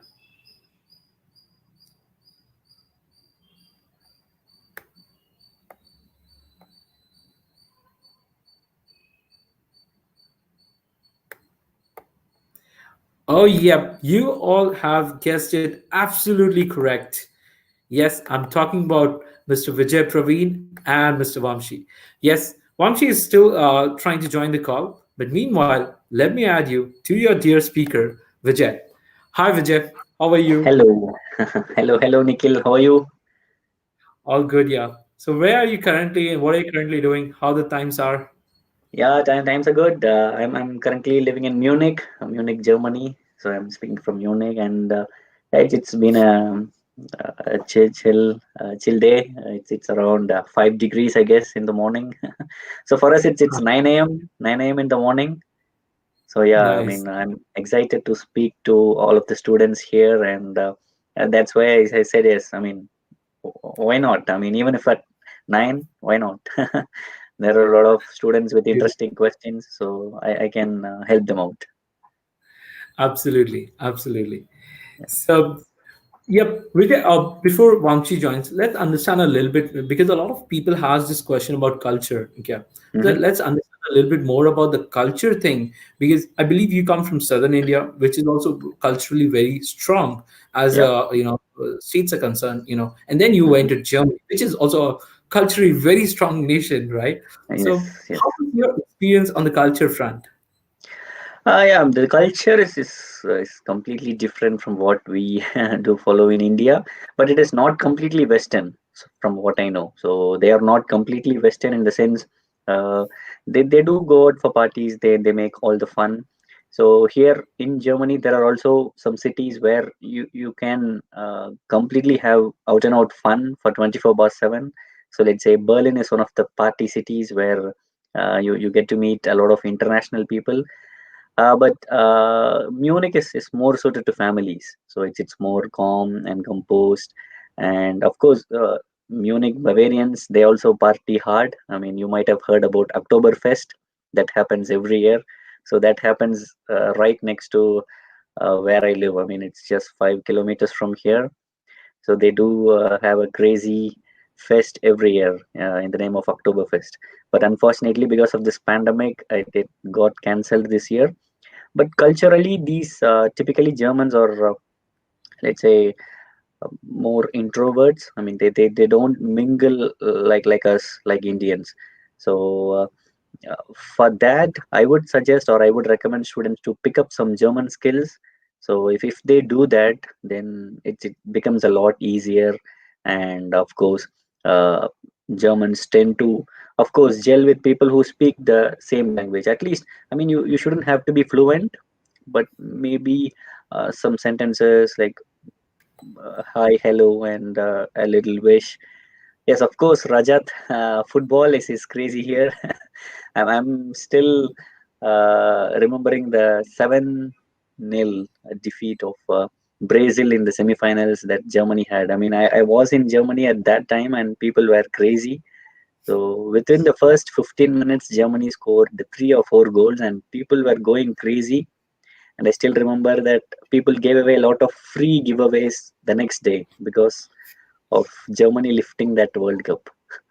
Wow. So they're really cool people. They're calm, composed. They don't speak a lot, but if they speak, they are precise to the point. I mean, they don't beat around the bush.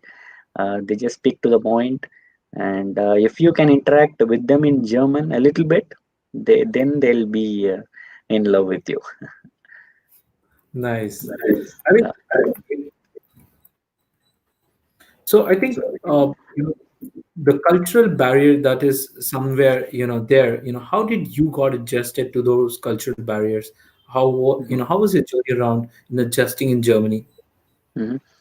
So cultural barriers in the sense, I mean, as I said, people respect your privacy is more here. I mean, everybody should get a termin or an appointment, as they call it, in order to meet others.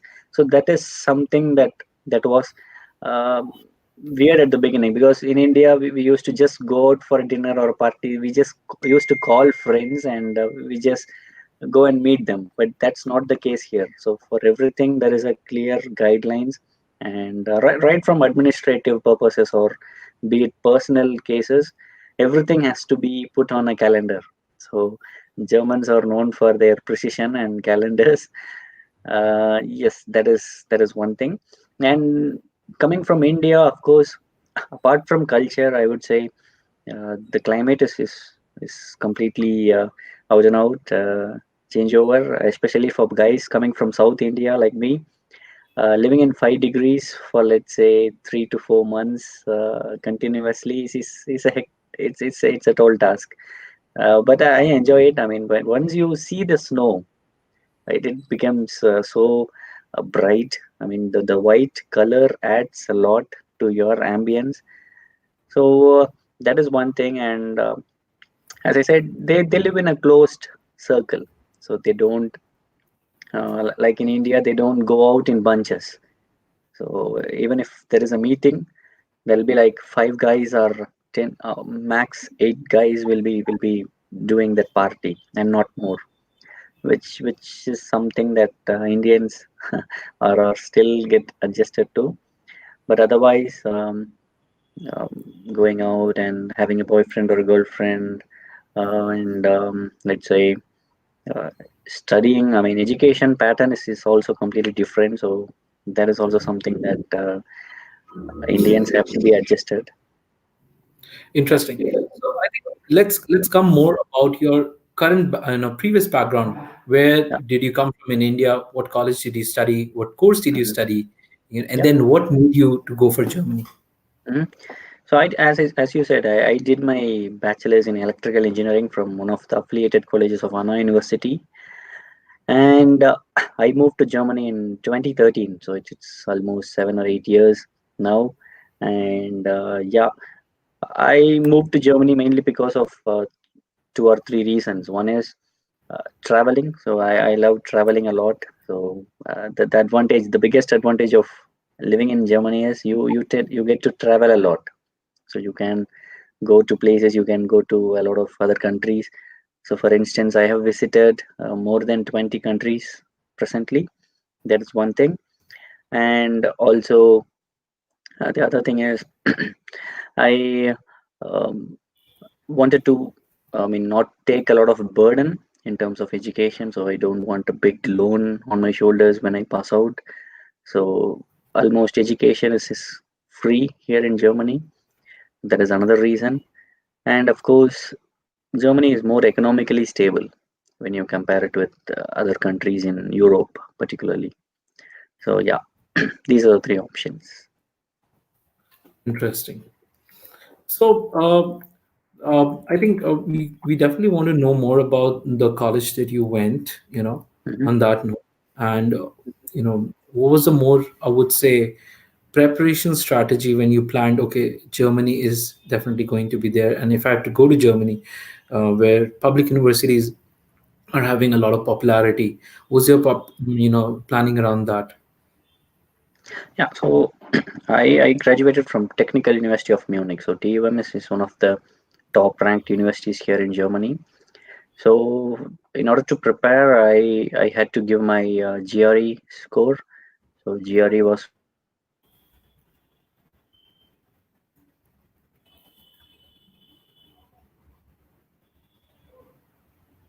Uh, Vijay, kind of lost you.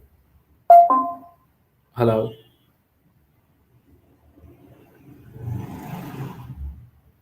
Hello.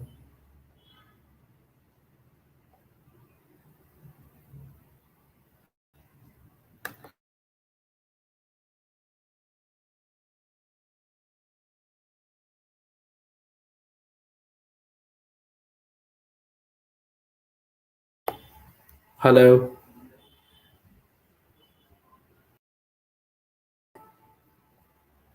Hello.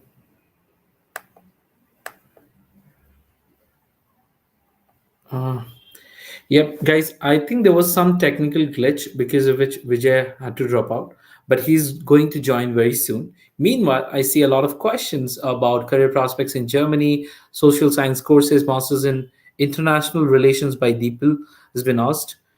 Yes, he's going to join in. There was some internet glitch. That's not be in our control, honestly, guys. But yeah, I'm sure he's going to join very soon.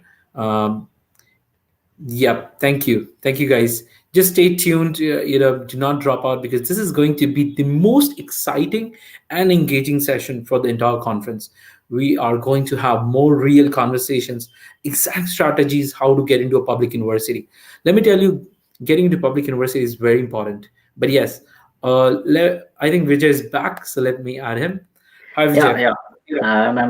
I'm not sure what happened with my internet, and I'm sorry for that. Absolutely fine. But yeah, So yeah, you were so talking about undergrad, and then you were talking about your TUM yes. experience. So in order to prepare for my masters, which was in TUM, I had to give my GRE score. So GRE is optional, was optional at that point, and I believe it is still optional. And for Indians, they also consider the gate scores. So if you are not giving your GRE scores, then you don't have to worry. You can give gate, and of course you can also have to submit the IELTS. So someone is asking about my GRE score. Ashish, I secured 318 or 316, something like that. So for 340, and I had 7.0 in my IELTS. So yeah, these were the important necessary, I mean, the required documents, and of course, a really good CGPA. So I had something around 9.1 in my bachelor's. So that helped me grabbing a seat in TUM. And of course, other than that, a couple of internships, projects, paper presentations, those were there. So that those helped me. Interesting. So let's understand a little bit about your journey on being a data scientist. I see you've been a speaker at a lot of data science, big conferences also. But how did you, plan to get into data science? Because when Mhm. you started, I think it was still not very, very new field. So you definitely Mhm. had some kind of transitions into it, right? Yeah. So getting into data science, it happened by one of my colleagues' recommendations. So it wasn't by passion at the beginning, but once I got into it, it turned my career. You can call it that way, because I got into data science by 2014. So it's been a 6 years journey. So I haven't spoken at a lot of places back in 2018 or 19. You have to be patient. So you have to be patient. Someone has to be patient to this point. Till you are confident about what you're speaking. So that is when I felt that I am more confident on data science topics like machine learning or artificial intelligence. So that is when I decided to, let's say, okay, people started inviting me, because as you know, I'm more strong on LinkedIn. So there are close to 40K people who are following me on LinkedIn. So I mean, like you, you had a big fan following in the past. You had to unfortunately lose your account because of some unforeseen reasons. But yeah, I mean, people they come and go, but ultimately what we do to the society matters a lot. So yeah. Interesting. So let's understand from you, because you have studied abroad now. So what's your opinion of studying abroad versus Mhm. studying going for higher education in India? What Mhm. is the difference that you see? At least from the Germany education perspective. Yeah, I would say, of course, an international degree helps a lot, particularly if you are passionate about it. So I see a lot of people just coming for masters, but that shouldn't be the case. You should really be passionate about doing a master's. So, grab an opportunity somewhere in abroad that is always going to help your career, because what I see in the next decade, or let's say by 2030 or 2040, masters will be mandatory for most of the job applications. And particularly if you have an internationally renowned degree from one of the renowned universities abroad, then you get let's say, you get a upper hand when you compare it to the others. So of course, it's really good for your career. But as you said, just be clear about what you're going to do and be passionate about what you're going to do. So it is not just a paper. It is not just a paper after 2 years. So it is going to determine who you are at the end of the day. Yeah. Interesting. So you definitely had chosen Germany because of certain reasons, right? Because Mhm. we see, as per the student statistics, more than like quarter of a student audience goes for US, and then Mhm. for Canada, and then Germany, right? So what was your understanding when you were choosing Germany? And at the Mhm. same time, now if you see Germany as a study abroad destination, what are the Mhm. trending career tracks that you could possibly think about? Yeah, as you said, a quarter of the students, they mainly target US, Canada, and Germany. I mean, going by the current trend. But if you compare the finance, Germany is the cheapest, the dead cheapest. So that is one of the eye-catching opportunities for most of the aspiring students. So for aspirants, for master aspirants, I would say there are a lot of opportunities for IT students in particular, information technology, computer science, engineering. Of course, mechanical has always been a famous hub for Germany. It's probably getting saturated at this point, but nevertheless, mechanical engineers have respect all across Germany. So that is forgiven. And apart from that, data science is one field where there are a lot of opportunities. And what's, let's say, biotech, uh, people doing a lot of biotech degrees back in India, but they don't see a lot of opportunities in India. So for them, Germany is also a bio hub. So even for this pandemic, vaccine is found here. So the company called Pfizer has its operations in Germany. Uh, they actually, in collaboration with BioNTech, uh, founded this. They made this vaccine. So Pfizer is basically the investor, and the vaccination was found in Germany. So that is one beautiful case where you can relate with biotech in Germany. So yeah, biotech, IT, CS, electrical engineering, mechanical, of course, and yeah, there are a lot. Okay. So yes, definitely, we see then there is a career prospect, but then it brings about, if it's easier, if it's more lucrative, definitely it brings a lot of competition, right? Yeah, yeah. So how do someone get past the competition, because the competition is again about the volume of applications that probably German university is going to receive. So how do Mhm, one build a stronger profile, probably for, let's mhm, say, data sciences in the undergrad or high school criterias for going for an mhm, undergrad or a grad school in Germany? mhm. I would say as a strong CV, how to build a strong CV. So I would say good academics, so CGPA, good CGPA. Some people say that if you have seven and above, six CGPA of seven and above can secure a spot in Germany. Yes, I agree to it to some extent. But for universities like TU Munich, you can always have to have a greater score than 8.5 or 9, because those universities are tougher to get in. But once you are in, then your career is completely on a steeping curve. So like how I did, because I graduated around 2014 and 15, and look at the graph for myself. I mean, if you look at my own graph, 5 years down the lane, I'm sitting in a comfortable position in Siemens, with one of the leading companies in Germany, and also a renowned speaker in some of the conferences. So that is what graduate of top universities from Germany gets. So these are all the added benefits.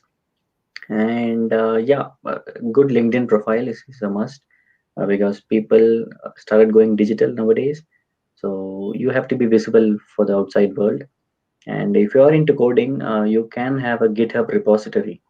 So store your code snippets in GitHub right from day one. Whatever the code is, start saving it, start coding, and store it. Yeah. Interesting. So, when you mention about good CV, it entitles to a lot of things, right? Mhm. So, as an undergrad student, it might be very confusing for them what to prepare, what not to prepare, because it's 4 years is still a considerable amount of time, right? Yeah. So, what Yeah. are the pointers that you have in building a good CV for, let's say, a data Mhm. science profile? Yeah. I would suggest them to take up a couple of online courses. So start with free ones at the beginning, because you don't have to invest in a lot of money in things that you are not sure about. So I always go with this belief. So start learning simple, start taking up free courses. So once you are into it, then you can make the most of it, and grab a couple of internships, particularly during times like this. During pandemic, you can always grab a virtual internship, which is a lot more easier than having to travel thousands of kilometers to somewhere like Bangalore or Pune or Mumbai or somewhere in India. So grab a virtual internship. As I said, GitHub repository is a must. Take part in Kaggle competitions, or let's say conferences like this one. Like enrich your knowledge. Take part in mentor conferences. Take part in hackathons and datathons, and try to participate. I mean, participating is the first thing. So only if you participate, you are eligible to either win or lose. So unless you participate, you are just a viewer. I mean, you're just someone who is just noticing something. So you're not even eligible to comment on somebody who is losing out on a competition. So to take part in competitions, or conferences or webinars, because I see a lot of webinars that are going around, particularly during this pandemic. So take part in some interesting activities. Yep, I think you make absolutely great sense. And the positive side in the COVID that we can see, you don't have to travel abroad now to take part in any of the big conferences that Yeah, wherever you wanted to. Because of the right. COVID, the good part is many of these conferences and the events are happening online. So the Hmm. cost and the efforts that you need to put in is substantially low. So you can Yeah. definitely have an access on those conferences and the events. So let's understand a little bit about when you're graduated, you got into a company, so how was that transition for you as an Hmm. international student look like?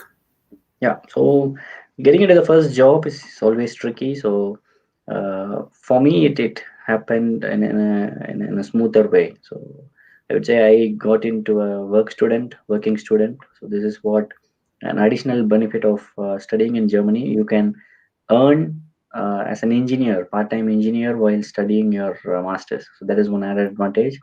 So I did my masters, got a work student job, did my internship in the same company, did my master thesis in the same company, and then they provided me a job. So that is what a beautiful thing here in Germany. So you get a job while you study, and if you perform well, they grab you. So that is another advantage. And yeah, for others, the transition is it's a bit tricky. They have to apply themselves. So like in India, they don't have any placement methodology here. So the companies don't come to the universities. So it is our sole responsibility to, let's say, take part in any career conferences or career opportunities, and then we have to apply ourselves. So that is one of the challenges that even I faced.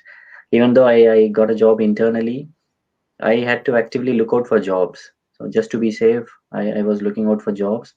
And yeah, I'm happy that my transition was much smoother and simpler than most of the others. So the key takeaway here is, while you are studying, try to grab an internship somewhere, perform well, so that you get a master thesis in the same company. And if you do it well, for sure, they'll give you a job.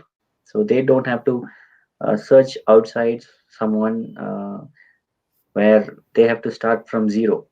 So if they have looked at you while you are doing your internship or thesis, then why not? Absolutely. Yeah. So I think let's take up certain questions, because I see a lot Yeah. of questions coming here. So Mhm. there's one question by Sushi. At least Okay, what level Shashi. of Mhm. language Yeah, should we learn? German language. I would say if you are targeting Germany, A1 should be fine. In some cases, if you have the time, patience, and money, then of course A2 is a lot safer. But to be honest, I didn't learn a single thing before I came to Germany. And now I'm comfortable enough in German. I can interact in German. So after being here for 7 years, it's a crime that I don't speak German. So now I speak the language. But it's good that you put the hard yards back in India. You invest some time, and you take part in some German courses. There are a lot of online opportunities, German courses available around the clock. I mean, across the country. So yeah, take part in video streams or German language courses online, and then yeah, it's good for your career. So Yep. for getting a job, B1 is actually good for some of the companies, but companies like Siemens, they don't look at your language if you are skilled enough. Yeah. Interesting. So there's one question that is asked, and I believe the question basically means, if you are switching stream for your masters, what is your guidance on that? If someone wants to switch stream from masters, Mhm. Switch streams in the sense from electrical to data science, yep, for example. Yeah. German universities, they don't accept applications as such. I mean, if you want to switch from electrical to data science, it cannot be done in a single motivation letter. So in order to do that, you have to have uh, a groundwork. So as I said, take part in internships, grab an internship if you want to switch stream, grab something to show them that you are capable of doing that. So you cannot simply say that, okay, I want to learn data science since it's going crazy out there. So you can't do that. Try to learn certifications, take part in certifications, and grab a couple of certifications before planning to switch. So that is my key advice. Sure. So this is a long question, so I'm going to read it out for you. So, what are the Yeah. career prospects for social science graduates in Germany? Are social sciences courses too fully funded in Germany like others? Please suggest some good universities in social. Third one, I don't think it's very easy to answer, so I'm gonna with the last question and give it to you. The first Yeah. two questions, career prospects and the funding aspects. Yeah, for sure. I mean, social sciences is slowly starting to picking up in Germany as well. So it's not just about engineering or fancy jobs, which are going crazy in Germany. So I see a lot of people taking up literature nowadays. I see a lot of people taking up arts and filmmaking. So if you find English speaking courses that are available across the country, then grab it. So it has career opportunity for sure. But as I said, for social sciences, you have to have a good level of German, because you will be on an interaction level, because an engineer just sits in front of laptop and he codes it. But someone like a social science background has to interact with people a lot. So in that sense, try to pick up some German skills. So that is important. And what else? Universities, I would say LMU is one good university, Ludwig Maximilian Universität from Munich. And there is a couple of universities in Berlin Hochschule, I guess. Those are good ones. Exactly. So, what are the research prospects that you see for MS in Germany in material science? Any pointers you have on this? Yeah, material science, yes, there are a couple of really good universities in the middle of Germany, I believe, around Stuttgart, Frankfurt, and somewhere around there. So research prospects, of course, they invest a lot of money into mechanical, material science, and automobile as always. So yeah, it's well and good. So you can go for it. Mhm. Okay. So the next question is: did you study courses in German or English, and which one is more Right. preferable? English, of course, hands down. English is also preferable. So don't take up a course in German language. I mean, of course, you can do it, but I would say uh, students with proper German language will outsmart you. So it's good to take up courses in English. So I did an English course. You can take up an English course, and there are a number of courses available in English. So yeah. Okay. So if someone has a gap year, like 3 years gap, can they also apply for German grad schools? For sure, for sure. I mean, gap doesn't matter. Germans, they don't look at the gaps in your academic years like in India. In India, I believe some of the universities look into your gaps seriously. I mean, why is the gap? Why there is a gap? And so many questions like that. But here in Germany, even if you have a gap of several years, they don't care about it, because here, if you are doing your bachelor's, they take a break all of a sudden, and they say they want to travel across the globe, so they want to go out for a world tour. So that's how Germans behave. So gaps doesn't matter. Yeah. So how is it different in pursuing data sciences or AI in Germany versus the other two nations like Canada and USA? Yeah, uh, pursuing data science or AI in Germany is I would say AI and data science is slowly picking up in Germany, whereas in Canada and USA it is far more settled, because as I said, um, the the data that the people mindset is completely different. So they give a lot of privacy to your data. So they have a stricter data privacy law here. That is the reason why data science is slowly picking up in Germany. And in if you compare it with US and Canada, it is far more advanced, where people don't even care about what you're researching. And that is why you see a lot of companies like Facebook, Amazon, and Google from US and not from Germany. But of course, uh, Germans are far more technical. So that's why you see companies like BMW, Mercedes-Benz, Audi, and SAP is one of the craziest companies across the globe. Yeah. So even Siemens is one of the top 10 in the globe. So yeah, I mean, if you look at the top 50 companies across the globe, if US has 15, then of course German will be competing with each other closely. Interesting. So this is a very interesting question by, I believe, from a high school student. What about doing an undergraduate in Germany? And how to get into those free education or public universities which offers like a low cost education in Germany? Yes, undergrad is something. It is. Uh, it was not that crazy when I came to Germany back in 2013, but in the current scenario, a lot of people are coming to Germany for doing undergrads, which is surprising to me. So, which is also a welcoming change. So, it is possible, and in Germany, undergrad, masters, or PhD, whatever you study, it is almost free. So, don't care about funding when you pick Germany.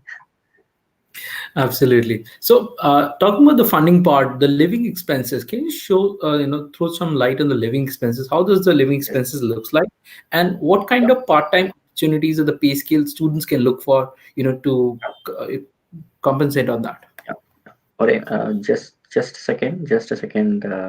Just a second. So, guys, if Yeah. you're enjoying the session, just say thumbs up. Yep. Yeah.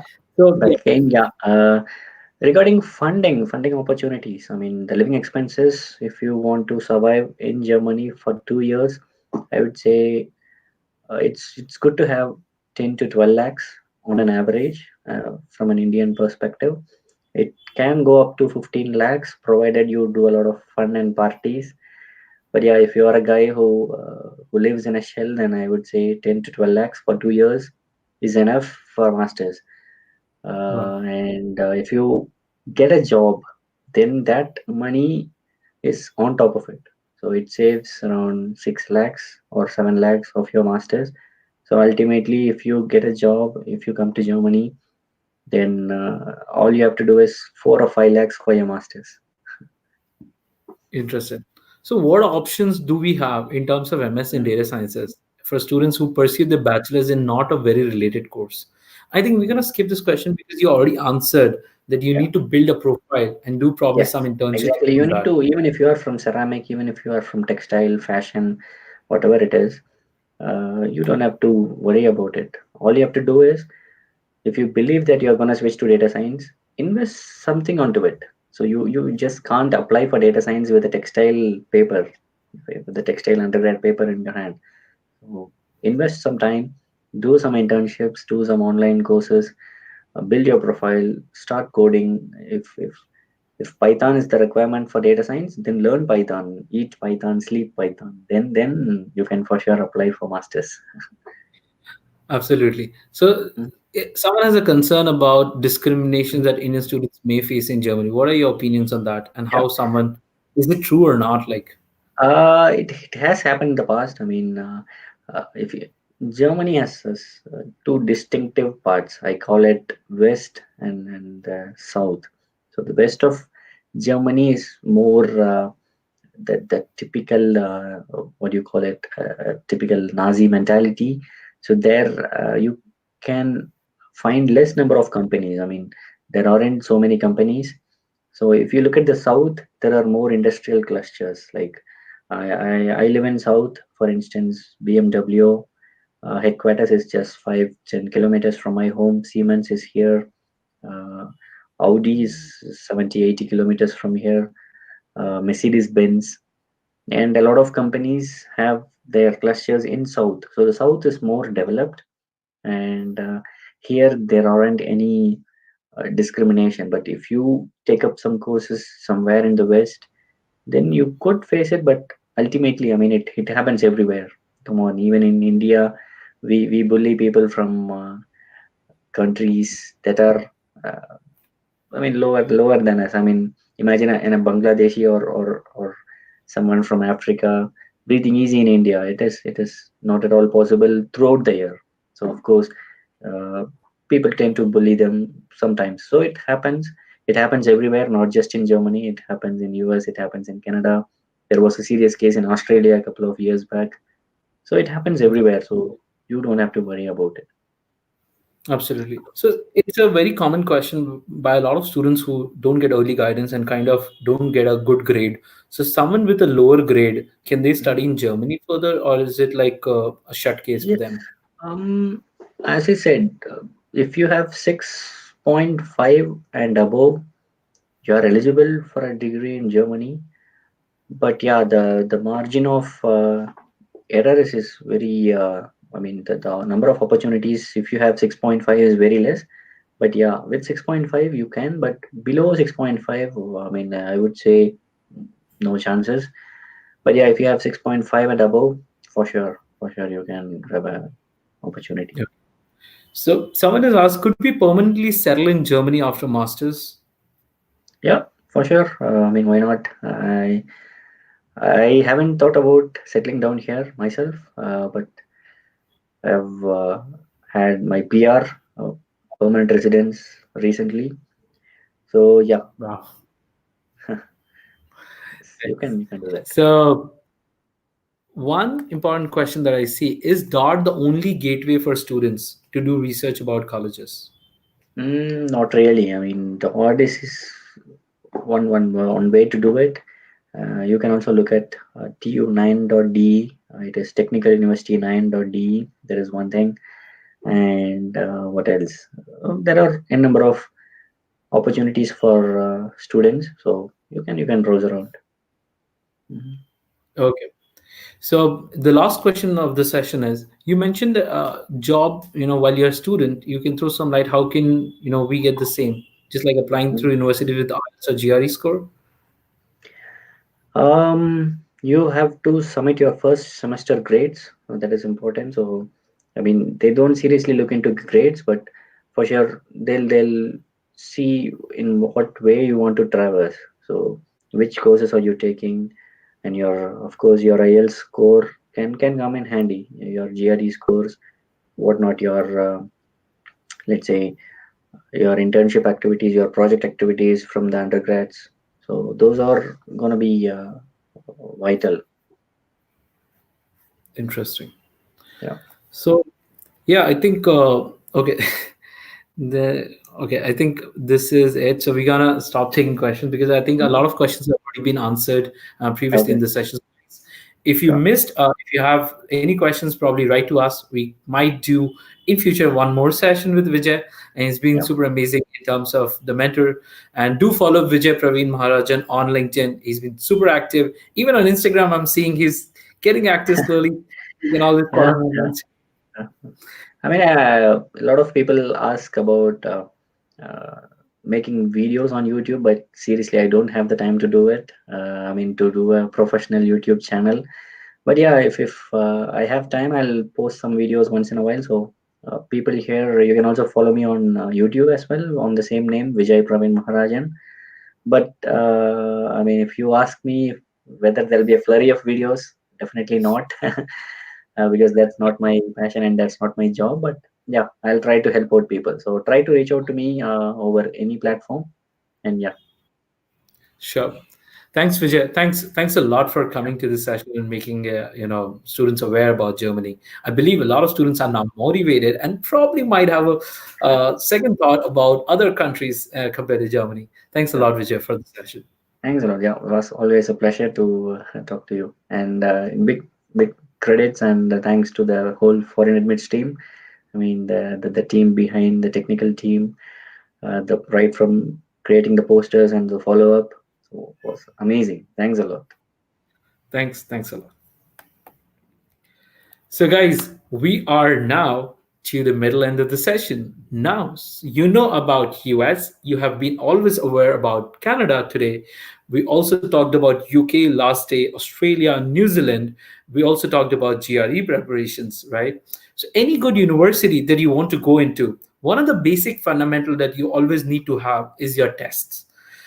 And again, you need, if you're applying for an English courses, the basic test that you need to have is an English language test, right? So even if you're applying for US, Canada, Germany, Australia, New Zealand, any part of the UK, for that note, you would need an English language test. Okay, so to help you get a very crystal clear clarity, about English language test preparation, we got some supreme authorities, right?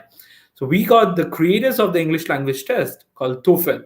TOEFL, on the other note, is well applicable to any countries in this world, right?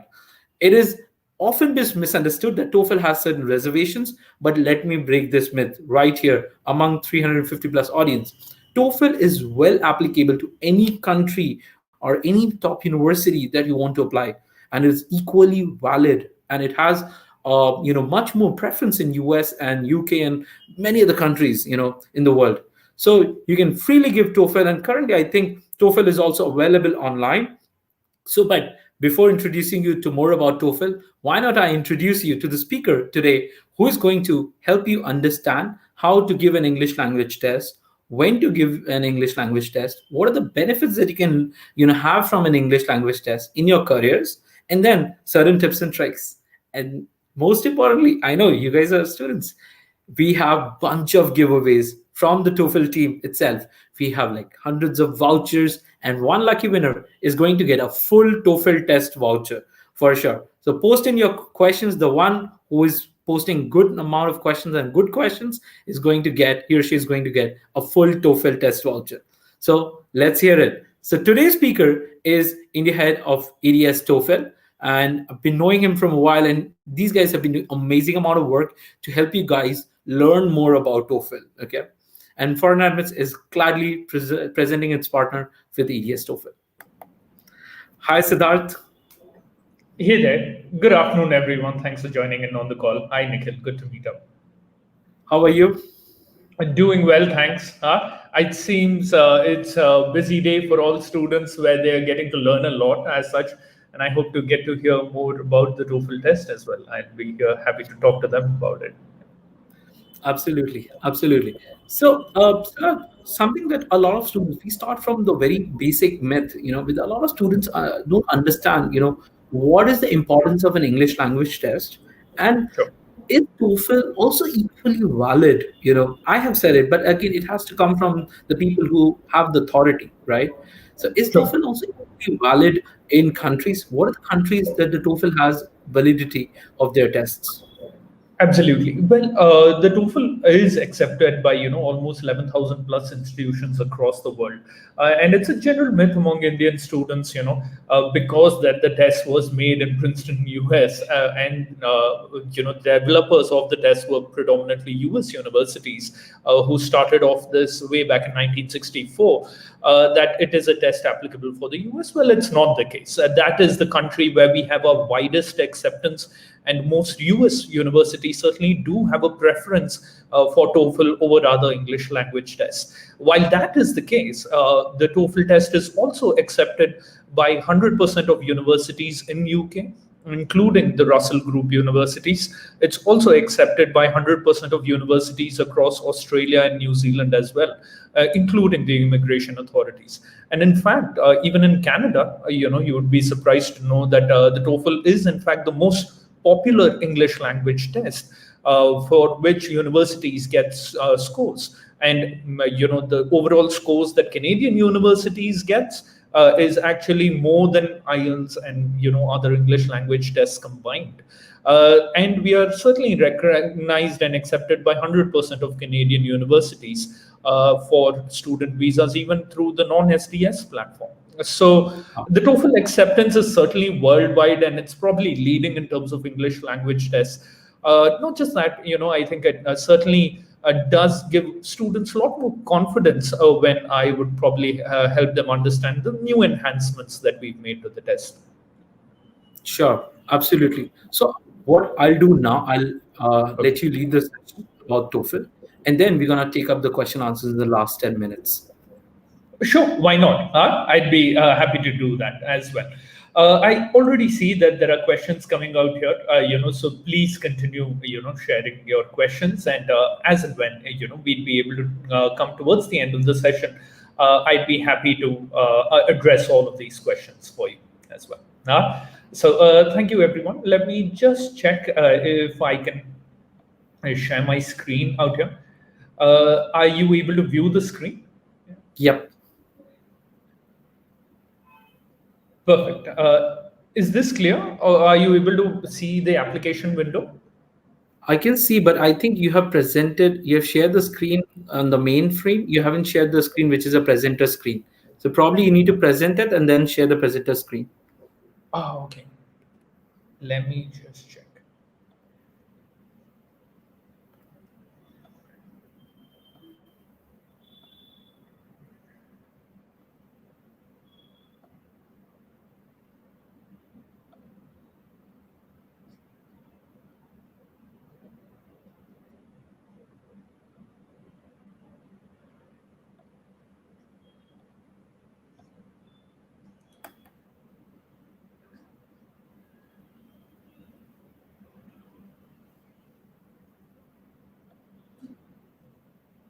Are you able to view it now?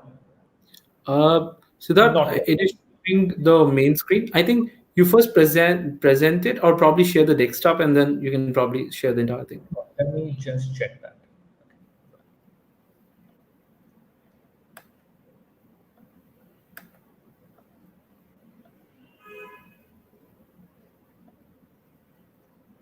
I think you will be able to view it now. Huh? Yes, I can. I'm just streaming it for the audience. Yeah, perfect. Perfect. Sounds good. Sorry for the delay, but let's get started.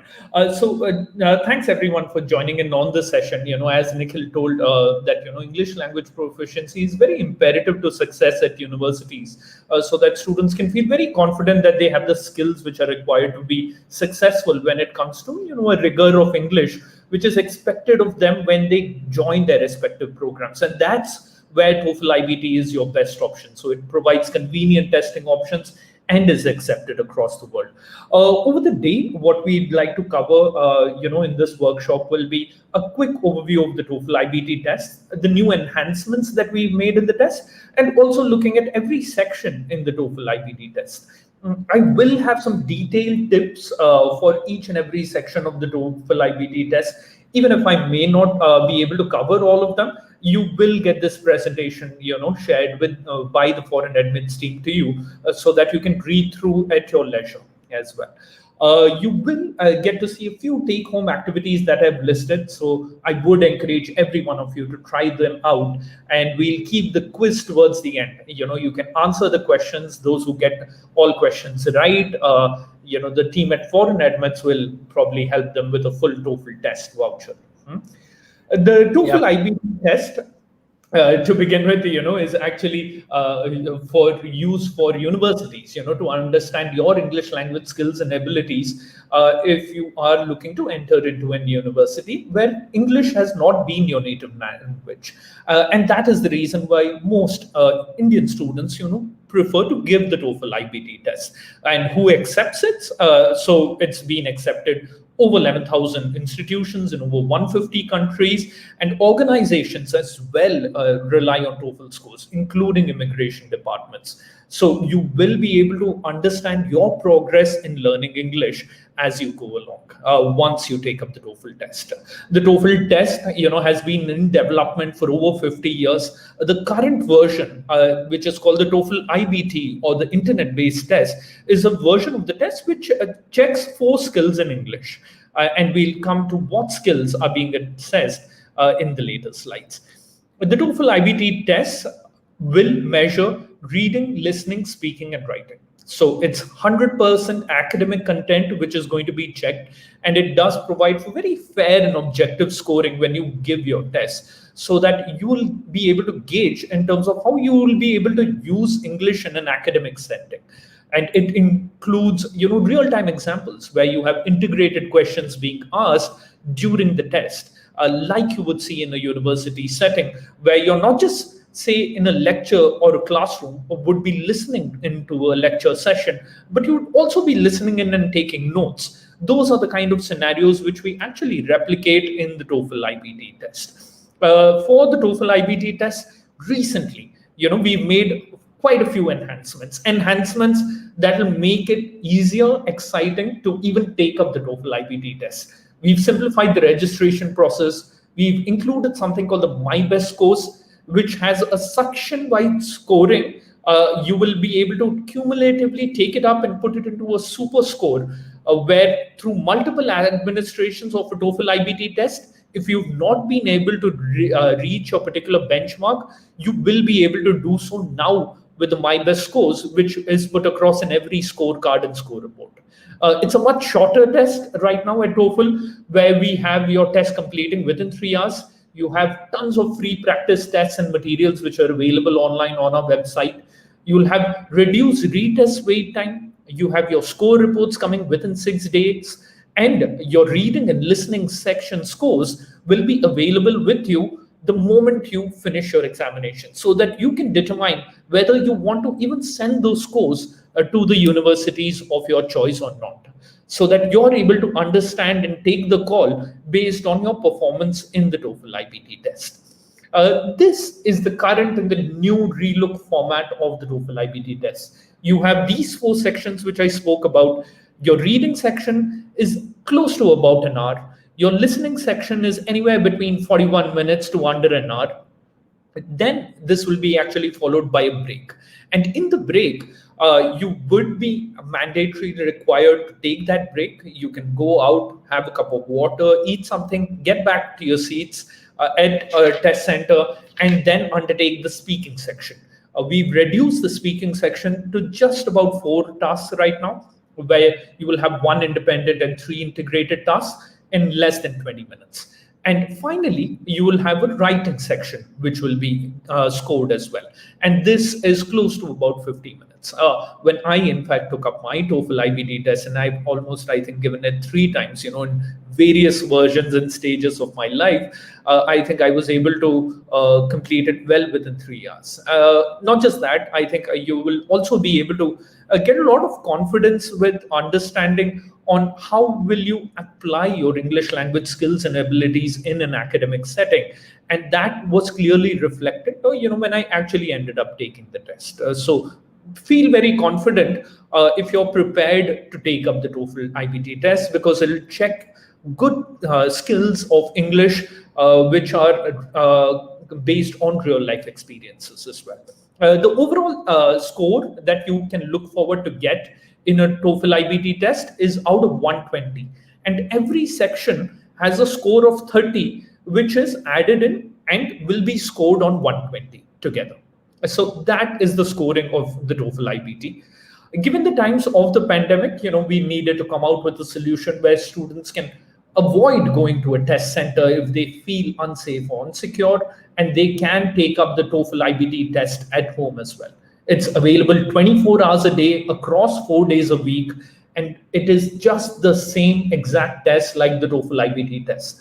There is no change in it at all. It's just as convenient, it's just as easy, and it's just as the same on-screen look and feel like you're taking up in a test center. So there's nothing which has changed, apart from the fact that you're taking it within the safety of your home, and you will be monitored by an online proctor. Like in a test center, you will have a physical proctor, present and looking at you while you're taking the test.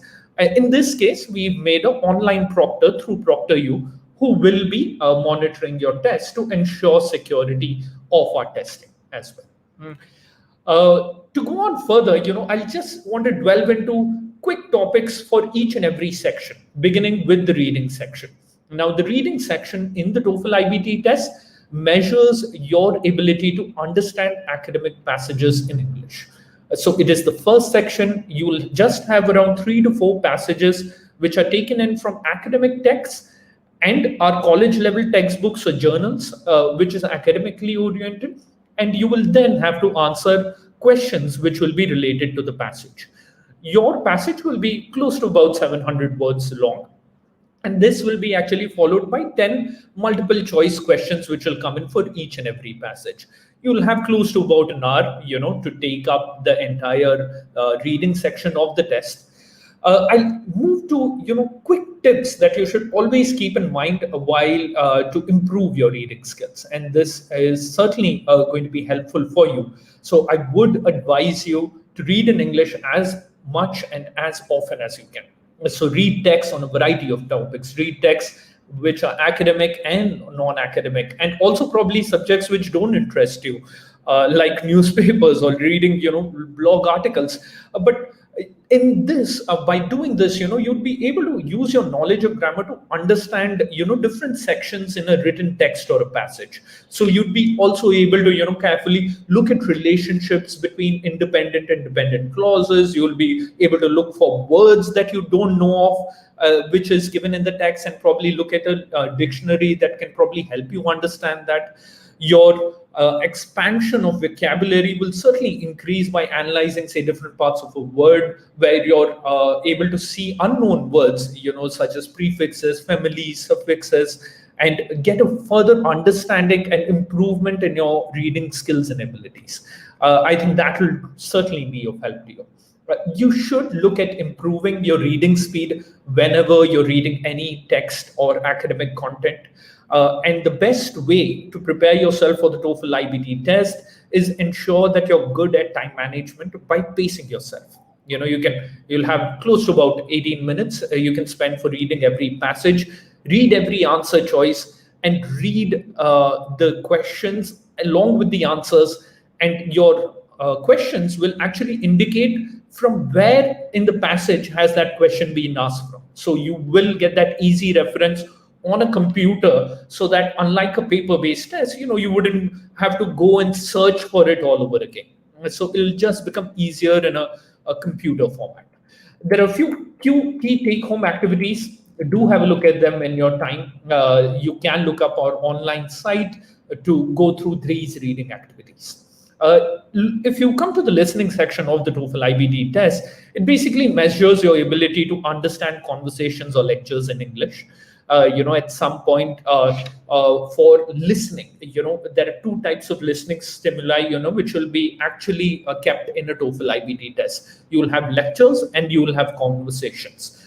Looking at the lectures, there'll be academic lectures. So it's nothing which is just going to be completely off topic. It wouldn't be. They are lectures which are taken from real life university settings and are actually recorded inside a studio. So you will get to hear 3 to 4 lectures clearly, with some classroom discussion which might go on, which will be just about 5 minutes long, and that'll be followed by close to about 6 questions. You will also have audio clips which you'll listen into, which will be based on an informal campus conversation. And this campus conversation, can be something which is as simple as a student having a conversation with a librarian, asking for a reference books, that he needs to research for a project that he's working on.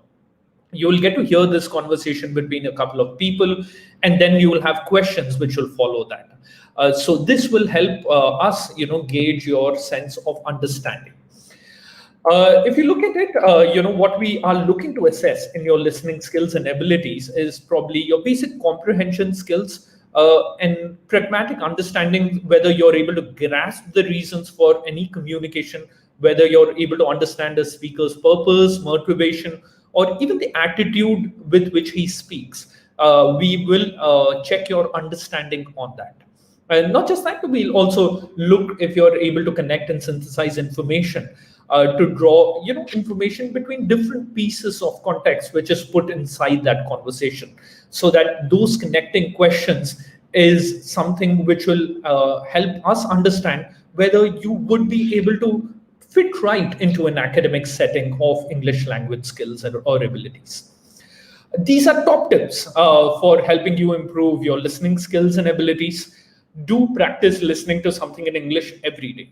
I know, given the situations that we all are in, I'm sure most of us are sitting in front of our laptops and computers, like probably we are doing right now, and listening, to people like us. But watch movies, watch some things that interest you.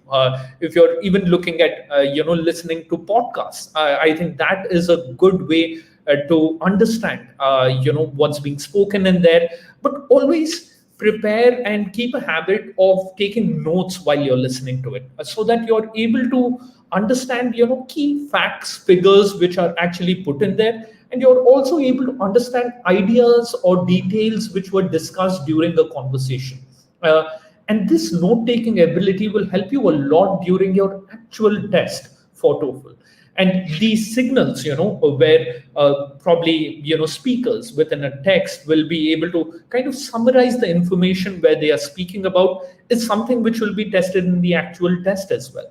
So best be prepared for that by, using these examples, in your daily life as well, and try and improve upon that. Not just that, one thing which is very important, which at times does tend to get overlooked, is students, think of a right answer and then just go about selecting it without reading every answer choice. It's certainly not a great way to go about it. We would implore you to, read every answer choice which is given for a particular question, and then determine what is the best answer that you deem fit. A few other tips of improving your listening section is to take the complete TOEFL listening test. This is available even in a mobile app. So you can, in fact, go to a TOEFL Go mobile app on your Android or your Google Play and get to download that. There are a few take-home activities here. When you do have time, do practice this to improve your skills there. We also do offer a full free-length practice test, which is available online. This is completely free of cost, and it is available across all the 4 sections. And in fact, ForeignAdmits has also created a very nice e-learning tool where they are able to help you understand your skills in English across all these 4 sections in a much shorter time as well. So would ask you to try that out. We have certainly another TOEFL MOOC course, which is called the Insider's Guide. It's an online course which is available on the edX platform. So edX and ETS TOEFL have kind of partnered to put this together. And currently, we've updated it so that it also includes practice and overviews of our home edition test.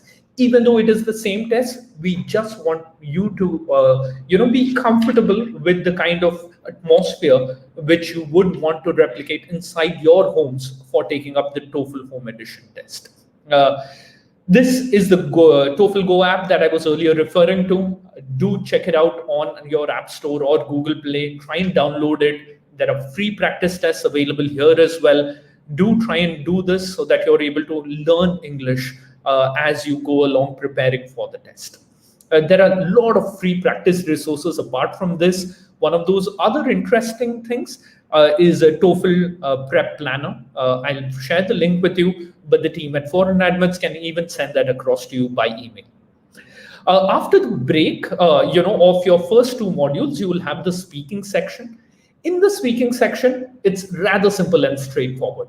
It's the 3rd section comes after the break. You will have to respond into a microphone, and you will have 4 questions, and there'll be tasks which are associated with every question. And this speaking section is just under 20 minutes. In fact, 17 minutes to be precise. There is 1 independent task and 3 integrated tasks in the speaking section. So what you would need to do is basically speak with regard to a personal experience that you will be asked on a familiar topic, or these integrated tasks will involve you to read something and speak something out, or to listen to an audio clip and speak or respond to it accordingly. And trust me, it's not a skill of memory. You don't need to memorize anything while you're listening into the audio or you're trying to speak something. We would just want to check your English language speaking abilities, and that is about it. Tips so that you can look to improve your speaking skills is just get familiar with the speaking section of the test. Now, this becomes really important because for you to practice becomes really important so that you familiarize yourself with the kinds of questions which are asked during the TOEFL IBT speaking section. You need to incorporate certainly a good note-taking system, but also try and, if possible, record yourself speaking English on your mobile device and listen to yourself.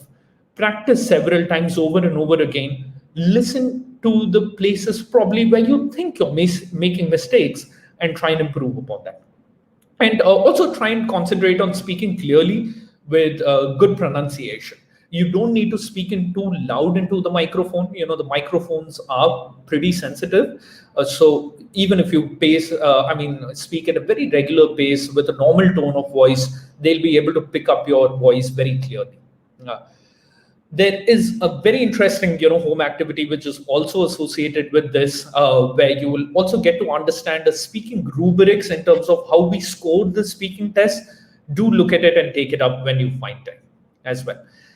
Finally, when I come to the writing section of the TOEFL test, so there are just two writing tasks which are involved.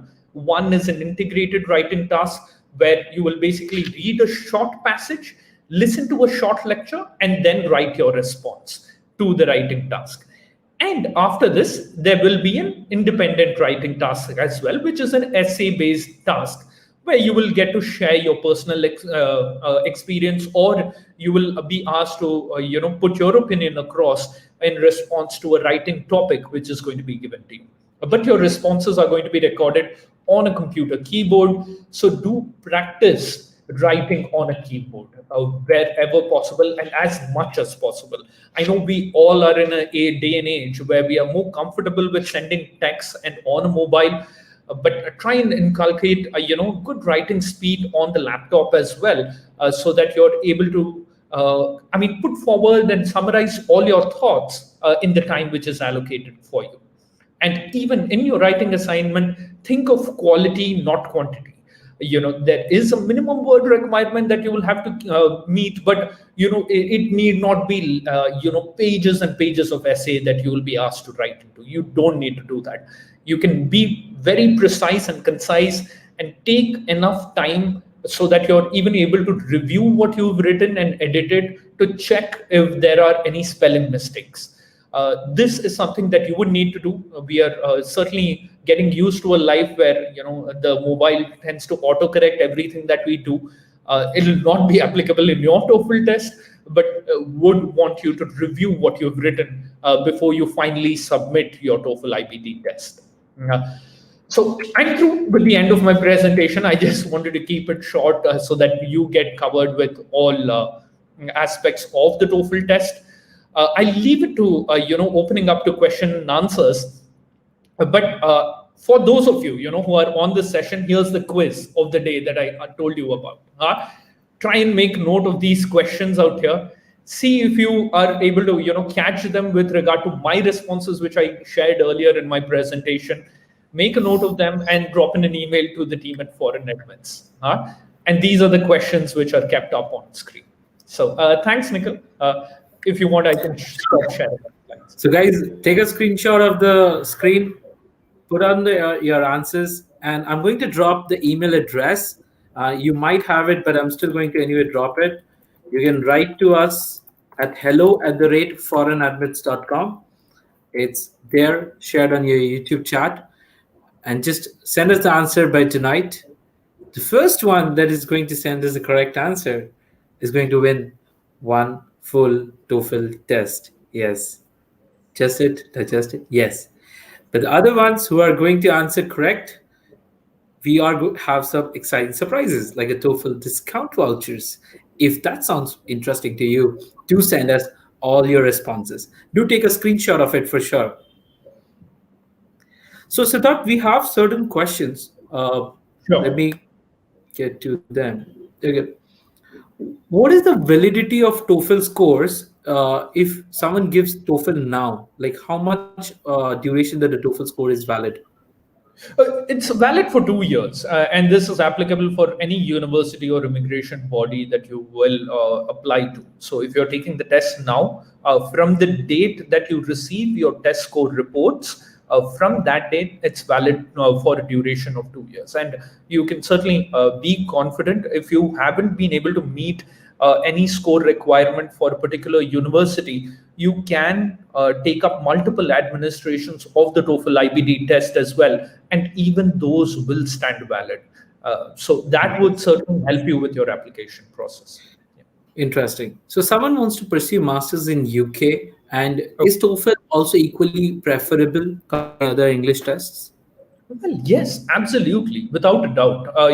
TOEFL IBT, is one of those tests which are in fact recommended by UK universities during their application process, and including the University of Oxford. They are developers of the Cambridge assessment of English, but they accept very few English language tests in the world, and in fact, TOEFL is one among them.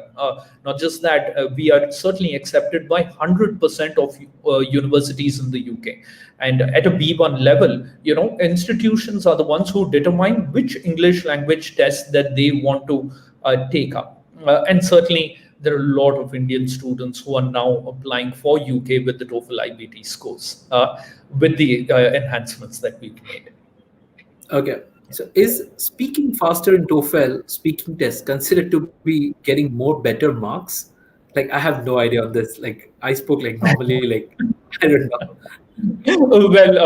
Well, many a times, what it does happen is that, to assess a speaking language score or ability, there tends to be a lot of bias which comes up when you're speaking in front of an examiner. And that is something that we at TOEFL IBT certainly are very conscious to avoid in the speaking section of the TOEFL IBT test. So what we have done to ensure that you are given a fair assessment of your English language speaking abilities is that the trainers do not view or look at the students when they are scoring the test. And the trainers are remote locations. And in fact, we use multiple raters to assess every single speaking score which comes into us. So there'll be almost 5 to 6 raters who will be scoring you on a TOEFL speaking section. Not just that, ETS has actually developed a speech rater, which is an AI tool which assesses your speaking language skills and abilities. So both these human rated scores and the AI scores are kind of put together, and the human is the one who finally determines which is the perfect score which needs to be allocated to the candidate. Because we do realize that at times, even computers or AI, no matter how advanced the technologies, can tend to make mistakes. But we do take in the AI recommendations as well before assessing a speaking score. So be rest assured that the perfect score of your English speaking abilities will be given when you finally get your score reports in hand. So do look at that when you're considering taking up any English language test for that matter. So just I was thinking of a scenario where I think when I took up one of the other English language tests, what happens if I'm dressed up shabbily, or if the examiner is in a bad mood, and we all fear that. What happens if that is the case? At least if you're sitting in front of a computer, it does not emote, so you would probably feel more comfortable. Absolutely. So there's one critical question which has come up. Like, if someone in India, because internet connection could be tricky, can they have a test center-based TOEFL test also? Well, yes, absolutely, without a doubt. And for those who are unsure of your internet capabilities, and you don't want to take up the TOEFL Home Edition, our TOEFL IBT test centers in India are open, and in fact they are open across all metro locations, and we are open for testing. And in fact, even at the test center, you can feel very secure because there are proper social distancing norms which are even kept in between two seats, which are over 6 feet apart. Now you will have dividers, between two test takers, so you need not even worry about that. And even the headsets and the microphones that you use during the test, has covers on them, so that given the pandemic and the situation that we are in, we actually tend to maintain very high levels of safety and hygiene at our test centers. They are run and managed by Prometric, so you will feel more secure at a test center if you would want to as well. But in places, say in tier 3 or tier 4 locations across India where people are not able to travel to a test center, we don't want their university application to stop, where we are giving them the option of taking up the special home edition version. Interesting. Yeah, I think the home edition version is really an exceptional choice, and it kind of helps the students, coming from a remote locations like a like suburb areas, they can easily go for home edition. So guys, definitely do check out the TOEFL home edition. That's going to help. So one very common talk of the town, is TOEFL a difficult test compared to any other English language test? From my side, I can tell you as a student, like I've given TOEFL in past during my PhD, and I've also tried to learn more about the other English language tests. And frankly, I don't see any such differences, honestly. But yes, let Siddharth explain you in a better way. Sure. It always determines in which context is it that you're looking to take up the TOEFL IBT test. And that context, plays a very relevant role in determining a level of difficulty, however it is perceived.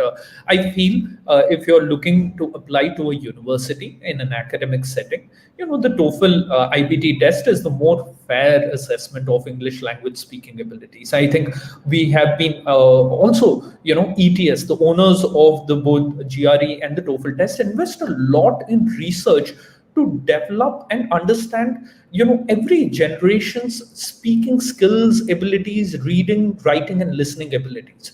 And we tweak our TOEFL IBT questions accordingly so that we are able to keep up with the times. A lot of other tests, have made a lot of very good administrative changes to that test and the way it is delivered, but haven't invested a lot with regard to determining what is the best way to assess any person's English language skills and abilities. Just to give you some context, for example, even during a speech, like how I was, say, speaking during my session today, I might have used a lot of fillers in between, which is something like or wait, okay. These are conversation fillers, and the TOEFL IBT test, does not penalize you for having these conversation fillers at all, because we understand that this is a normal way in which any person speaks in an academic setting or an environment, and that should give you the confidence of being able to overlook that and understand the main gist of any conversation that is going on, and that it should give you ample confidence to take up the TOEFL test. I would not say that it's easy or difficult, because every English language test score is mapped to a global standard of English. One of those common standards is called the CEFR, or the Common European Framework for Reference. And all of them have mapped their English language scores to that. So we are also mapped to them. Interesting. I think one of the very interesting point that you mentioned, see, I did a filler word. It's because it's a very natural tendency when we are talking. Sometimes we have more to say, but we don't have words at that point of time. And it doesn't have to deal with your English proficiency. It's more about the conversation, and you can always have a better conversation as a student. It's so I believe their TOEFL definitely has a better advantage to kind of understand the human aspects of conversation and kind of judge on that aspects. I don't want to be sounding like a mechanical robot here, but I want to be sounding more like a human when I'm talking to some person. So definitely. So I think with this we come to the end of the session, and we're seeing like 200, 289, 300. Okay, there are a lot of people who are there. So guys, just before we wrap up the session with Siddharth, thank you, Siddharth, for coming to this session and enlightening a lot of students about TOEFL. But students, as we talked about the giveaway, yes, we are giving. You just have to email, probably take a screenshot of the TOEFL session that you had, and just email us when you're giving a TOEFL test. Our team will reach out to you and give you the TOEFL $10 voucher. And one of those lucky winners who is going to answer all the questions correct is going to get a full TOEFL test. Yes, absolutely. Our team is going to reach out to you. So start emailing quickly. Time is ticking. So thank you, Siddharth. Thank you for coming to the session. I hope you enjoyed the session. Also, the audience loved it pretty much. Absolutely. I think we had a great time interacting as well. Thanks for the opportunity, Nikhil, and thanks all of you students for joining in for the session today and taking your time out. Do stay on for the entire day. There are a lot of other things which will also be coming up. So do keep engaged with the team. All right. Thanks so much. Bye. Take care, everyone. Bye. So yes, so now we are coming to the closing end of the sessions with three amazing speakers joining in. You definitely learned a lot about US day one. You definitely learned a lot about Canada, Germany, Australia, UK. But what you don't know is something that we are going to help you learn. Yes, that's the main important thing. A lot of people only think higher education is like these top four countries, but no, there are a bunch of amazing countries which has their own specialization and a top quality of education and a top quality of research that is quite unimaginable if you have not known about them. So yes, the thing that we are trying to do in this mentor conference is help you get connected to those amazing countries education through super amazing speakers who are a part of those education systems, so that they can give you a first hand live real testimony of what that education system looks like and how much of a career scope can you have in those education systems. So yes, we have two amazing speakers. One is from Finland, one is from Denmark. So yes, I'm not going to take a lot of your time. I'm directly going to add the speakers on the session and let them talk more about themselves. So we have Ashutosh here. Hi, Ashutosh. And we Hello. have Sankhya here. Hi, Sankhya. How are you guys doing? Doing pretty well. What about you? That's great. Good to know you.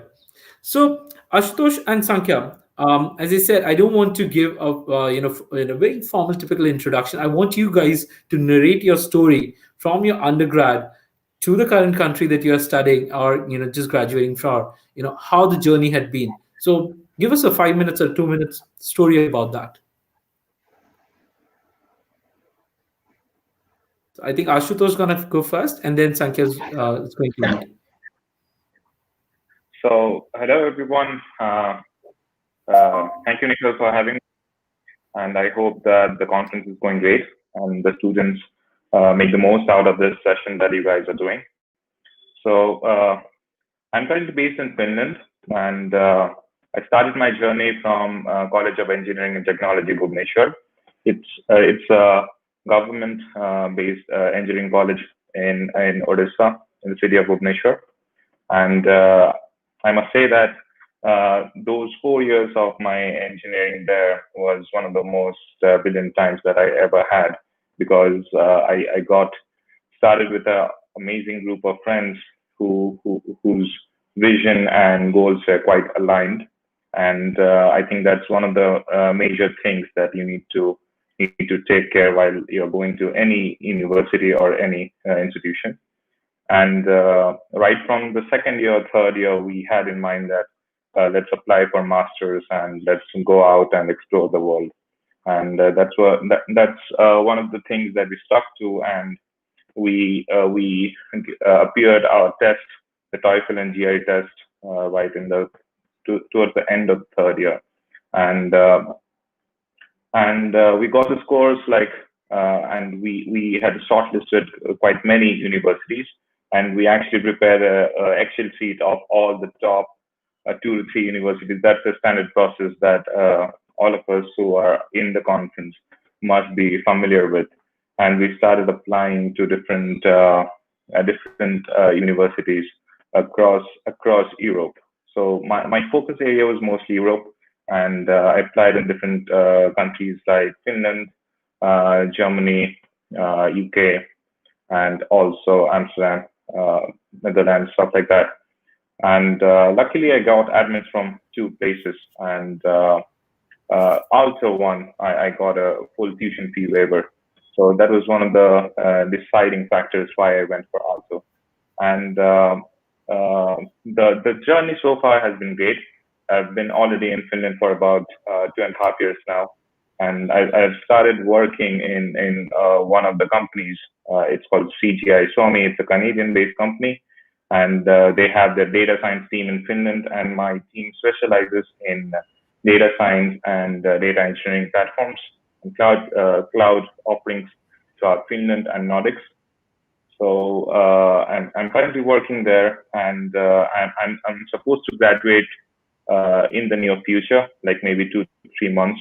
All my courses are over, and I only need to defend my thesis, which is almost there. And let's hope for the best. And that's my story so far. Interesting. I think that's pretty much inspiring. Just a pointer before anyone gets more details. So just before you guys, we had a TOEFL session, and a fun fact: like Ashutosh had given only TOEFL before, and he secured a full in Finland, right? Yeah. So only the TOEFL test Yeah. have you given, right? Okay, that's Yes. interesting. I actually booked the GRE test. I went to, the story goes like this, that I already had my admit from Alto, and my GRE test was scheduled after that. And I was supposed to give the test, but I forgot my passport. So both of us, like, I was going with my friend, so he gave the test. I did not.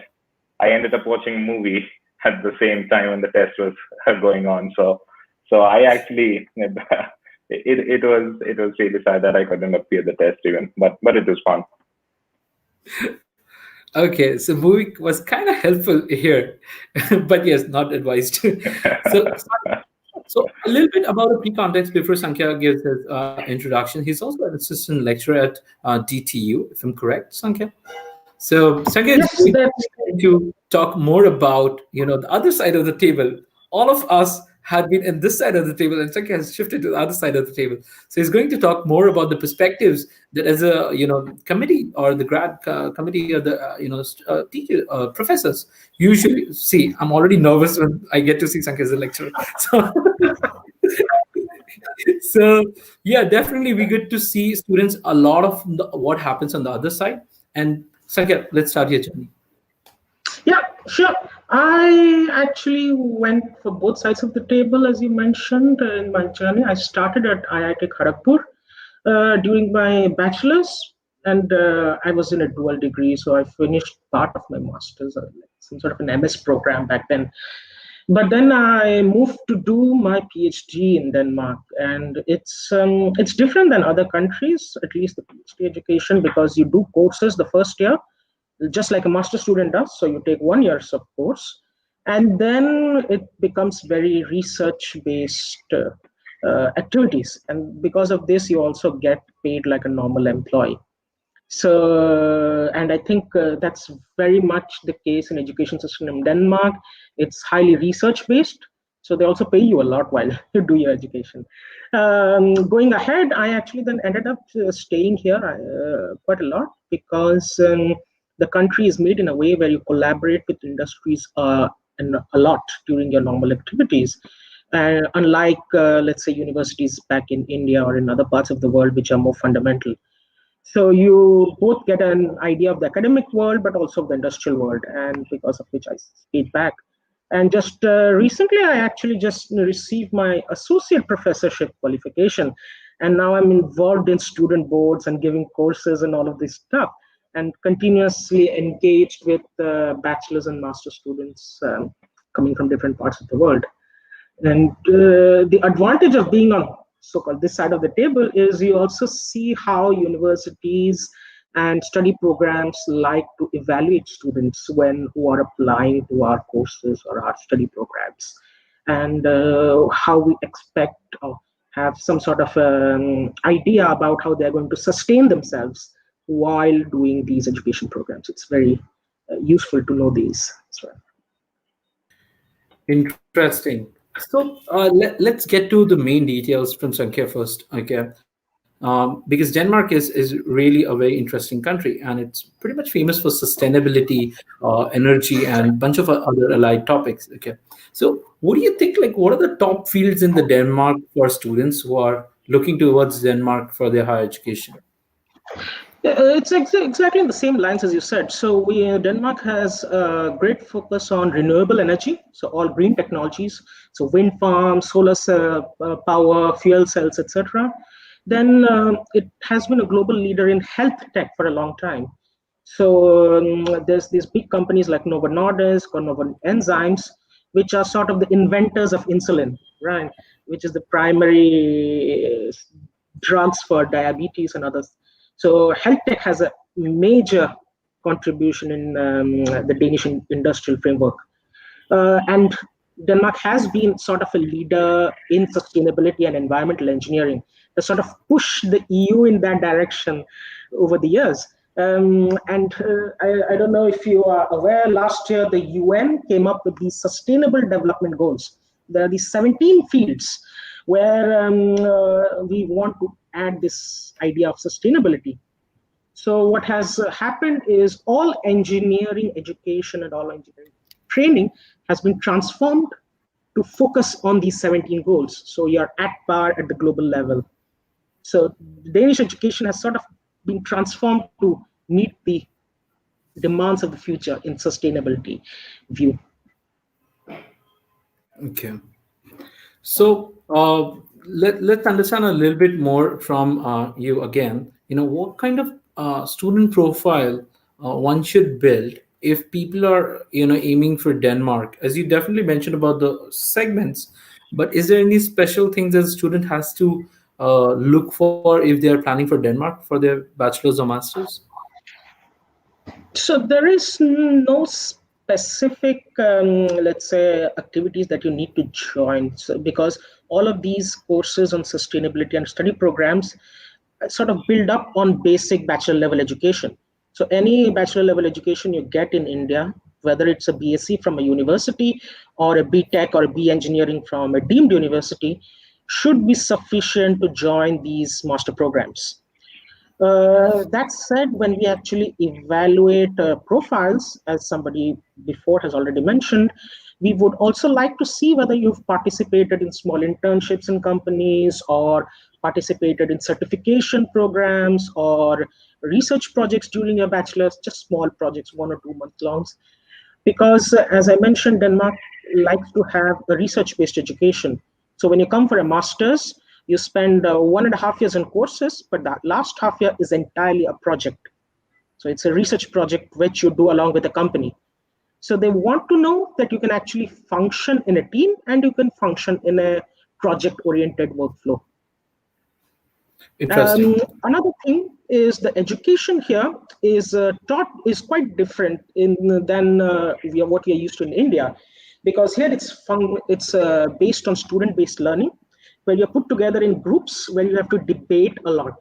So you do a lot of self-study yourself. You come into the classroom and you can debate from pins to planes, as we would like to say, within the classroom, and you teach each other. And Wow. they expect this in every course. And because that's also how you work in companies, you actually are in diverse fields. And because of this, if you show some experience working in teams or show experience where you are able to sort of talk with people, with different stakeholders, as we would call them, then of course your profile becomes better for getting accepted, right? Wow, that's a golden advice, honestly. Talking about education, Finland again, it's one of the most popular countries in the world for primary education. Also, so how do you see Ashutosh, when you went to Finland? What were the education changes that you have seen, and what kind of current trending fields that you're seeing from Finland is growing in terms of the education? Yeah, undoubtedly, Nordics are one of the few countries, I must say, who are pushing the boundaries of sustainability, as Shankar mentioned. So for Finland, I think there are a couple of areas which is actually pushing the boundary in the whole Europe and in the whole world, like fields like interactive AI and machine learning and gaming.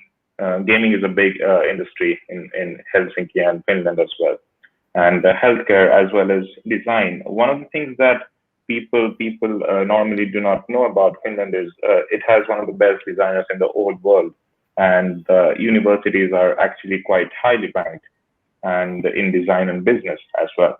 So, and we also have a concept called design factory. I think DTU also has a design factory, if I'm correct. So design factory is also kind of a global network of design factory across the world, where researchers and collaborators can collaborate on any kind of projects, and they're funded by companies as well. So it gives a great platform for students across fields and disciplinary. So it's quite multidisciplinary in a way that you can choose courses which are really flexible in a way. So if I give an example, my master's was in human computer interaction, which is basically more on the CS side, but but it is so multidisciplinary that I have worked in projects which deal with cog science or psychology, interactive AI, and my minor was interestingly in design. So I spent 9 months in design factory in first year of my master's, which was completely in design, and it was not related to any of the CS things that I was knowing before or taught in the university as such. So I think it's a great place for people across disciplinaries, and it is indeed one of the best pursued education systems in the world. Interesting. So let's understand a little bit about your profile as a student. What you feel that helped you get into, let's say, your Stanford design experience and then to your Finland experience. Mm-hmm. So in my undergraduate, I was quite lucky, as I said before, that I had a set of four friends who actually were quite involved into projects from a very early age. So right from the second year, we were into or involving in some kind of projects at least. They're very small projects, and we also were trying different conferences and publications. Although they were not tier 1 or tier 2 conferences that we normally do it in master's or PhD level conferences, which kind of give you an idea of what is for the future. So you kind of get what research is about and how the things are done. Although it's not that credible, but you know the process, and the process is what the most important, I guess. And once you get to work with some professors or some researchers from IITs or other places like IITs, you kind of get an idea of how the whole research project is based and structured. And that actually quite helps you to kind of plan your SOP as well. So I think one of the most important things that the university looks for is intent of the student, what they want to learn and what they want to do with the masters. So I think apart from anything, your SOP kind of drives the whole selection process in a way. That how well have you portrayed yourself as a researcher, or how have you explained that why it actually turns you on and what drives you. So I think that's the most important part we should kind of promote in the students, because that's what will get them selected. Interesting. I think having a clarity is really helpful. And when we talk about SOP, we definitely talk about profile, because you need to have substance to write in your SOP. Yeah. You just can't write, superficial talk. Right? So, Sanket, starting from you, what do you think for the students who are in the undergrad or probably in their high school even, when they're looking for their, undergrad programs or grad programs, in Denmark, what are the things that they could look towards in building their profiles? What are the basic metrics that they could at least stick to, when they are, starting their journey in their undergrad, timelines? Yeah, sure. I can highlight on this. So one of the things which is quite common when looking at CVs, for instance, of people or profiles of people that are applying, is all of them have participated in some sort of activities other than the basic studies. So here we are not just talking about memberships of clubs, but like active participation. So I don't know, gone and joined a team which was, let's say, holding a volunteer program and teaching something, or at a local school, or joined a team who was doing some solution for a local community. So these sort of activities are very nice to look at when judging CVs, and they sort of push you to the top tier. Now, if you've not done those things, then of course you can start talking about doing these small internships with the startups, with small startups, which have a very down-to-earth focus. So here we are not talking about being some sort of a code junkie within Amazon, but rather being part of a small IT startup looking into, let's say, logistics, or looking into just all sorts of small solutions. Because this closer or more, let's say, down to earth you are, the better it looks on your CV. Because the country as such, in Denmark, there's a strong focus on entrepreneurship. So after your master's, they would really like you to spin out a company while being part of the university, and there's an entire architecture which supports that. Because of which they actually want you to be very active in participation in doing all these extracurricular activities that we mentioned.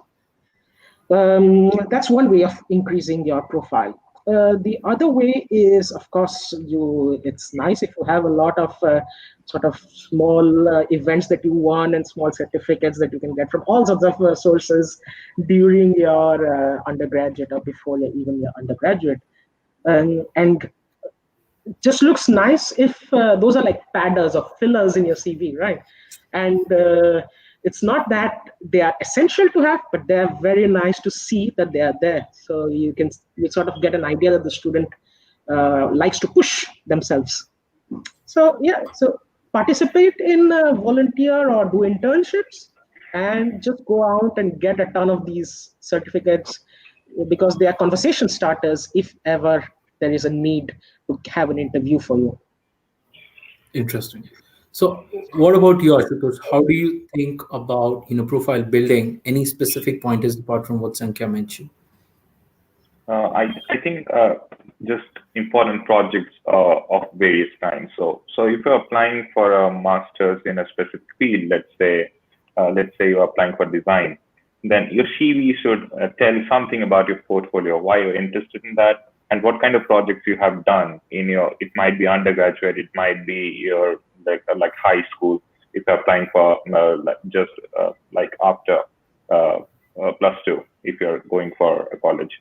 So as I said before, they just want to see intent. So even if they're very small projects and very small competitions, but they'll see the interest that this person has by doing these kind of small projects. And many times universities hold these kind of interviews where they ask you questions based upon these projects only. So and they judge the whole knowledge of a person from just asking a single question, and that's how it is done. It saves time from both ends. So if you're interested in something and you have a project, it makes it a lot easier for the professor to just ask him or her about a specific thing, and that clears everything. So projects, internships, and getting in touch with the professors of the universities while applying, showcasing your profile, your interest. I guess that's one of the key factors for getting noticed. Yeah. Interesting. So, few questions that I believe a lot of students had texted in past. It's perks of Denmark and Finland. Like, what are the education perks that a student can have? Like, Canada is more famous for PR. Germany is famous for like a low cost or a free education. US again, US is, I'm not going to say why it's famous for. It's more like a publicity and a lot of dreamland for a lot of people, right? So in Europe, not a lot of people, especially in India, know about the education systems in these countries, right? And you guys have been thoroughly now into these education systems, right? So what are the perks of coming to Denmark or Finland for any of the Indian students? I think one of the key reasons that Shankya also mentioned before is the importance of research in these kind of countries. So people put a lot of emphasis on research. So if you're being a part of the research community, you're actually quite a valued member of the society. So that's one. And the quality of life, I must say, that even after you graduate, if you get into some company or you want to pursue your research, you want to go on on the doctoral level and then maybe the postdoc level. So there are a lot of options open, I must say, and there is a lot of flexibility in all the courses, and the quality of life and the value you get from the society, that's quite amazing. Sure. Yeah, I think I can just add on top of what Ashutosh mentioned over there. So in the Nordic countries, there's a heavy focus on what we call work-life balance. So they let you have a lot of courses, but they also know that it's part of the student's life to actually also go out and experience the country. So if you compare a five credit or a 5-point course in India, you slog like anything to read that. Over here, a 5-point course is spending 8 hours in a day, and that's it. That includes what you study yourself. So they really make it light, and they really make it focused enough that you learn what to look for if you ever face a problem. You don't need to remember everything. It's not something that is focused on, let's say, just memorizing stuff, right? And because of this, you get a lot of time to actually experience the country and to experience the culture, and also time to do your own thing. You can work part-time. A lot of people, I think most of the master students actually work part-time because it's a very easy way of supporting yourself. And in these Nordic countries, you actually earn a lot of money by working part-time. So that's a really good way of living. And there's a high amount of dignity of work, as you would say, because whether it's a person who's working in the municipality or a CEO of a company, everybody in Denmark and Sweden and Norway has actually once stood behind the cash counter of a supermarket, because it's just something that they do while growing up, while being teenagers and stuff. So the amount of respect, let's say, everybody gets throughout the country, irrespective of the job, is really high. So you would see the way of, let's say, interacting with people becomes very different than what you're used to in India because of this, which also gives you it's a really nice way of living around here. And then there's the snow. You obviously enjoy the snow. But the most interesting benefit is the Nordic universities participate in an exchange program in which if you're enrolled in one of the universities, you can take courses in any of the other Nordic universities. So for instance, DTU in Denmark and Aalto and KTH in Sweden and Chalmers, and there's a lot of these universities which allow you to move for a semester. So you're in one university and you can just go to another country and live there and take courses. And just by being in this program, you're allowed to do that. Yeah. So you also get this mobility and internationalization, which is quite useful. Yeah. So now the final question also, from my side. Also, yeah, no problem. Yeah, please go ahead. Yeah. The people are quiet in a way, and you kind of enjoy your life with the friends, and it's quite peaceful and it's quite scenic as well. So overall, it's a great experience, especially in the snow. Absolutely. So the final question from my side before we open for the 5 minutes Q&A is about the job and the research aspects. How are the job and the research aspects, and how much of a college education there plays an important role there? I can try and get there first. So in countries like Denmark, you have something called as a positive list.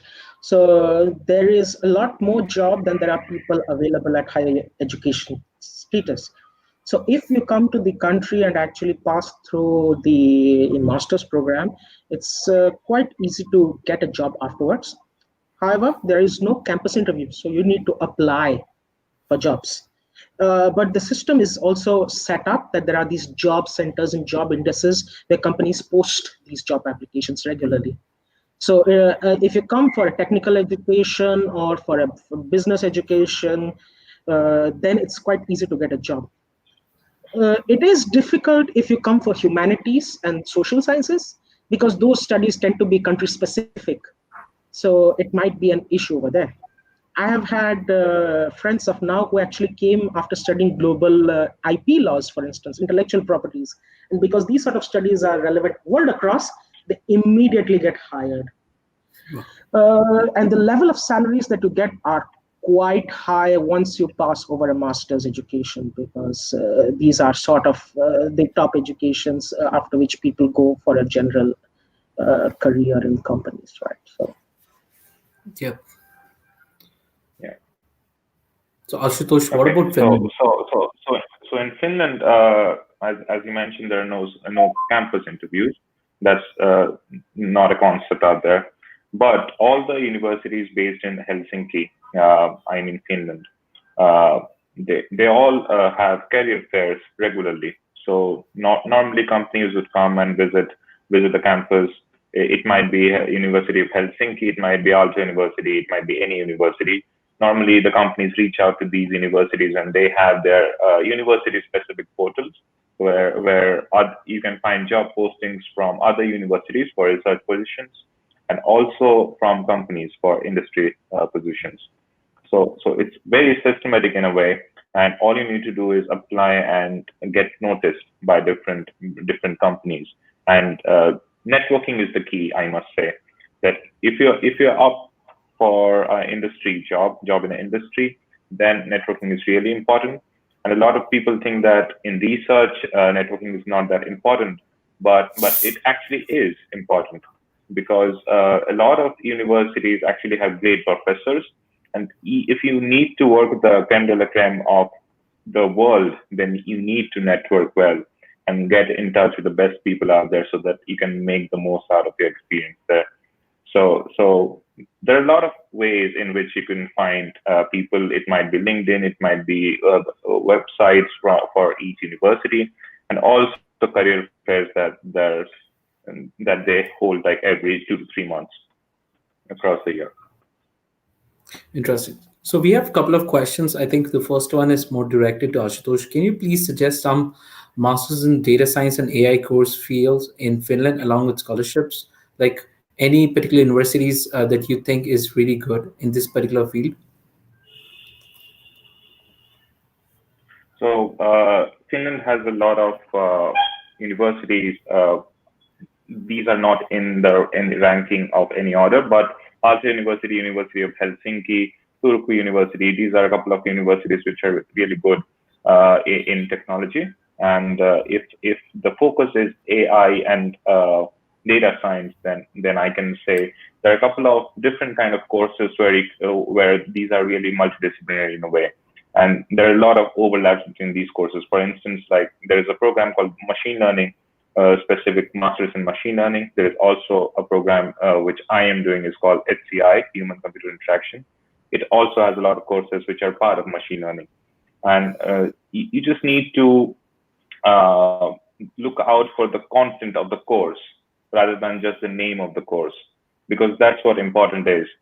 So you need to also find the people who are present in the masters. For example, the professors who are teaching the program or are part of this course, because always the research is based on their interest in a way. And there are different research groups across different universities. And once you get into one of the programs, it's kind of easier for you to kind of approach different research labs, I must say. And they have different interests, and you can find the one which is aligned with your interests, and you can go out for them. And answering the eligibility criteria, I think you can apply from any university after having a BTech or a BSc degree from any university in India. And the scholarships, there are two kinds of scholarship for at least Aalto and the University of Helsinki, Tier 1 and Tier 2. One providing 100% tuition fee waiver, and second one is a 50% tuition fee waiver. And the living costs are almost for having a really good life. You can really get it done with around maybe 5.5 to 6 lakhs INR. Wow. So that would be enough for a year, I guess. Interesting. I think then it makes a very affordable education system, which I believe a lot of people have no clue about. So yeah, it here, is. talking about the education system, does college brand from India matters a lot when they are applying for admissions into Denmark or Finland, or even applying for scholarships? So I can also have seen from an evaluation point of view. Short answer would be no, but yes, when there is a doubt of whether if you're on the borderline, that's the thing. So if let's say there's a minimum level of grades that you need according to the education system over here to actually be accepted or allowed into the study programs. And when you're right at this border and when they have to translate these grades, then they're sort of starting which college is it. But if you're already at high grades from your university, then it's not really the college brand that matters. What matters becomes what projects you are involved in, what internships you did, what teams you worked in. Yeah. Absolutely. So I think think more pretty about much the substance, Sorry, please. I think it was pretty much same for the Finland as well. So grades do matter to get noticed, but it's more like a just it's more like a filter for filtering out important, like the top candidates. Like afterwards, after you get shortlisted in the first list, if for example if 400 students have applied, then there is an initial filter that let's find out with like 7.5 or 7 CGPA, and then let's focus on the 100 students. And if they're happy with the 100 students, then they'll keep it. Otherwise, they might look more. But it's not normally the case. Interesting. So I think with this, we come to the end of the session. First of all, thank you, Ashutosh. Thank you, Sankhya, for taking our time on this notice. And definitely a lot of students would be now knowing much about Finland and Denmark. And I certainly believe a lot of awareness needs to be created for the students who have very limited idea about what Scandinavian and European education system have to offer to them. Thank you, guys. Thank you for joining this session. And I believe audience would love it. So guys, if you have any more questions about Finland or Denmark, you can probably follow Ashutosh on LinkedIn, or you can probably follow Sankhya Mohanty on LinkedIn, if I'm correct. And yes, you can always ask them. The only thing that I would recommend as being a student on the other side, don't just write to them, hey, I need a PhD, I need a master's. Write appropriately, you definitely would get a good response, from these guys. So yes, thank you, everyone. Let's go for the sessions. Yeah, thanks for having us. Thanks for having us. Cheers. Bye. Bye-bye. So you got to know, as I said, about US, UK, Australia, Canada, GRE, TOEFL, Germany, now Finland and Denmark, two amazingly new countries, right? My cousin used to study in Finland, and I was like amazed, like how credible their education system is. And when I met people in Denmark, during my China trip, with which I think my next speakers might gonna help us understand, because he also knows a couple of friends from Denmark. So we're gonna talk a lot about, a very new country on that note in terms of your knowledge about education. And this country is very special in terms of its education systems, in terms of the tech advancement that the country is making. And it is also an English-speaking country in Europe. Can you guess which is one of the rare English-speaking country in Europe? Very popular one, okay? And it has a cricket team too. So you might want to guess in the comments, and the best comments might get some rewards from our side. So do mention, we have 30 seconds before the second speaker is joining. So these two speakers, we are bringing one of the native speaker from that country, and we are bringing an international student from the same country who has studied in that. And if you are from BCom, if you're from a non-technical background and looking to get into the FANG company or one of the top tier companies, one of the speakers might have some great tips to offer for sure. So I'm just going to wait for the next 30 seconds. Do comment, which is the English-speaking country in Europe? Oh yes, Sudhakar, you're correct, my friend. We are talking about Ireland. Yes, we got an Irish speaker here, and we got an Indian international student also joining in. So yes, Sudhakar, do revert to us on hello@ForeignAdmits.com and for your rewards. So without further ado, let me add our first speaker for Ireland. Hi, Hey, Nathan. how are you doing? I'm good. to see How you. are you, man? Is the mic working okay? Perfect. Perfect. Great. What time is it there? It's 10 a.m. here in Ireland. Nice. That's good. So, Nathan, first let's discuss a little bit more about your background, okay? And what did you study?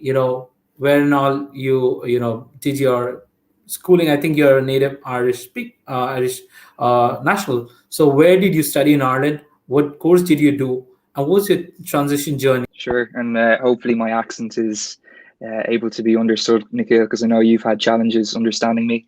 So, so look, thank you very much for inviting me along to this.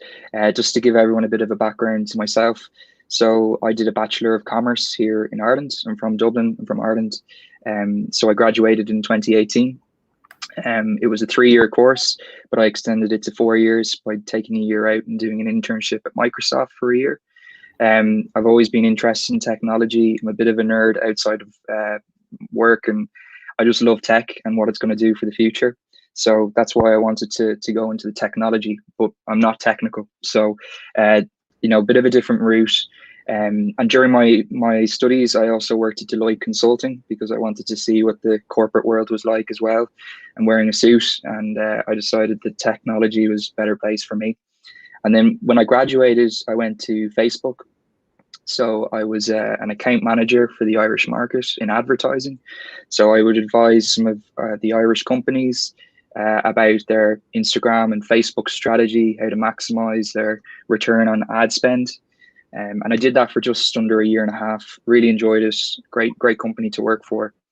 And then last year, I decided to go back to my roots at Microsoft. And I've been there just over a year again now. So I'm an account executive there.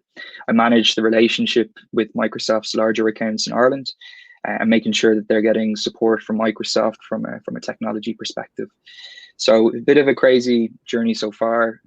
Still very early on in my career, but I'm looking forward to kind of sharing my learnings and recommendations for anyone looking to get into tech. Sure. I think this helps to get a basic background about you. Let's discuss about the course that you studied in Ireland, and what was the difference that you could see talking to other international students in your batch, about the course that you're studying. And can you give a little bit more details about the course that you studied in Ireland? Yeah, Bachelor of Commerce is a very general business degree. People do accounting, marketing, finance. There's a lot of different angles. It's probably similar to that in India. But the majority of my course, maybe 70%, will go into the big four. So work for KPMG, PwC, Deloitte, etc. It's got a very good reputation for getting into those kind of companies as well. My partner works at KPMG and she studied exactly the same course as myself. So it's a very good course for going into accounting if you wish. But it also gives you the opportunity and the scope to learn more about marketing and other areas that you may be interested in if you're not for accounting. Interesting. So tell us a little bit more about the Irish education system there, how the Bachelors of Commerce turned out for you. Okay. Yeah. So I think in Ireland it's a little bit different to other European countries in that employers in Ireland don't look so much for a master's. I think they're more focused on, say, work experience. So there's a lot of big technology companies in Ireland. And the reason for that is I like to think it's because of the talents and the education system. But I think it's also to do with the corporation tax being so low, which attracts a lot of big companies to situate in Dublin. But Ireland's a very neutral country. It's fairly easygoing. And I think companies like Ireland is a gateway to Europe as well. So there's a lot of big tech firms, Google, Facebook, Twitter, they're all here. So it gives graduates a great opportunity to get exposure to these companies. And a lot of courses here in Ireland will offer an internship or some form of work experience to get into these companies. So one observation for me is certainly that these companies look for your work experience and what you do outside of your degree as key indicators as to whether or not you'd be a good fit.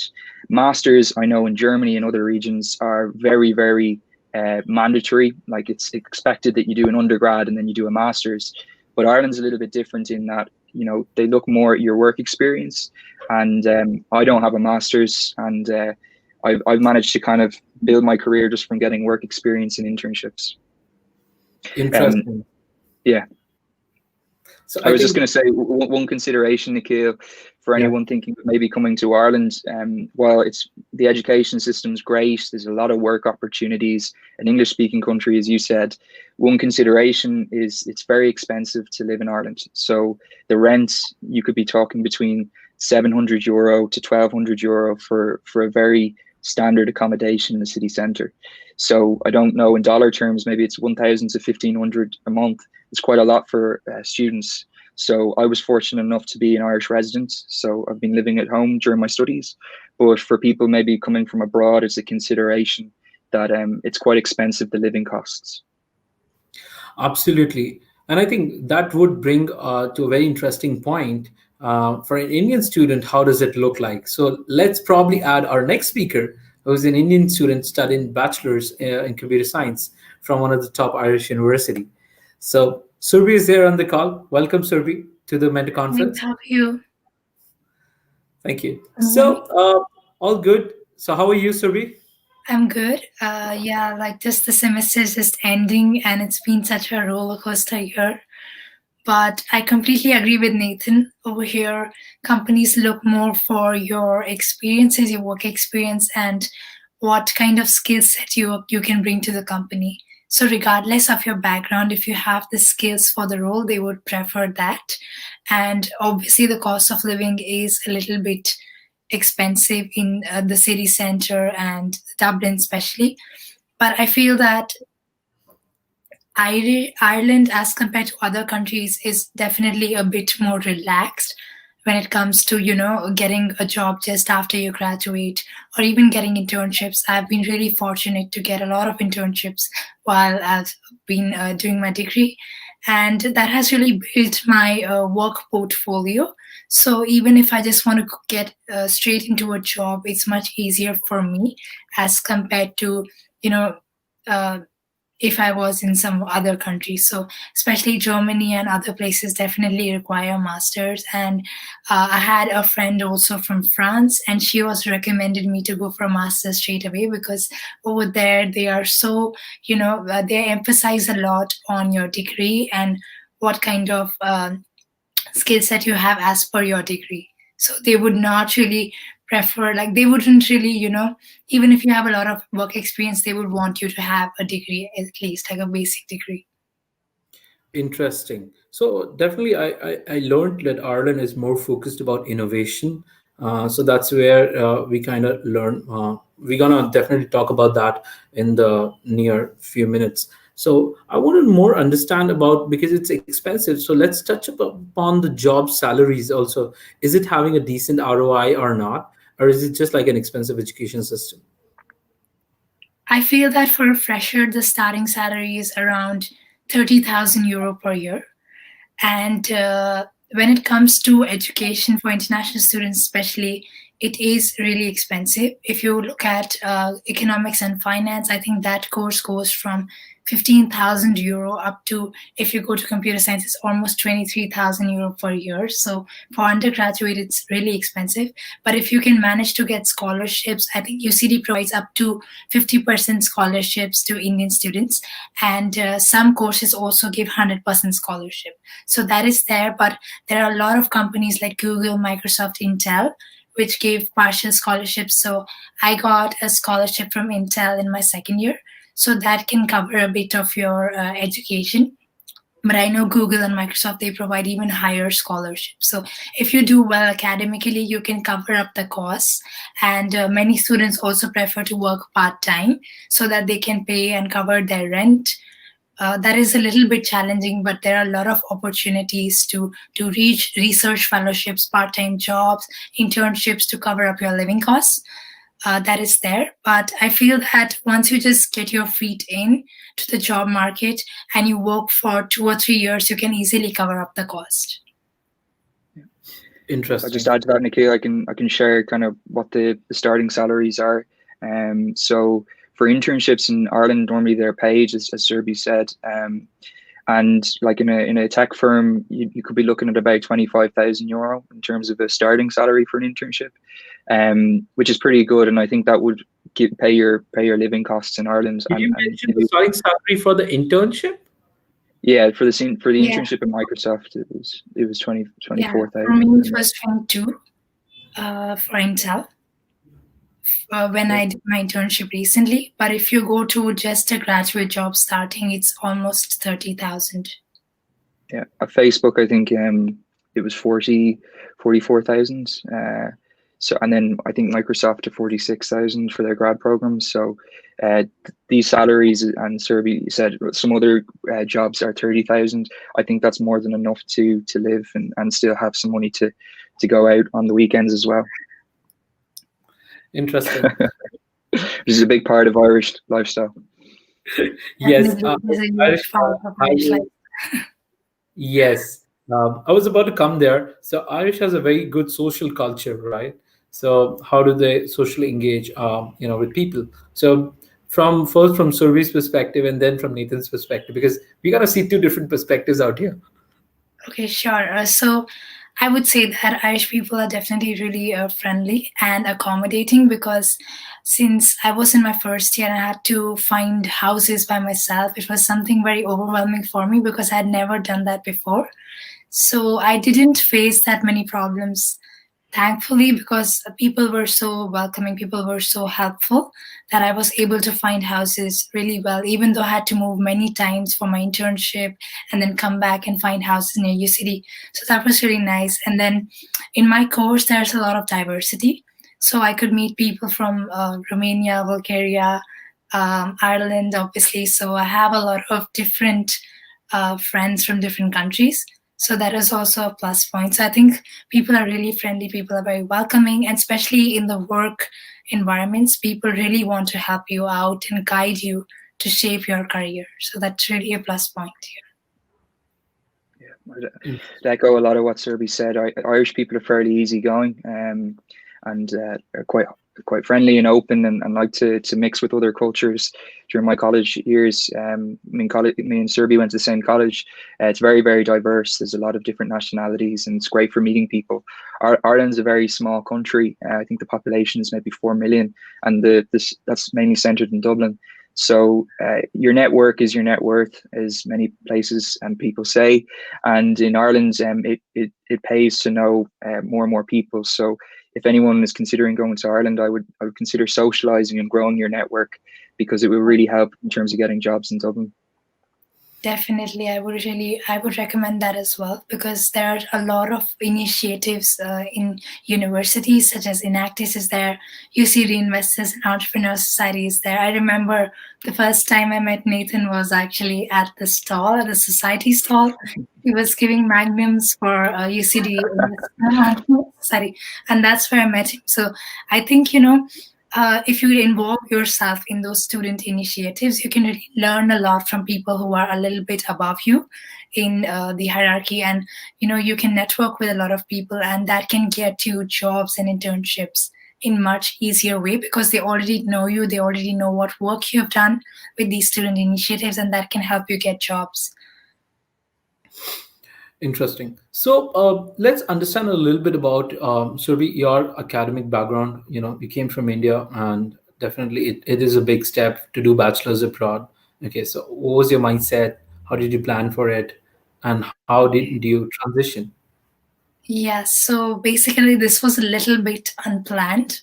I mean, I did apply to universities and everything, but I did not have the intention that I would actually go, because I mean, when I was in India, I wasn't really, on my own or independent to do things by myself. So I was really, really sheltered.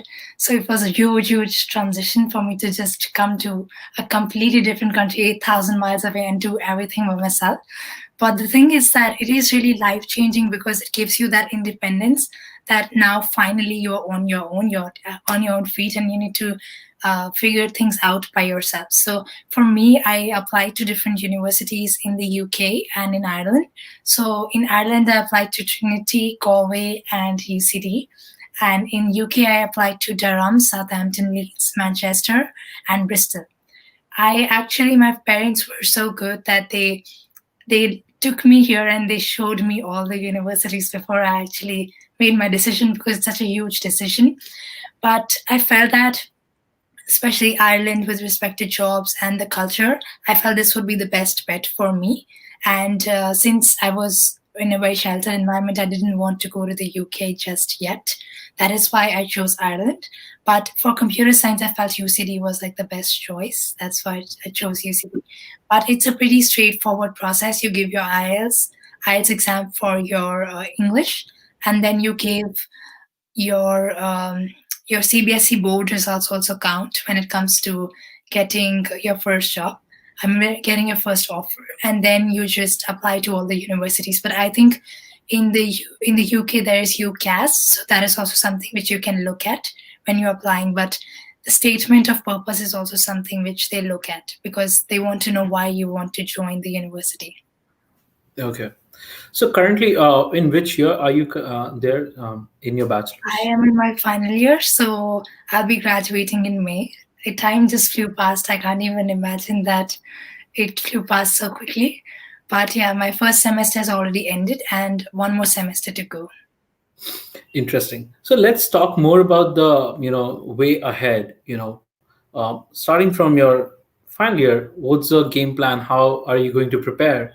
And then we're gonna probably might get validated how Nathan prepared for his Facebook job. Okay, so I have a job offer from one of the companies for my graduation. I'll be starting in September or probably October next year. So I would have my summer period. I mean, that is that is a chunk of time I need to figure out what I have to do. But I would be graduating with a job, so at least I don't need to worry about that just now. But yes, at the moment, I'm really focused on my final year and focused on running Girl Script so that we can grow that community and reach more and more people. I really feel that, doing more initiatives like that helps you grow your network and also makes you understand how you can create an impact. But I feel final year is really different from all the other years because you have so much pressure on yourself.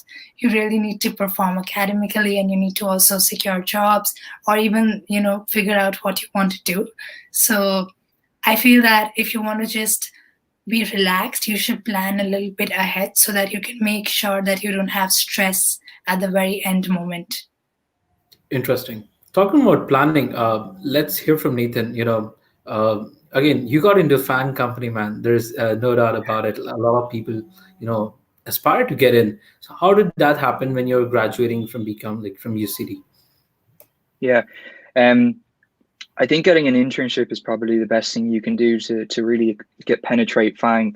I think getting in without any experience would be very, very, very hard. So if you can get an internship in a place that has a good reputation or a good brand, I would be offering to sweep the floors if I was trying to get something on my CV, just so I could get that company on my CV. So I think if you can get an internship in a big company with a big brand, that will give you leverage to then get into the likes of FANG.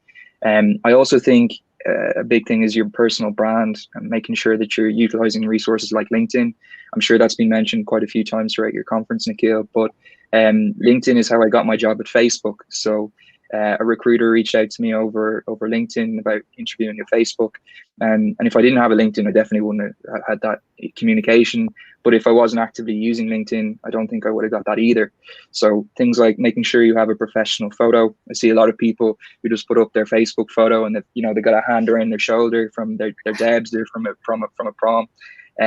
So like getting professional photo, getting all the keywords in, and making sure your experience is up to date and having recommendations from people that you've worked with is featured on your LinkedIn as well. I think it's a really important tool. And then finally, also networking with people. So before I interviewed at any of these FANG companies, I met with people that worked there and I was able to get all the insight into what kind of questions would likely be asked. I think there's a certain way to go about that. I get a lot of people that will reach out to me over LinkedIn and just send me their CV and just say, refer me, and I think, I'm always trying to help people. I'm very open and I've done that many times, but I think you want to try build a connection and think about what you can kind of offer them maybe first, as opposed to thinking what you can get, and then offering even to have a call, because many people won't feel confident enough to refer you unless they know who you are and that you would be a good fit for the role. So I think there's a certain way to do that. So internships, networking, and personal brand are all key things to get into FANG. I completely agree with that. And with regards to references, I feel that, if you already network with people beforehand and they know your work, they know what work you have already done, they would just recommend you even without you, asking for it.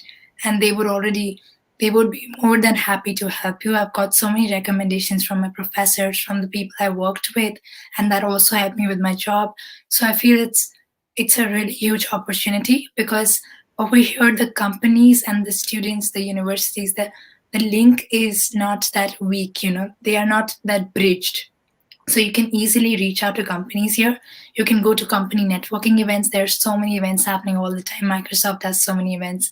There are events happening in the city center all the time. So if you put yourself out there and go to those events, you can really know the company really well and network with recruiters and everybody. So it actually opens a lot of doors that way.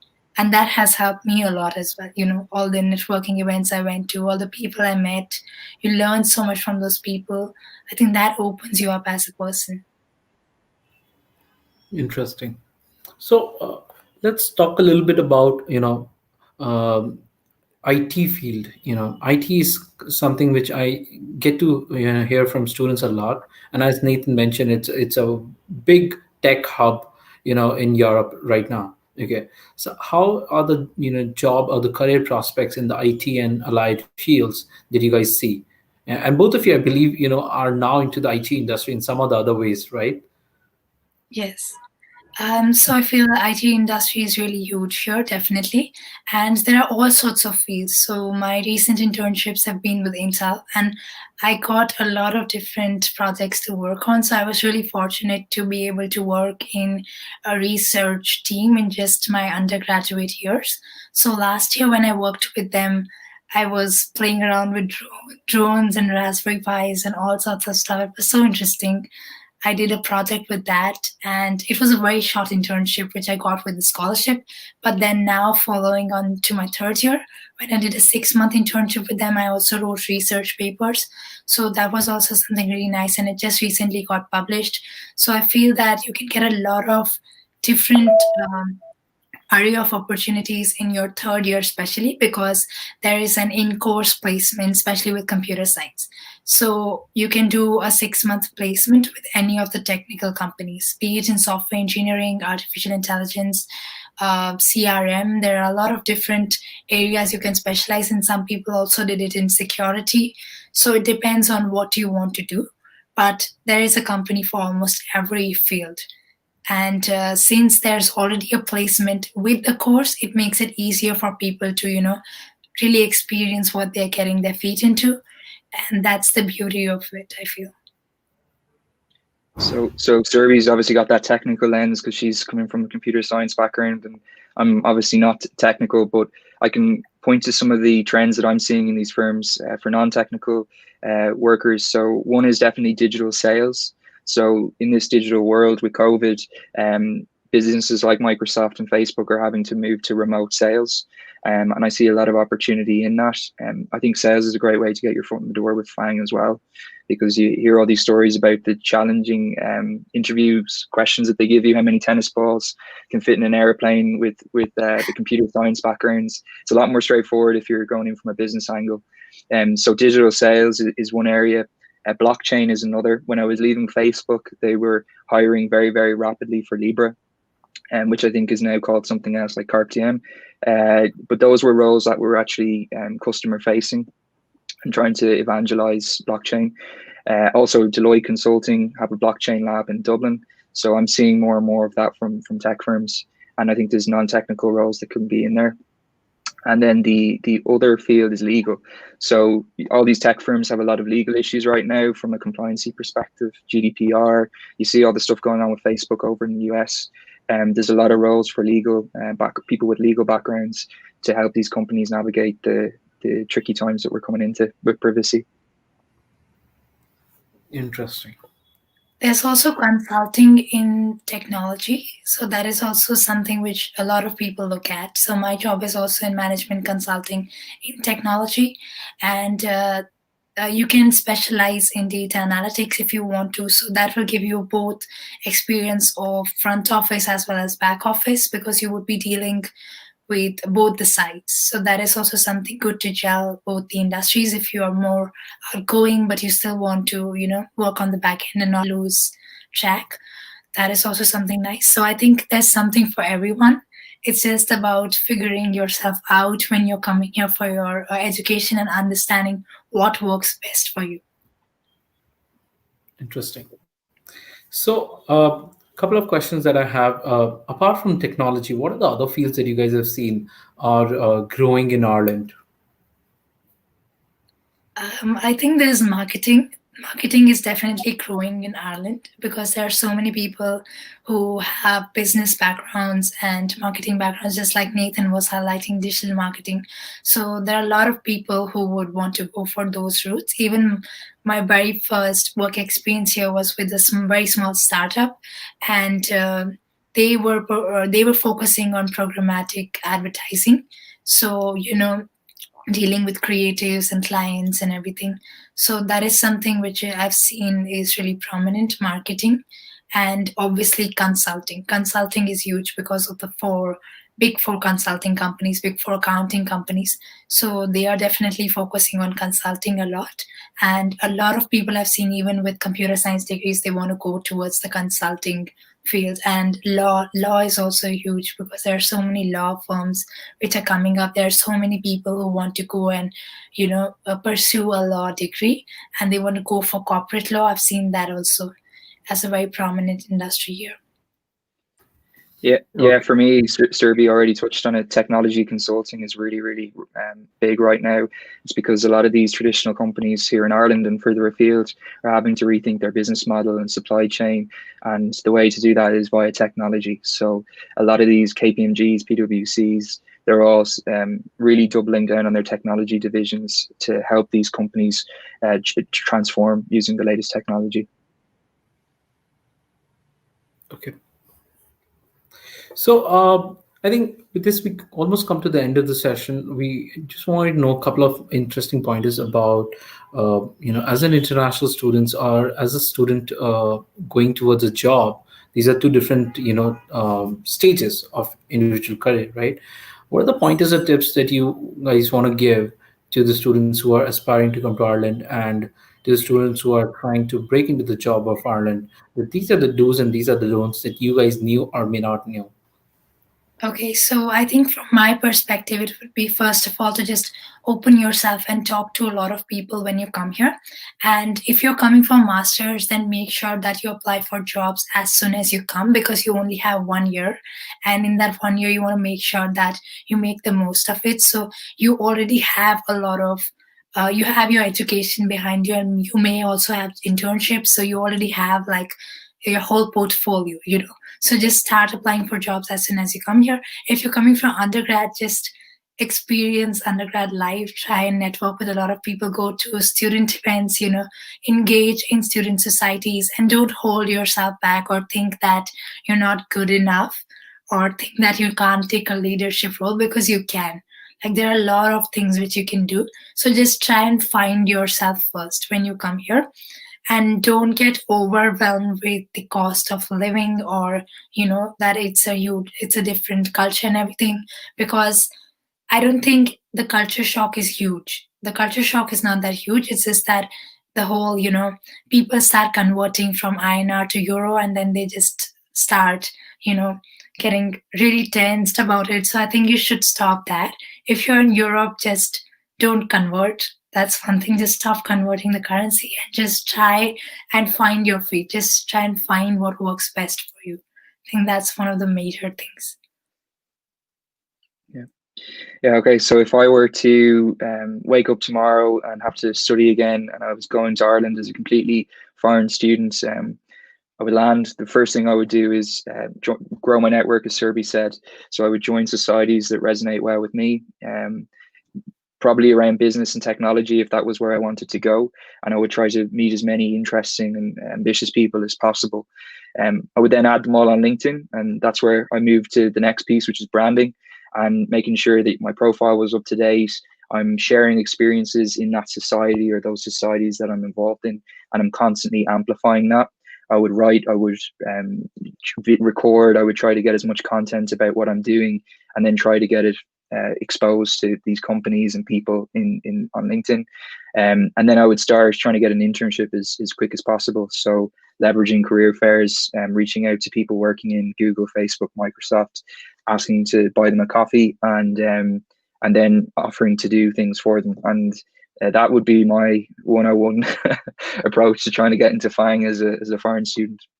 I would also say that don't fear unpaid work. If you're getting an unpaid internship, just do that in like your first year. I did an unpaid internship, and that really opened my eyes in terms of how the work culture is over here. Everything like that. So don't hold yourself back in terms of just doing things initially. Just try and find yourself with doing these things, and then as you build your brand, as you build your network, you will get different opportunities which you can look into. Interesting. So with this, let's start the Q&A. Okay. So we have Nikhil Karnais. Okay, Karknais. Okay. So here's a question for Nathan. He's an IT professional in blockchain. So what are the opportunities for possibilities of higher education in blockchain in Ireland? Oof, that's a good question, actually. I think it's becoming more of a focus in courses. I wouldn't say there's a course specifically for blockchain yet because we're not there. But even in my course, which was a general commerce degree, I was allowed to pick modules for blockchain, and they were actually some of the most interesting for me because at the time it was 2017 and Bitcoin was just the craze, and learning about the fundamentals of that was very interesting. So I don't think there's any particular courses, but maybe even in Serbi's course, you come across it in computer science. I would say more than likely that's being incorporated. We don't really have a particular course, but I think there are a lot of societies which do events with blockchain, or they get speakers and other people to specialize in that particular field. But I haven't really seen a course dedicated to blockchain just yet. Absolutely. So there's another question coming from Kevin. What is the scope for agricultural robotics in Ireland or any other European country for that instance? Agricultural robotics. I think there are a lot of courses which are dedicated to robotics, and there are companies who would probably have this as their focus, agricultural robotics. I haven't really heard of a lot of companies doing this specifically, but if you have projects which you have done in the past, or you want to showcase your interest, what I would recommend is just to go to LinkedIn, type these keywords, and find companies with that particular focus. But your degree or your course wouldn't really reflect if you want to go for that particular job. If you have done any robotics project, they would consider you because there is a lot of they want people with those skills over here. So if you are able to highlight and bring up those skills, definitely you can get those internships or jobs. Okay, so this is one question which is coming repeatedly. Job prospects in machine learning and allied fields. How are the job prospects there? There are a lot of jobs here for machine learning and AI, especially companies like Intel. They have a research team, and a lot of people here, they do PhDs as well, especially in machine learning and AI. So I feel there is a broad scope of internships which you can do. There are a lot of internships in R&D. A lot of master's students, I've seen that they also go for those internships. The internship I did was also in a research team. So it depends on what exactly you want to go for. In machine learning, are you planning to do research? Are you planning to do analytics? What is your focus? And then go and apply for those jobs. So almost every company is having an R&D team, so that is not a shortage. Okay, interesting. So cybersecurity, I think people are picking up keywords, and I'm sure that not it's kind of, I think, let me summarize this here. In the tech fields, Ireland has a lot to offer, be it data analytics to cybersecurity to blockchain to AI and ML, because it is becoming the tech hub. As what Nathan has said, all the top tech companies are having their big offices out there, so they definitely are going to hire. Be it Twitter, be it Microsoft, be it Facebook, be it Google, all those companies are there. Even in the banking sector, if I'm correct, Nathan, correct me if I'm wrong. So even we have Deloitte, McKinsey's, and all, the MBBs and the Big Fours are there in Ireland, and they are also going towards a technology background. So it definitely, I feel you have a lot to learn in Ireland if you're going for technology, and there's a good amount of scope. With that, there is one specific question which has come up by Sabir. Is certificate or letters of recommendation necessary for internship or courses done, or can we just say that it is done? So actually, no one ever asked me for any certificate proof or anything at all. obviously, when I was getting my scholarship with Intel, they did ask me for my transcripts, but anywhere else, nobody asks for a proof of your certificates. They might ask you a proof of your transcripts, but not certificates as such. So I've seen a lot of people running around for certificates and doing courses only for certificates, but I don't think that really matters. It's your skill which will get you the job rather than certificates. Letters, so instead of letters of recommendations, I think if you grow your network and someone is referring you, that's something different. But nobody would ask you for a handwritten or a typed letter of recommendation, in my view. So Nathan, talking about the job perspectives, do these certificates count? Matter a lot when you're switching your job from Facebook to Microsoft, or these letters of recommendation? Do the companies directly ask for it, or like how did this mechanism work? No, my experience is similar to Survey. Employers don't, even in tech firms, they have never asked me for my background or proof of my qualifications. Actually, what they're focused on is what did you do outside of your course when you were in college? Because a lot of these tech firms very much value just you being an entrepreneur and seeing opportunities, joining societies, building projects. They care more about that than your actual academics and any kind of certifications. I'll give you an example. One of my friends, he had no work experience. He wasn't even graduated. He didn't have his qualification. He wrote, this is really nerdy, but the first Microsoft computer was an MS-DOS. And there's a certain language that it spoke in terms of code.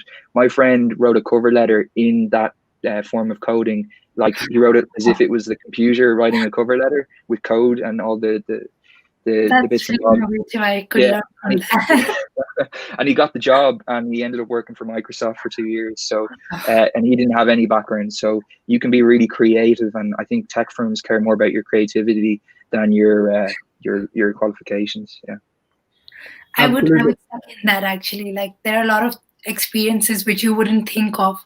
They can add to you and they can really make you unique. So everybody is graduating from the same course or the same degree. So you really need to bring your uniqueness out there so that they feel that you're an asset for the company. Absolutely, you definitely need to stand out. That's one of the main key takeaways. People are somewhere on the same platform, even if you guys go to a good university, but then you would be competing with hundreds of students who are at the same university. So you definitely need to have your personal story, your personal motivation. So talking about the personal motivation, Nathan, what do you think was the critical factor that helped you get into Facebook? What are the things that Facebook looked into your profile? Because again, I think we had a conversation about this off the event, that BCom in India versus BCom in Ireland, there's a huge difference. Not as huge difference. What BCom in India is, what BCom in Ireland is being taught, right? So tell us a little bit about what are the things that you do and which you believe that Facebook were really interested in when they got you. Yeah, I think it was the extracurricular stuff more than anything, Nikhil. Like what I did outside of my course, that was really their area of interest when they interviewed me. Like going to China, doing a startup here, getting involved in charity work, volunteering. They go for a certain kind of person that is quite entrepreneurial, and they care more about that than your academic performance. I think it's that kind of stuff they look for. And they look to see that you're creative. And one of the key things I would say that they look for is your emotional intelligence. So how well can you hold a conversation, and how can you read a room? That was really, really important for them. And they're quite, especially for those technical roles, they like to know that you're very, very good at holding conversation. And I think the extracurricular side of things was a big factor. And the final thing I would say, even for Microsoft, they look for a thing called a growth mindset, and they will actually score you and look at this when they interview you. And it's the idea that you, even though you might not know something today, that you've got the confidence and the ability to break down the challenge and that you could overcome that. So they look for these certain traits. I think with respect to your technical background, they would also look for your technical skills a lot. So if you are looking for interviewing for a technical role, you would have a series of back-to-back interviews, almost 3-hour or 4-hour long interviews, especially with like huge companies. So you would have to make sure that the role you're applying for, you would prepare coding questions or, prepare for those particular what area you're applying for, you can get a technical hands-on coding interview or oral interview, depends. So you need to just make sure that you polish your skills before you go for the interview. Interesting.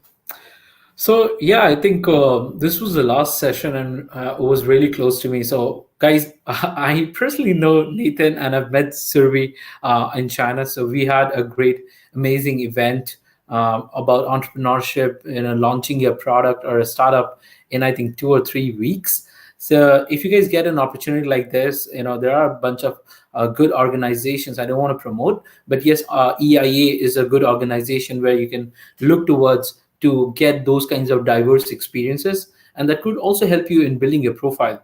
And it will also expand your network. And trust me, I've learned a lot from Nathan about Facebook and about how the things work, and a lot of perks that Nathan had given in past in terms of his wisdom, knowledge, and expertise. So yes, definitely, there's a lot of things that you can do as an international student. It kind of opens up the mindset and the thought processes and the horizon of thinking, which I'm sure Nathan would also agree when he went to China and lived with a couple of Indian guys and having an Indian meal. So yeah, that's something is there, right? So yeah, this basically marks for the 2-day conference end. So yeah, we are almost at the end of this whole 2-day conference. And thank you guys. Thank you, Nathan. Thank you, Surbi, for coming here and honoring the platform and sharing your wisdom and insights to all the international aspirants. We really wanted to do this conference much earlier, but better than later, that you guys have been a part of this journey at ForeignAdmits, and I really I'm thankful for your time, for your efforts, for the dedication that you have shown in coming here. So thank you, audience. Thank you, speakers. Thanks, Nikhil. Thank you so much. Thank you so much for having us. So guys, this is the last session for the conference. Yes, it's a 2-day conference, so we gotta wrap it up. 2 days, I'm sitting here on the chair for 8 to 10 hours, talking to you, understanding what you want to do, and trying to help to get you one step ahead, at least in your career. That's the main motivation with ForeignAdmits. I understand a lot of you are coming from different cities, different countries. If any one of you are coming from outside India, do mention. Anyone, if you're coming from India, from Bangalore, do mention. I stay in Bangalore as of now, and we have like teams spread in Delhi. We are also present in Pune, Ahmedabad. So yes, the team is expanding on that note, so that we are trying to reach out to you on a more personal level all across India. So a couple of takeaways from the conference, which I believe you guys must know. The day one link is already there on our YouTube channel. If you go to ForeignAdmits, if you search ForeignAdmits on YouTube, you would definitely find our channel. Do subscribe to that, because we are going to do some more events after this conference in coming weeks' time on different interesting topics.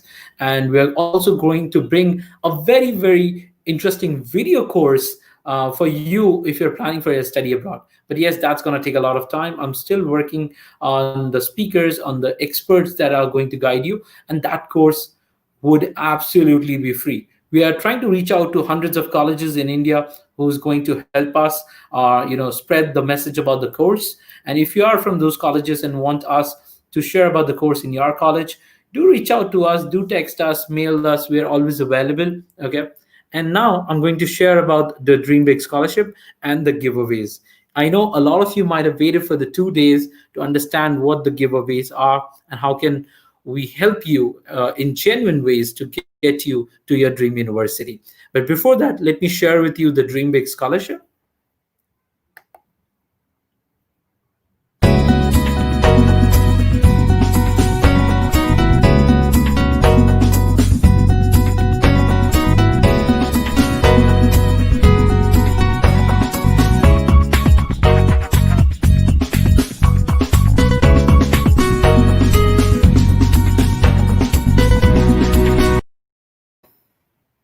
Yes, so that was a Dream Big Scholarship of $1 million, or a free flight ticket, or a free visa, or free insurance. Yes, any one of them, you can grab it.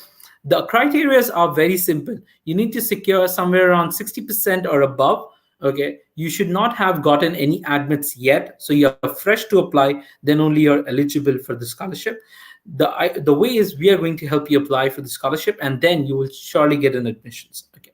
Uh, the additional things that I want to say, these scholarships are valid for all the universities which is taking part in the scholarship program. So some of the universities may be there, some of the universities may not be there, but that's something you can directly ask us, and we will let you know if this university is going to help you with the scholarship or not. Okay. And this is a private scholarship, it goes through us, so definitely we are funneling our amount of share with you and trying to help your international study abroad life much easier, right?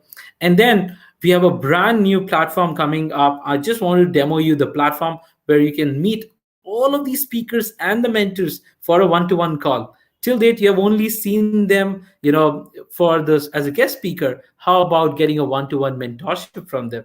Yes, I'm going to share with you a small screen here so that you get to know how this mentorship is going to look to you.